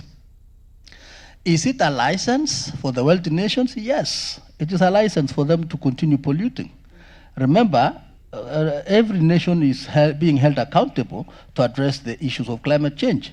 And therefore, the wealthy nations, because somehow they don't have as much space within their economies to be able to reduce greenhouse gases or even be able to absorb greenhouse gases. And that is why now they are reaching out to developed countries, which still has many more developmental actions that need to be undertaken, and therefore trying to influence that developmental actions towards low carbon. And by the process of low carbon, then it means you are no longer emitting to the atmosphere, and then now increasing those projects that can absorb whatever is there in the atmosphere. So it is a license, yes. And what is the benefit for the developing countries? Remember, we are the worst hit. We don't have technologies to sustain ourselves as developing countries. When such incidences like extreme weather events happen, we lose lives and we even lose our economy. So because of that poor or low adaptive capacity, we suffer a lot of climate change. So for us, moving into carbon market space is a sure way of ensuring that we remove greenhouse gases from the atmosphere, and at the same time also we reduce those that go to the atmosphere, so that we are able to solve the climate crisis and be in a position to adapt to the climate change crisis. And therefore it is beneficial to us in that manner. Another issue where it is beneficial to us is the benefits, the core benefits that come with this. Remember I said when you are selling, we are also putting in some, we are getting some income that can go into other development activities like construction of schools, construction of dispensaries, construction of water or cattle or watering points for our animals and things like that. So there are a lot of benefits that can accrue to us. But just know it's a permit. It's a permit for the developed countries to continue polluting, but they must pay for it. Thank you. Thank you. Governor Otichilo. I think Augustine has not addressed the issue, why 30 years? Can you go ahead? Okay. The reason why it is 30 years is because you heard him when he gave his presentation this morning, this afternoon, early this afternoon. He said that, you know, the information, the weather forecast you get every day from Kenya Meteorological Department, they will tell you it's going to rain, it's going to be sunny, and so on. So that's what is called weather, because it's short term. But if you have to get climate, that climate is a long term. It's an average of a long term data from weather data. Therefore, scientifically, over years, it has been found out that is 30 years. Once you aggregate data for 30 years, is when it gives you an average of the climate, which is a long term for that area. So they assume that within 30 years, if you do tree planting and so on, within 30 years, then they will see whether the climate has stabilized or is still changing. Thank you.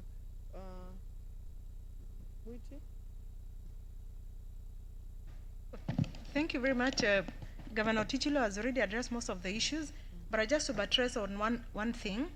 The financing locally climate actions were actually premised on the need for localizing the actions at the local level. And this is where the involvement of the voice of women and children is most heard. In the constitution of the committees as envisaged, which we reported in the morning, that all the counties have already instituted the ward committees comprised of the youth, a woman, clergy, and the rest. And for that reason, the voice of women are actually heard through the ward representation. Number two, we have a fully fledged climate change departments that have experts that on a daily basis sensitize people about climate action and localizing the same. And no wonder in the video that was played in the morning, most of the locally led actions in climate are actually undertaken by women as envisaged and as articulated in the video. On the voice of children, the governor has already said that last year, September, one of the pre-conference activities was actually a 3-day children conference that involved the children across all the 47 counties, across all the gender, all the not ably children that are, what do you call them? I don't use that. Differently enabled, all of them. And in the 3 days, they were talking about climate action, and resolutions were realized that we are still implementing. We are following on the resolutions, and I want to confirm that we're in the forefront to ensure that the voices of the children, in as far as climate action is concerned, is heard. And in the next conference, we will be reviewing and confirming to the world that the voices of the children, in as far as the 18 resolutions that they came up with, have been implemented. So the council is in the forefront of ensuring that the children's voice is heard as we progress with the climate action activities. Thanks, and over to you. Okay, let's clap for us for her successful plenary. At least I didn't see anyone dozing. As we've been told, we'll skip this the session on judiciary as an enabler of FLOCA.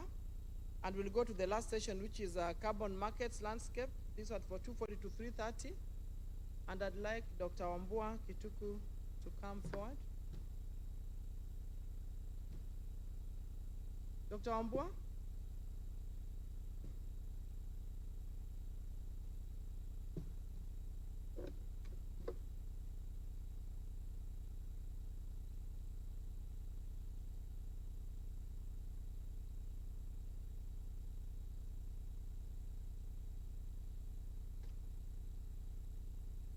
So he's an expert, he'll share with us, and I believe some of his presentation, he'll also answer some of the questions that came up during plenary. Dr. Wambua, welcome, thank you. Thank you very much. The chief guests, the governors present, presiding judge, judges present, the DRs present, COG staff, ladies and gentlemen, good afternoon.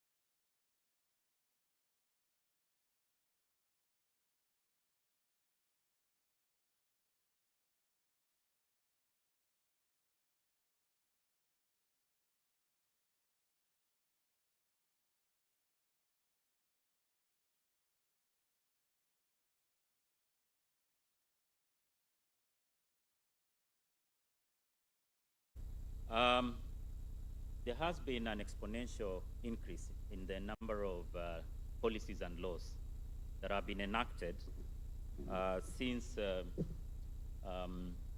Paris Agreement was adopted. And as at 2024, there are about over 3,000 laws globally, national laws, subnational laws that regulate climate change in one way or another. And in there, you can find carbon market regulations. Then in Africa, there are only 6 countries with climate change framework laws. Luckily, Kenya is one of them. And I also want to say that Kenya has been recognized as a front runner when it comes to development of climate change laws and policies. And I think in Africa, we are among the only 2 or 3 that now have regulations specific to carbon markets. We have nationally determined contributions, which stipulates our plan for reducing emissions and pursuing a low carbon economic pathway. Out of the 24 African countries that have national adaptation plans, Kenya is one of them. So that goes to say, to buttress the point I made regarding the front runner position of Kenya when it comes to legal and policy development. Now, on the status of climate change litigation, which is where now carbon market litigation is domiciled, well, climate change litigation basically is litigation on mitigation, adaptation, and the science of climate change. And this is pursued at all levels, international level, regional, national, all the way to subnational. And by 2023, there were about 2,180 cases that were being pursued in various tribunals, from international all the way down. And this is quite an increase. In 2018, there were slightly over 800 such cases. So that shows litigation on climate change has been increasing. And now, unfortunately, these statistics may be masking some disparity there, because 70% of these cases actually are in the United States of America. So it's only 30% that are being litigated elsewhere. And Africa accounts for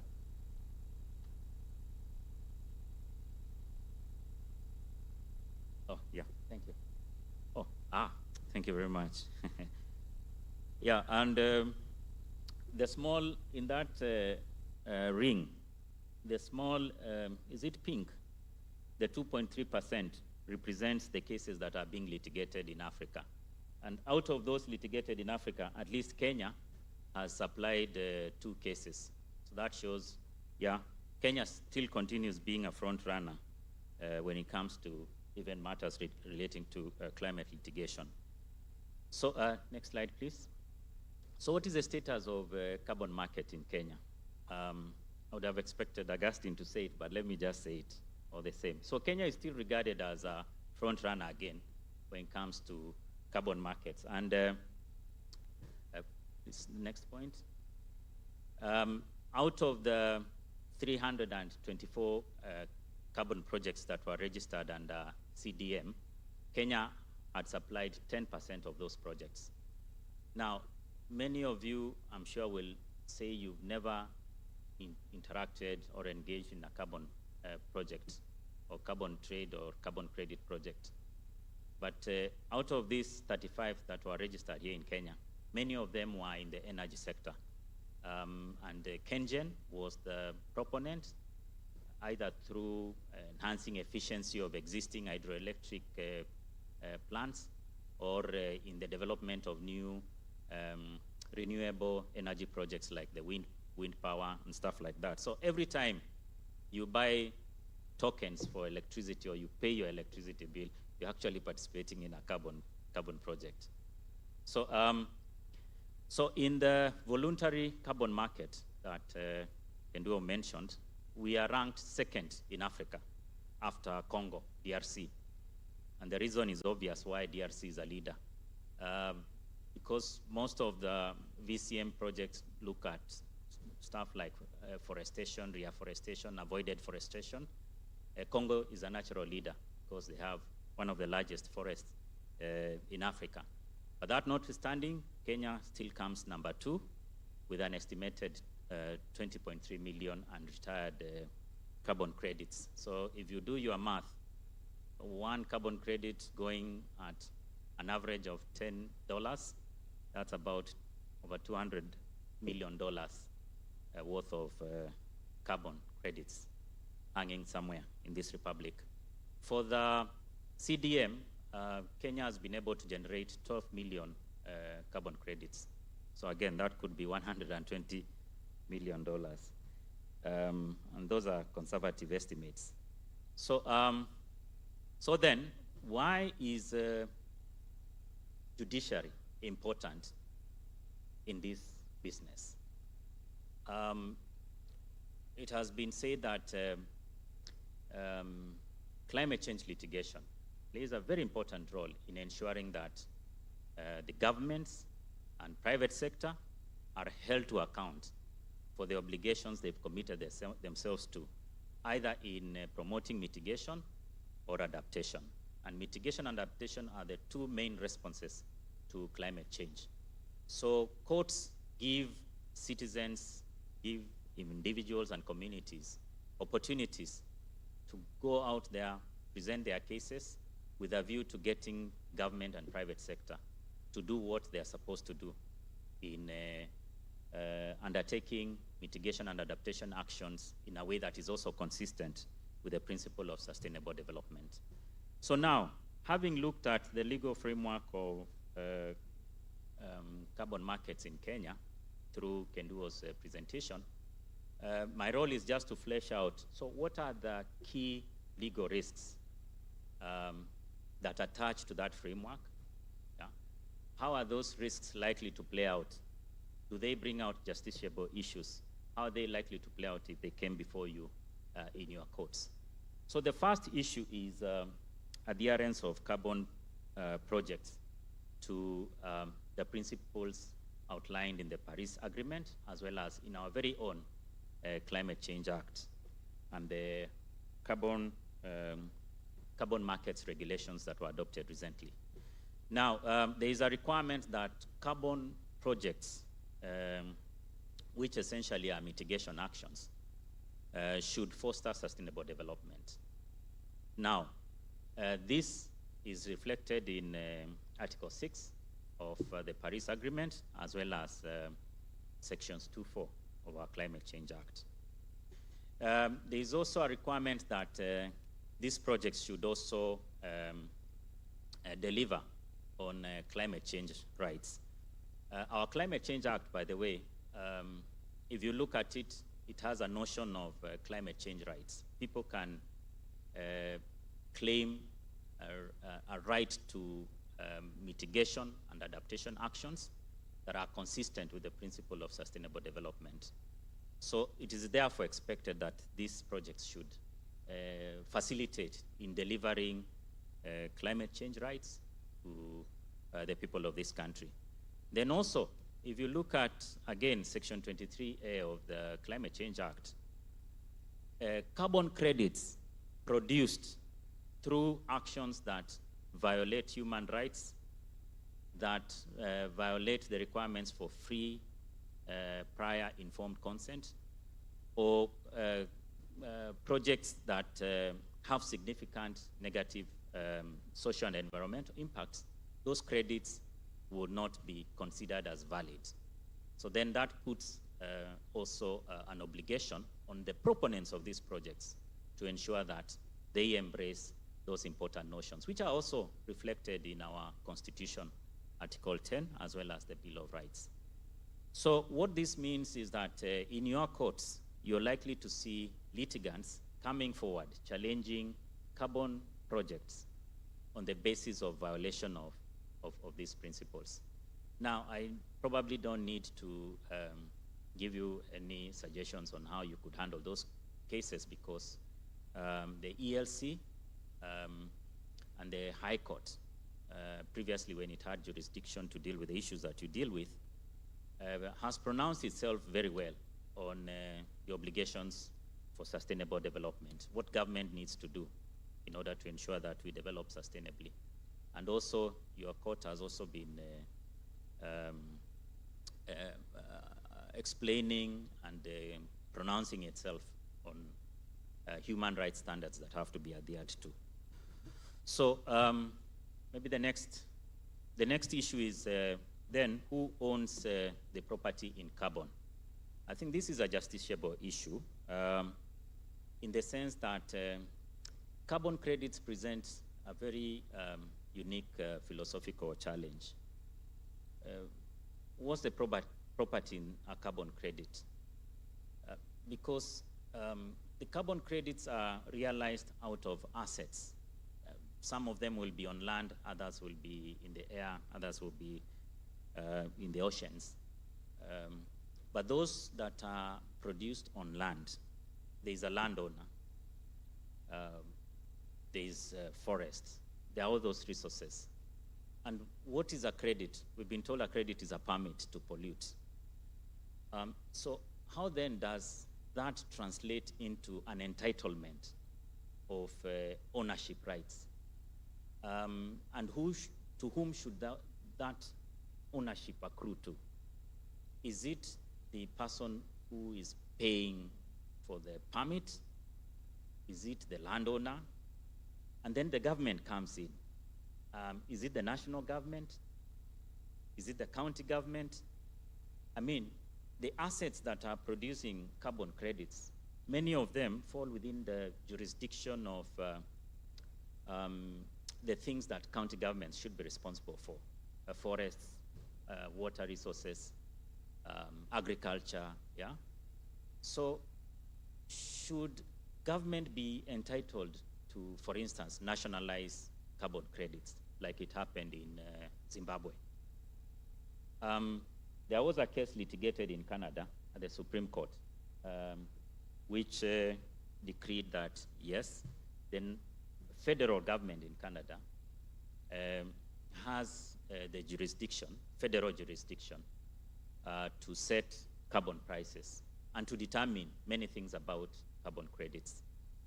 And the reason is because climate change is considered to be an issue of global concern, and therefore the best level to regulate it is at the national level. So I'm pretty sure if this matter came to our courts for jurisdiction, for determination, probably this case would equally be persuasive.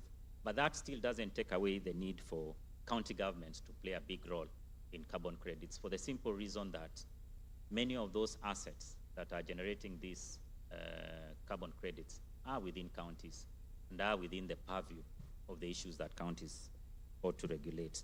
Question is, to what extent should the counties play that role? The third issue is EAI, or now what is known as ESCIA approvals. There's a requirement that all carbon projects should undergo environmental social impact assessments. So that is not without doubt. So the approval process will entail also consideration of an ESIA report.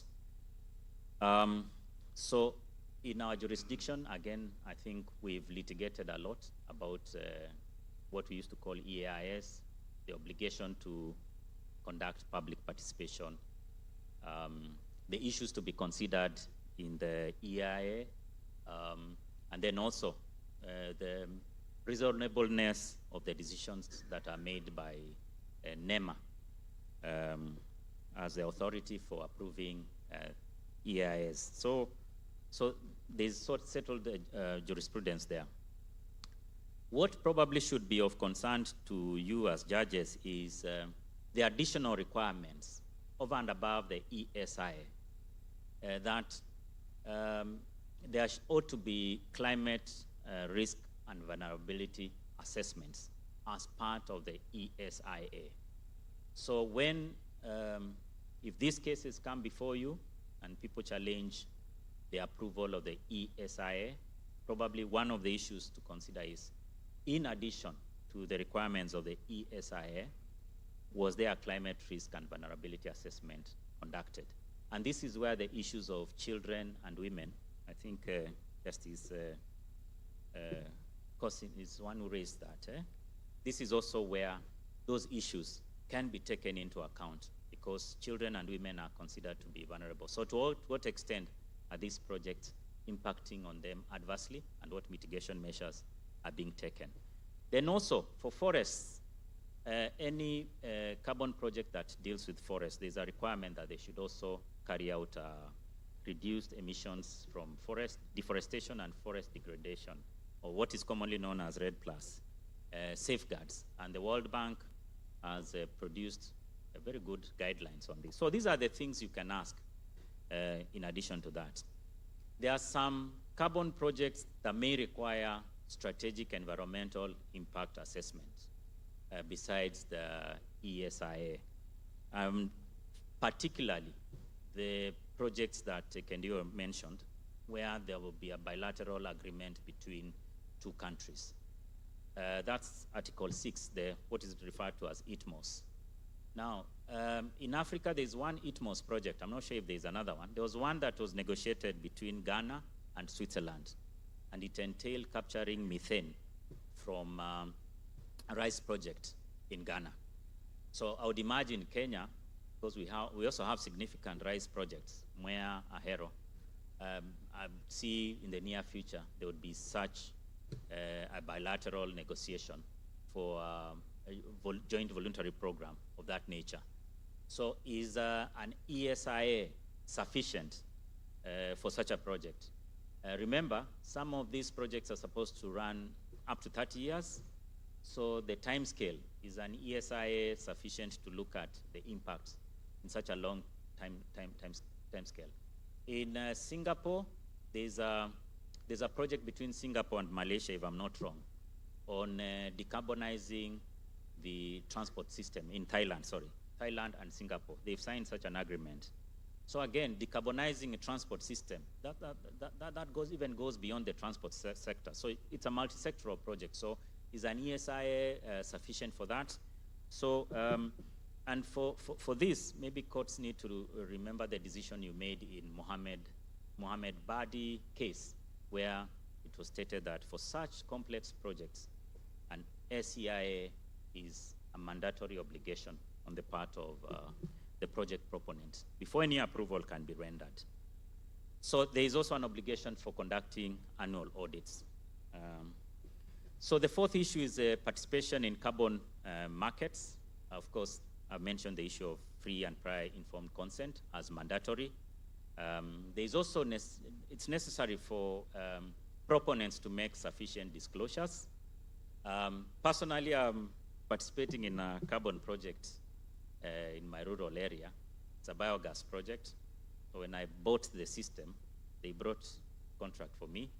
So I didn't know it was a carbon project until I read the fine print, the finest print on that contract. And it required that I should not claim any carbon credit that emanates from that project. So I quickly called the person who was selling to me the system and asked him, so this unit is generating carbon credits? Yeah, he told me yes. But why are you not compensating me?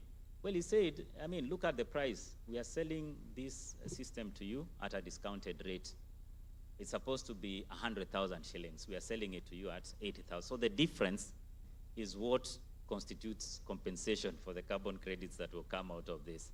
So had I not known, yeah, I would have just bought the system and, yeah. So what about the common person who probably will never get to know about those disclosures, who will be sold that system at 100,000 shillings and not 80,000 shillings because there's a carbon credit discount in it? So these are some of the issues you should be ready to receive. I'm sure there will be challenges mounted on the basis of disclosures.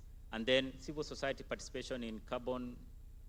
There was hope when the regulations were being discussed that the multi-sectoral committee that will consider or advise the designated authority on approval of carbon projects would have some civil society representation in it.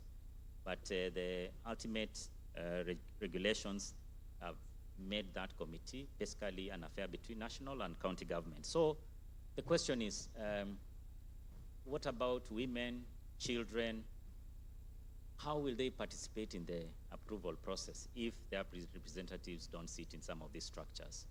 So you never know. 20 years from now, the Gen Zs of that time might raise some ruckus about carbon projects that would have been approved.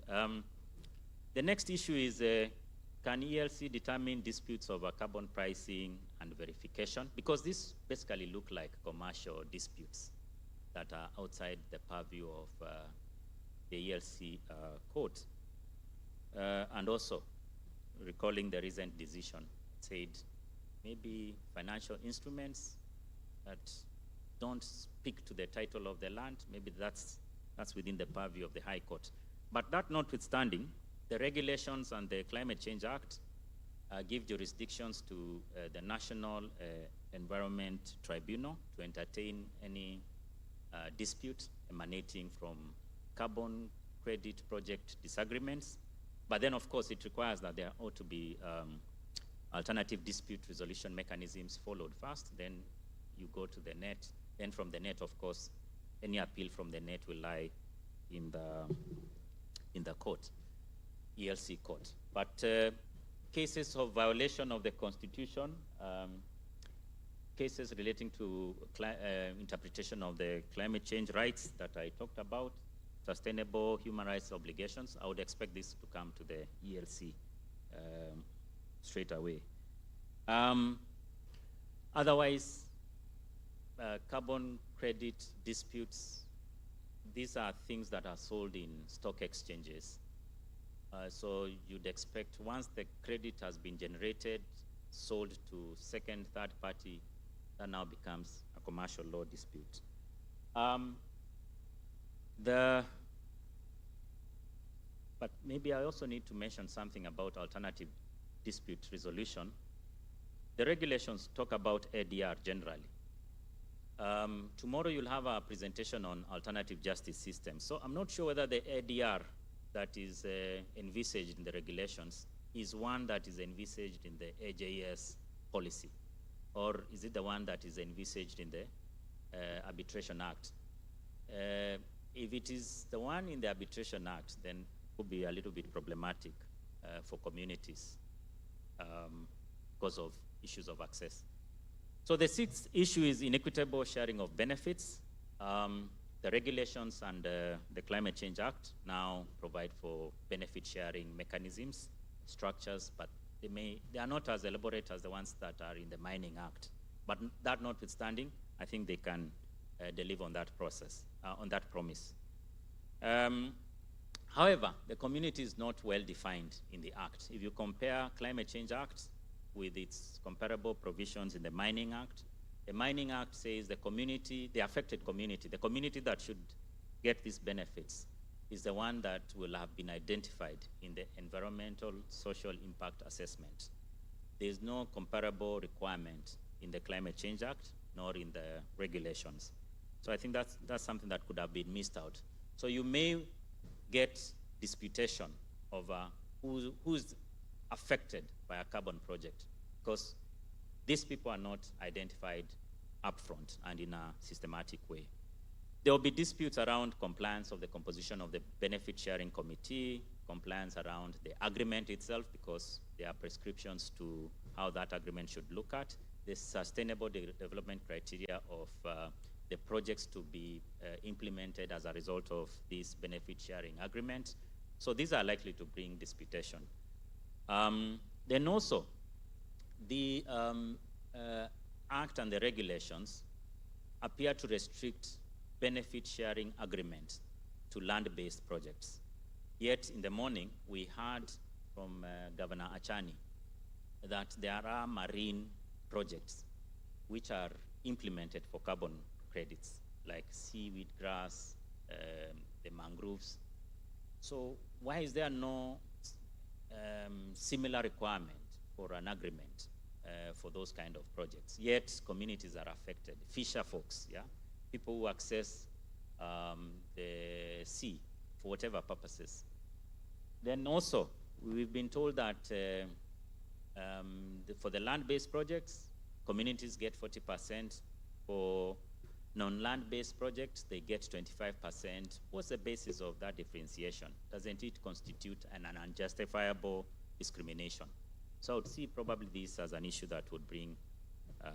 Then the last issue is on integrity of the carbon projects.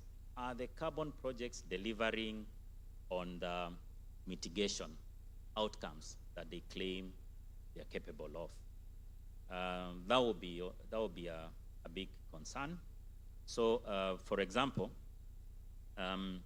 if a carbon project leads to leakages in carbon, yeah, if there are emissions that were not anticipated, which crop out in the process of implementing a carbon project, can the project proponent be held accountable for those leakages?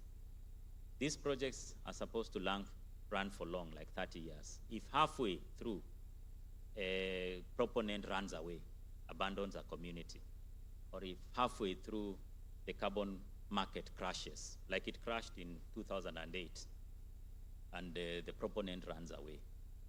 So who takes responsibility for that?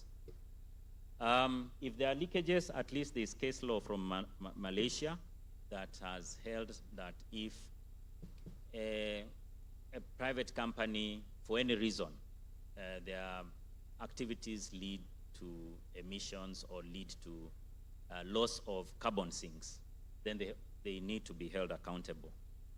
At least for loss of sinks, they can be asked to restore the environment, restore the sinks. But where emissions are released, then they need to be told to pay. And the damages for this particular case were calculated as the cost of emitting 1 ton of carbon dioxide equivalent. In other words, that's like a reverse price of a carbon credit. So you have, I think, a basis to hold emitters of carbon projects accountable. And the Malaysia cases could give you good guidance. Then also, there might be need to enforce environmental bonds, environmental protection bonds within carbon projects to avoid that unlikely event where a proponent runs away and leaves us with a project that we can't take it to its full conclusion. Then lastly, on looking forward, of course, there will be other areas of climate change litigation that will emerge that you need to pay attention to as judges, like climate financing. It's now a big thing, yeah? The loss and damage fund is being operationalized. So I would imagine communities would want to hold the government to account to ensure that it compensates them for any loss and damage. And that will put pressure on the government also to seek out the climate financing that exists for this purpose. Then also adaptation actions. Already the 2 climate change cases we've had in Kenya have something to do with adaptation. The Baringo case. So there could be more of these cases coming up, especially when people get aware that there are adaptation funds that are out there which government should challenge for in order to promote climate adaptation in this country. Then this dilemma posed by oil, fossil fuel exploration. If Kenya starts exporting oil, how does that sit with our declared ambition of being a zero carbon economy? Should we allow government to facilitate exploitation of fossil fuel resources? It's a dilemma. We have a right to develop, but we also have obligations under the climate change legal framework. So balancing those, I'm sure the courts might be invited to provide legal guidance on how that balance is supposed to be struck. Then obligations to adopt climate policies.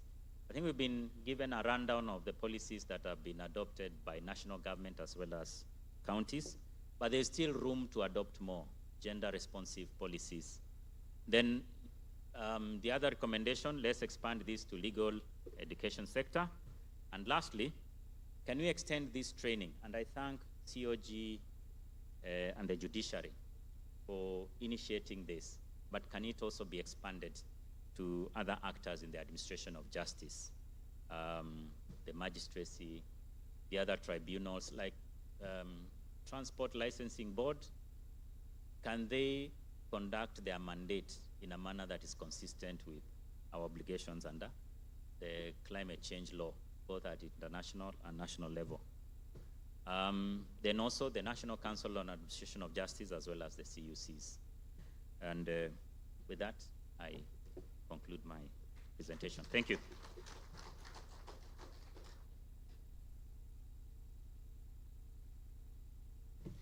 Thank you, Daktari. Can we give him another round of applause? We'll only take 5 questions, then we call it a day. And please make your questions brief. Yes, PJ.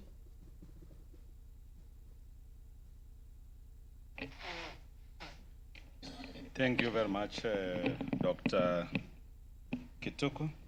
I have 2 questions, and I don't mind if Augustine also answers this question because it pertains to the workings of the national government.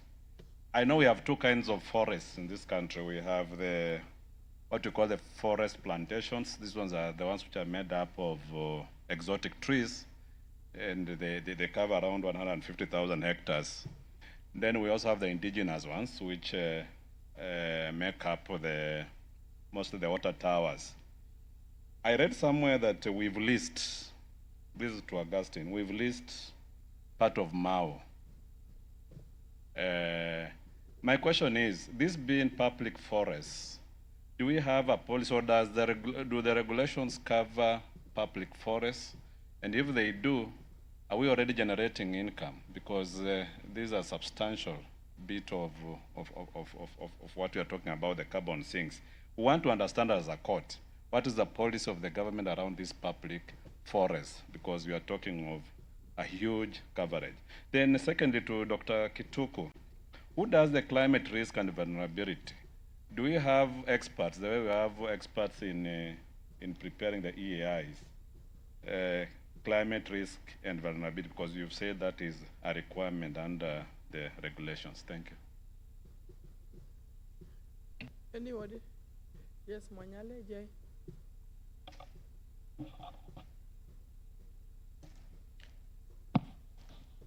This is to Dr. Otilio, the governor. In relation to the climate, you said that it's an aggregate of 30 years weather forecasts and data. So when you have the climate, when you have the carbon markets, since they release they sink the carbon every day, are you entitled to daily or yearly compensation for the 30 years? Or is it a once-off payment? Yes, Naikuni J. Thank you, Justice Christine. Mine is, I'm just seeking clarification from Dr. Wambua. You said it in passing, the issue of jurisdiction of the court. By and large, from the presentation that we got this morning and what we have also heard this afternoon, it appears that the whole matter about carbon market is purely a commercial issue. Are we not getting ourselves into the ongoing ordinary conflict we're having with the Court of Appeal with regard to the case of Peter Kangede versus Cooperative Bank, that's a no-go zone for this court? Please guide us so that we don't get ourselves into trouble, I being one of them. The second issue is, you talked of two cases that are pending. I'm only aware of the E10 case, the Ilchamus Baringo case. I don't know which is the second case that you are referring to. I'm very curious to know about that. Thank you. Yes, Mugoje. Sorry, first, you didn't give us the introduction of Dr. Wambua. I was saving on time. Oh, okay. But we need to know who he is so that in the future. He'll come forward and tell you who he is. Thank you. He's a very powerful person. Oh, is it? I'm glad to hear that. Now, what I wanted to find out, partly is what Professor Nyang' Nyong'o asked. If he has a 10-acre land full of trees, whom does he sue so that he can get that carbon credit? I'm concerned because I've planted some trees somewhere, and plenty of them, and I need that money for carbon credit. So whom do I take on so that I can get that money as quickly as possible? The other thing has been asked by my colleague, Justice Mwanyale. Now, the other thing, Daktari did not come out clearly. Who has jurisdiction? Is it the ELC court? He also talked about this being a stock market thing. So I got a bit confused because I thought we actually, on any climate, any environmental matters, we as ELC could have jurisdiction. Those are the matters I would want clarified, those two issues. Thank you. The last person? Yes, Judge Kanyal.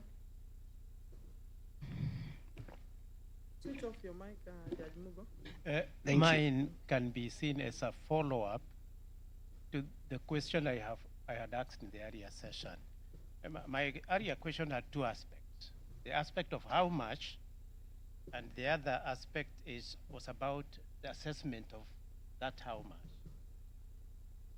The aspect of measurement was answered, in my view, very comprehensively, but the aspect of how much was not. and I'm on that because in Dr. Kituko's presentation, he has mentioned $10. And $10, if you convert it into Kenya shillings, it comes to around 1,300 at today's exchange rate, isn't it? And that is 1 metric ton. I don't know how many trees would be required to produce that 1 metric ton. And I do not know how $10 would incentivize citizens to engage in this carbon credit business. So I'm still asking, who negotiated that, the $10? You are involved, and 1,300 for 30 years. Is that what I will be eating for 30 years? Somebody has asked how that payment is spaced out. Is it monthly? Is it weekly? Unless it is about weekly, maybe weekly it can make sense. Or daily. But if you are talking of a month, even years, how did you negotiate that? $10. That is my question. So $10 has been fixed. You didn't mention any figure. Okay. Thank you. You can tell, yes. Dr. Kituku, I don't know whether you will be able to answer them from this end, or you okay? There's a question on the period of compensation. Is the same thing about the $10 thing. We can tie it together. Dr. Kituku and Kenduya can both answer it. The issue of the policy, the issue of the list land, the MAU, I believe that one is to you. The issue of the case law, Dr. Kituku, and whether that is also tied with the issue of our jurisdiction as ELC. You are saying it's commercial, but the root of the root of the dispute would be climate change. So we really need to find a way of how to balance. You'll tell us that, and then Judge Mugo just wants to know who to sue because he has a lot of trees. I also have a lot of trees, Judge Mugo, so I also want to know who I can sue. Yes. Then Judge Kanyaru, the $10 issue. So that one, you can take it, or Dr. Ambua. Dr. Ambua, over to you. Okay, thank you. Can I answer the questions from here? That's fine. Okay. So we start with the jurisdiction. I think that's the hottest issue. I did say in my presentation that for as long as the dispute before you is framed in terms of enforcement of sustainable development obligations, enforcement of human rights obligations, enforcement of climate change rights as they are now framed in the Climate Change Act, yeah? And also, for as long as the dispute is framed as an appeal from the National Environmental Tribunal, you assume jurisdiction.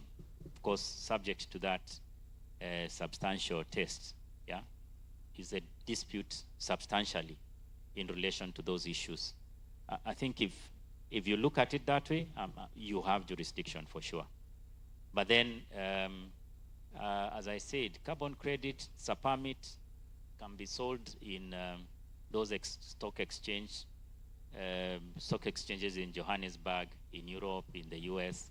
So perhaps if the dispute is about those kind of transactions, then probably I'm not sure whether the court would have, unless that dispute is framed the way I've mentioned. And if we look at it that way, then I think there's a big role for this court. Secondly, yeah, the price I gave was hypothetical. I think the current market price for one credit is about $1. The highest it has ever gone for the last 10 years is $18. So maybe $10 is somewhere midpoint. So who determines the pricing? As Kenduo said, it's the market. But of course, the climate justice activists have been arguing for better ways of determination of the price. And if you can bring the price closer to the cost of emitting 1 ton of carbon dioxide or its equivalent, because that cost is known, yeah? It's easily quantifiable. So if the cost is brought somewhere near there, so that you also make it hard for people to come up with very cheap credits from Africa and flip them in the stock exchanges of Europe or America, and then sell them onwards to polluters who have no willingness or motivation to cut their emissions. Yeah, I think that would be consistent with the ideals of climate justice. Then, who is a project proponent?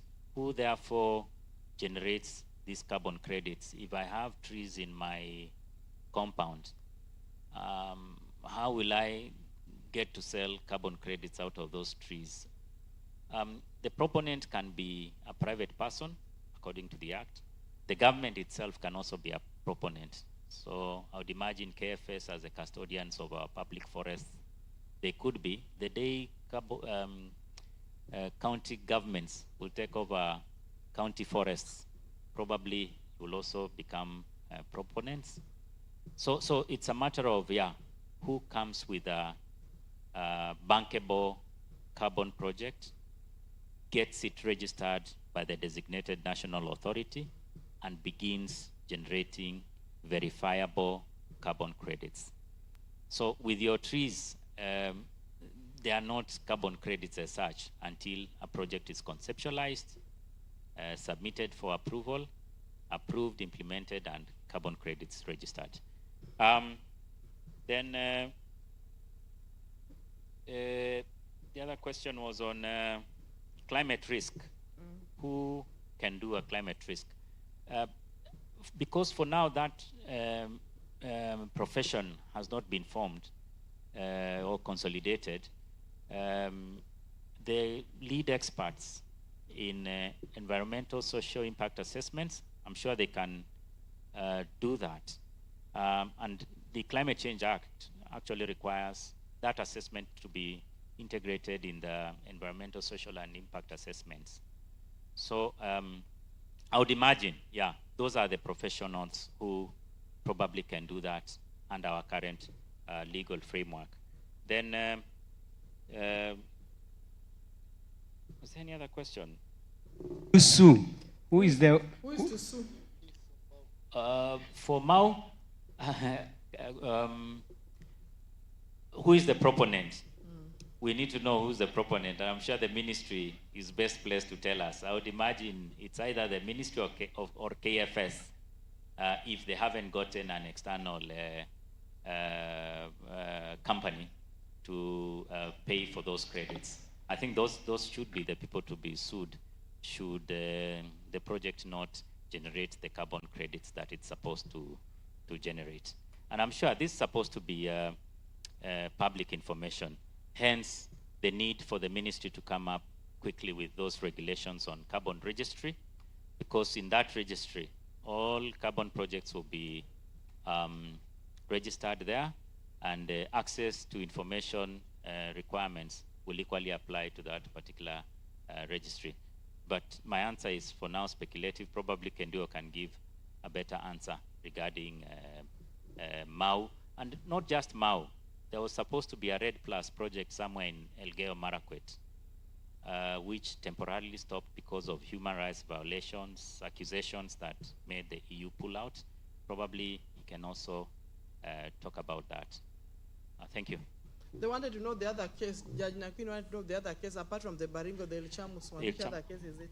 Yes, the former president of LSK, Okero, filed a suit at the ELC emanating from rising water levels in Lake Victoria, yes. I think that was, it qualifies to be a climate change litigation case. Okay. Yeah, it's still unresolved.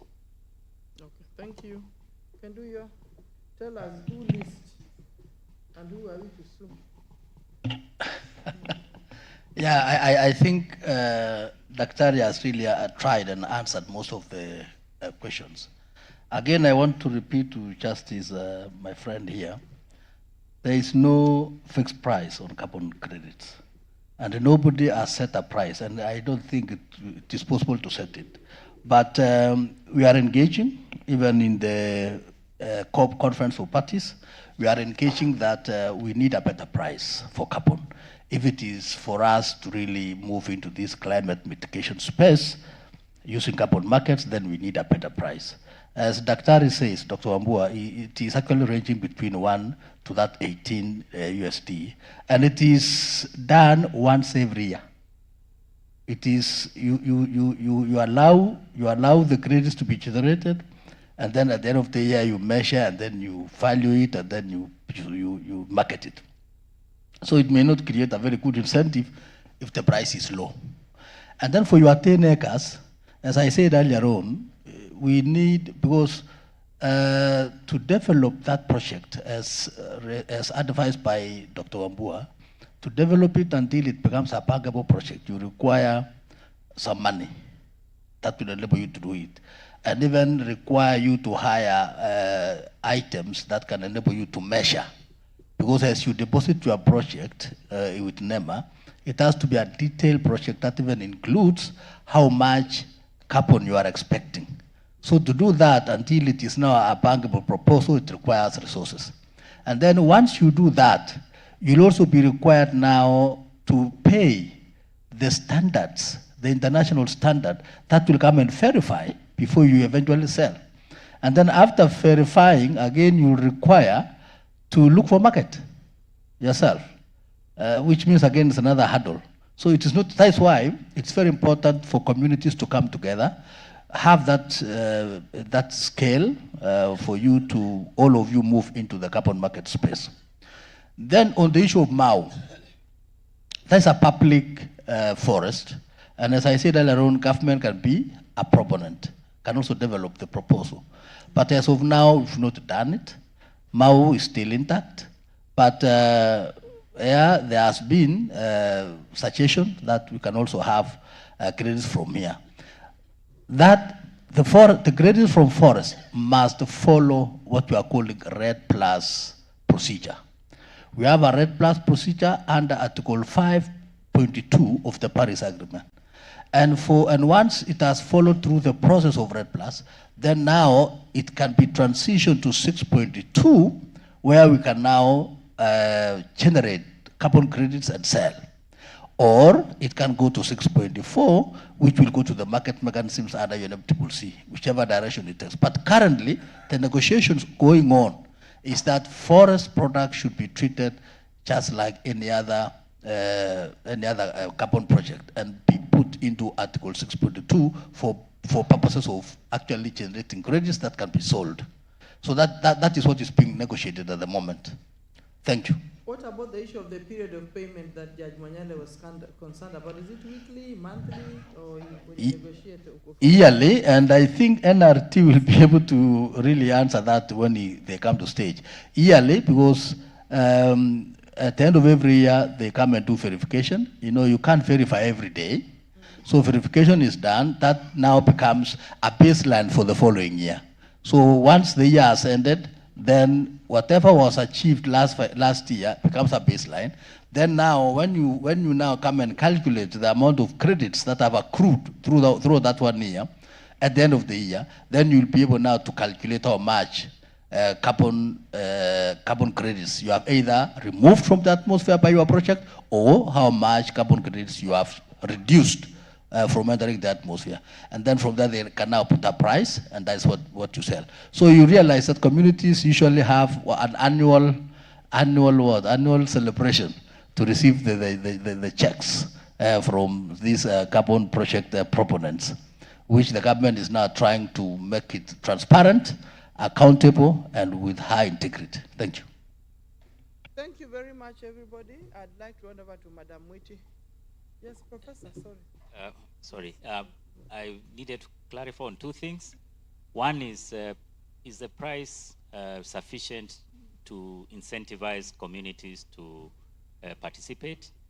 I think the Paris Agreement framework emphasizes less on the price, more on the non-carbon benefits. Like, for instance, if you participate in a forest project, don't expect to make a lot of money out of what will be paid as a credit. Rather, look at other non-carbon benefits that come out of that project.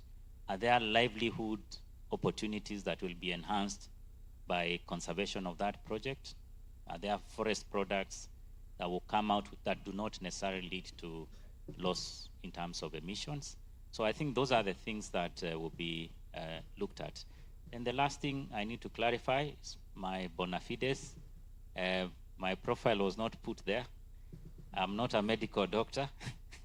I'm a doctor of environmental law from the University of Nairobi. I'm also an advocate of the High Court. I'm a lead expert in environmental impact assessments. I currently teach law as an adjunct lecturer at the University of Nairobi Faculty of Law. I'm also a consultant on these issues. Thank you very much. Thank you, Professor Governor. Maybe tomorrow morning we could try and help me really. This is very high tech for me. If I want to get money from carbon dioxide emission in my county, the obvious people I should look for are car drivers and motorbikes, because they are major polluters. And I think it's easier to measure what they are putting in the atmosphere than going to other sources of pollution or emission of carbon dioxide. So I just want to ask these people who are very versed in this, to what extent can you help us, give us an instrument for measuring the amount of pollution that motorbikes and other vehicles, lorries and so on, produce in Kisumu, and how to tax each one of them for emitting carbon dioxide, and then use that money for afforestation, for example. Because I know that afforestation or growing rice and all that, that will kind of clean the air, because the carbon dioxide will be absorbed by them. So I tax these motorbikes and lorries, and then I invest money in food production. Then it makes sense to come to this meeting and understanding something about carbon emission and all these things. Is that possible? And then the last thing that I wanted to ask, how are we consulted as Kenyans when somebody decides that they are going to lease Mao Forest to some Chinese or some Scandinavian for this? 30 years. Yeah. How do they do that without? Is there a law that governs that? And how are we consulted, or a governor of a county where Mao Forest is? Do they just do it and then you hear it's been done? Penduya? Yeah, thank you very much. Your Excellency, I think you have a very valid point in terms of the vehicular emissions. Actually, we are currently working with the State Department for Transport, and I was among the task force members that was looking at the electric mobility policy, which we finished, and we added over. I mean, we are almost adding over, and it will support the discussion going forward on transitioning from fuel-based vehicles to electric vehicles. So you have the opportunity now to even calculate, working closely with the National Transport and Safety Authority, because they have those figures. You are able now to calculate at the moment that no, within Kisumu County, how many vehicles do I have, which are non-electric, which are using fuel, and then immediately now people start buying the vehicles that are electric. Every year you'll know how many vehicles have come to Kisumu, which are in Kisumu, which are on electric, electric driven. Then from there, there will be calculation that will be done, and you'll be able to earn credit as a county government.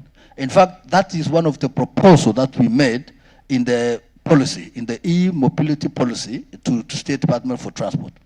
That going forward, we must look at carbon credit from transport sector. Number two, you talked about again what can be done again in Kisumu. We are currently negotiating with the Switzerland government, and we want to look at how can we generate carbon credits from rice farming.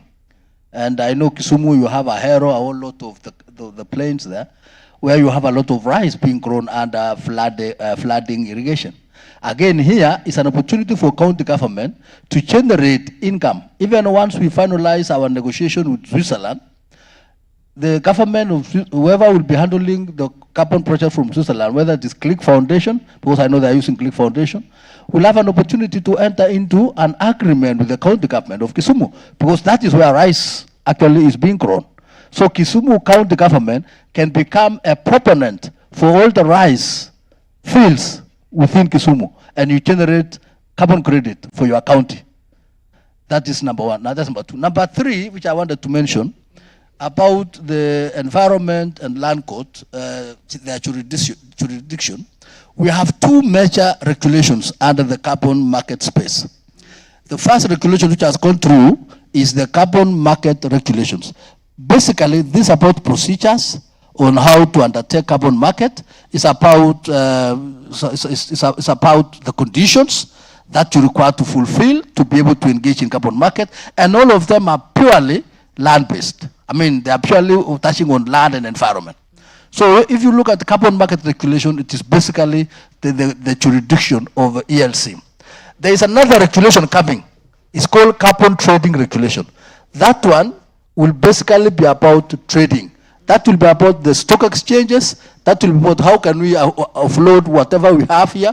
We have already generated the carbon credits. Can we now offload them in the stock exchange? That is carbon trading regulations, which we are now working on at the moment. Thank you. Thank you very much. Can we clap for all of us?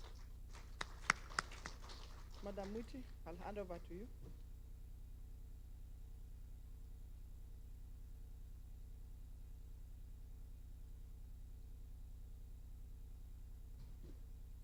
Thank you very much. And I can attest that indeed, each day is a school. And I believe through the attention that has been displayed since morning, it's a clear testament that indeed we are very thirsty on this very interesting emerging issue on carbon credits and carbon markets. It's very interesting, isn't it?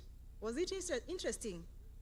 If you see Professor awake, listening, asking questions, but I can confirm to you, Prof, if you dare increase any tax now, the Gen Zs will be joined by Gen Alpha. So it will be very chaos. It will be chaotic actually in this country. So I think we call it a day. And thank you so much for your attention, for your commitment, for, engaging. It was extremely very robust and then speaking to one another. And I believe this will continue even tomorrow. I think we call it a day. We have a tea served. And tomorrow we start our day at 9 o'clock so that at least we can be able to finish up by 3:20, so that we can do what Professor told us and Dr. DG, so that at least we can be able to sample Kwale by the day as we extend by the night. Otherwise, thank you very much. I wish you the very best. Now we declare it as SDA, self-driven activities. See you tomorrow, God willing. Asanteni.